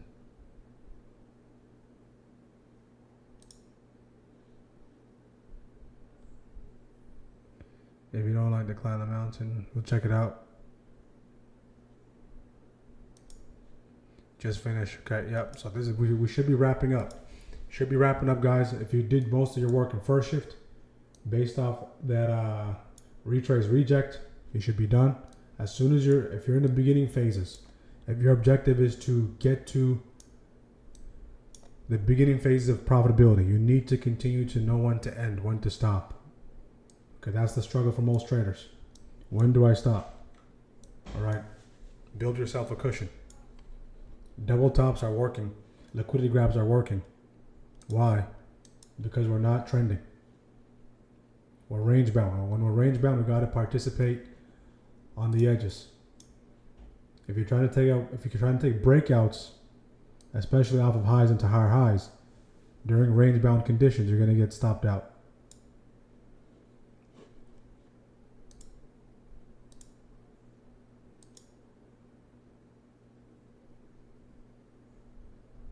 Look at that dump.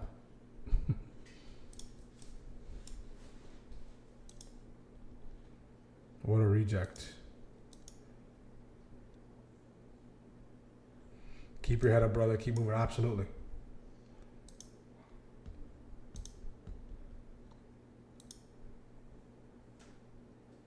Okay, so we cannot put our identity in trading based on what one of the comments I got on YouTube. All right. Our full identity can be in the profession that we're doing. All right. from market open, as long as you're executing trades, that's your identity. Once you step out of that, you're no longer a trader. All right. It's almost like you take your cape off. You take your cape off and you just go back to who you are and your responsibilities.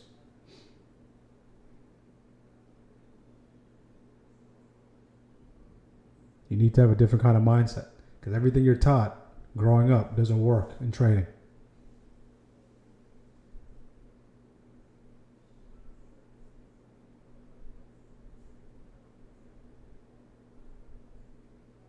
So we're back at that 50-50. See how we interact with that level. So going back to the amount of trades we took today. So took 4 trades, 2 trades full size, 1 half, 2 lottos. Stopped out twice on the lottos. Half size 14, full size 14, minus 10 there. Minus 3 on a majority because of jolts. Right, did see 10. So the one thing I can take away from this is at some point in time, did see this is why it's so important to take profits. At some point in time, this was up 6%. This was just a clean stop. At some point in time, this was up a little bit as well, 10%. Right, of course, with the minority of the position. So it's almost like there's 2 universes. There's a universe where you lock in profit, and there's a universe where you don't. And if you're not consistently doing it, you're going to start recalling the times you were up a certain amount and you failed to take profit. So it's a fine line. All right, so that's basically going to be all the trades for today. Let me take a look at SPY. We took out those highs, peeked into it, rejecting.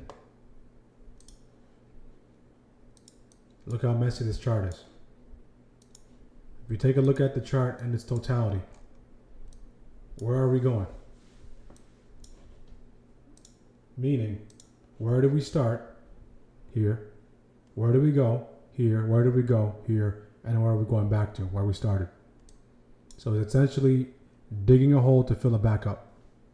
Another sign that we're chopping. All right. By the end of the day, if this ends up as a doji, that'll tell us that it's more chop. As soon as we log off, if this thing takes off, it rips. If I see any ideas, I'll bring it to your attention.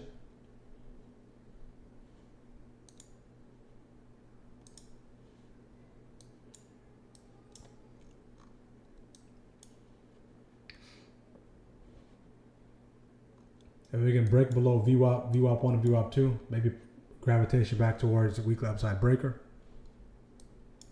VIX is at the top end of the range. If it starts sliding to the downside, maybe a bounce there. So a lot of mixed signals. So for those of you who've been holding calls, there was probably, if you're holding calls for a long time, maybe a TP up there, or take some off.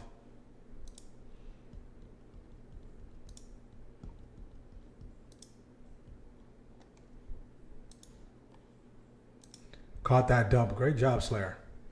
20%. All right, so this is the first day of the month. So new candle, new hourly candle. The Dow is directional to the downside already. The Dow is directional to the downside already. Qs are inside. Qs, if you're looking for that breakdown on the Qs, if we see weakness, potential break below the 20 right there. Like this, and you can use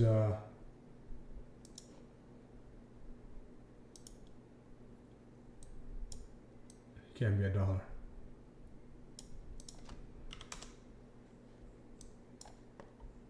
Yeah, the Qs, their range is a little different, right? So you have to take that into account. You can use it into the 50. All right, and you have a pivot here, pivot there, pivot there. Potential breakdown on the Qs. If we can flush below that 20.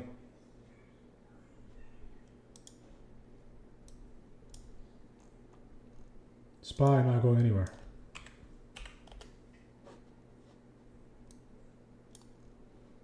Dow already directional.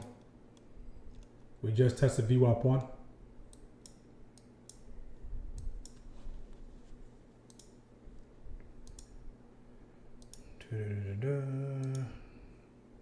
I traded the orb. Strat, maybe I need to trade the orb on trend days. Is there a chop day strategy for the orb? Chop day strategy for the orb is liquidity grab. So the opposite. Right? Using the orb as a trap. Right? So the orb is great for trend days. And again, there's multiple ways to trade the orb. I classified it into 3 ways to trade the orb. Okay? But we have a lot of orb traders in our community. I'll say we have at least five orb traders who consistently trade the orb. All right.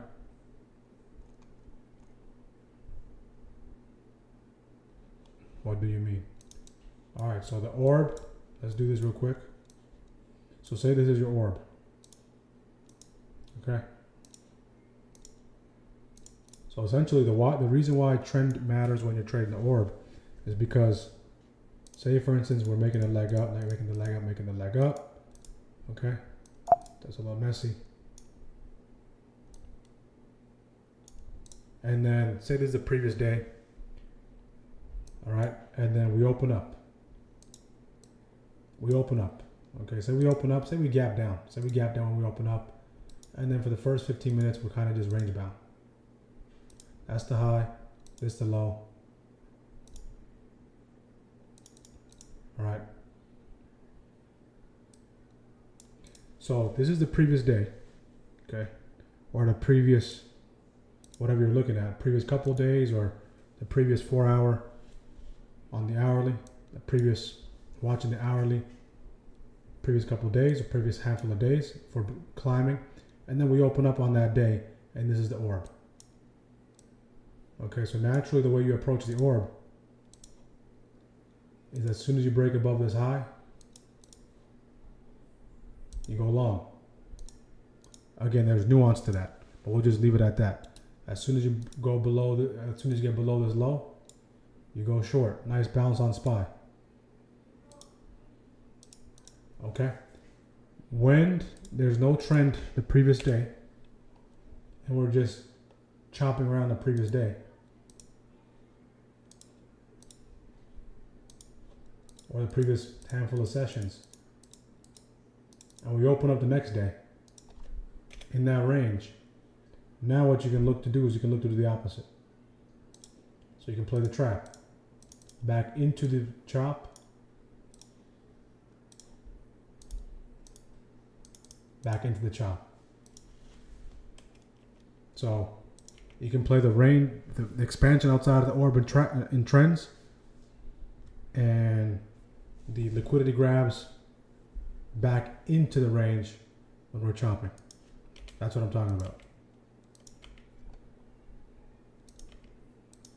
So based off those 2 levels of orb, you basically have 2 ways to play it, and you have 3 ways to engage it on both sides. Let me know if that answers your question, Detroit. All right, so if you guys haven't already, make sure to click the link in the description to join the Discord. All right, you'll get more insights there. We're gonna end the stream here again. 5 trades. All right.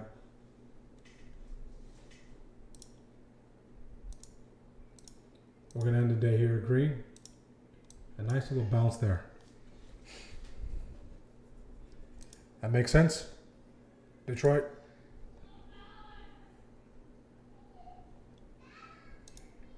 Okay, caught that down 20%. Keep your head up. Okay, good.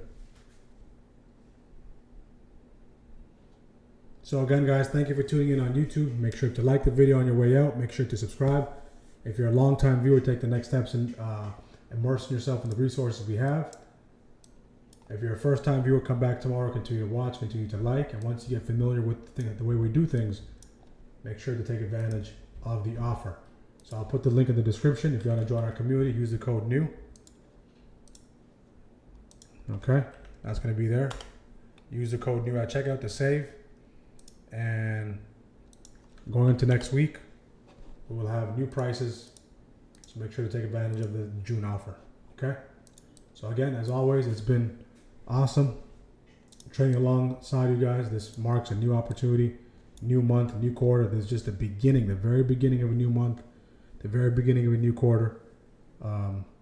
If you start off the quarter with the right foot, just continue to build off of that. The quarter is a long battle. All right, we can't be too concerned about the quarter now. We just have to engage shift by shift, day by day, week by week, month by month, and eventually that'll kind of flow into the quarter. Okay, but great job on starting off the week, the month strong. All right. And tomorrow is the last full day of trading. Thursday is a short day. Tomorrow we could potentially extend the stream a little bit if needed. But again, guys, please don't give back your profits. I don't want to see people giving back profits, especially in our community. Just call it a day. Call it a day and go do something more fun than try to make something out of nothing in this territory. All right? If we do break out, if you're waiting for that breakout like we did yesterday we had that breakout, it has to be above this territory. Okay? We need to break out of this 1, 2, 3, 4 quadruple top. If we can't break out of this quadruple top, we're probably going to just be range bound or gravitate back towards PML. So right now we're trading within PML and PMH. All right?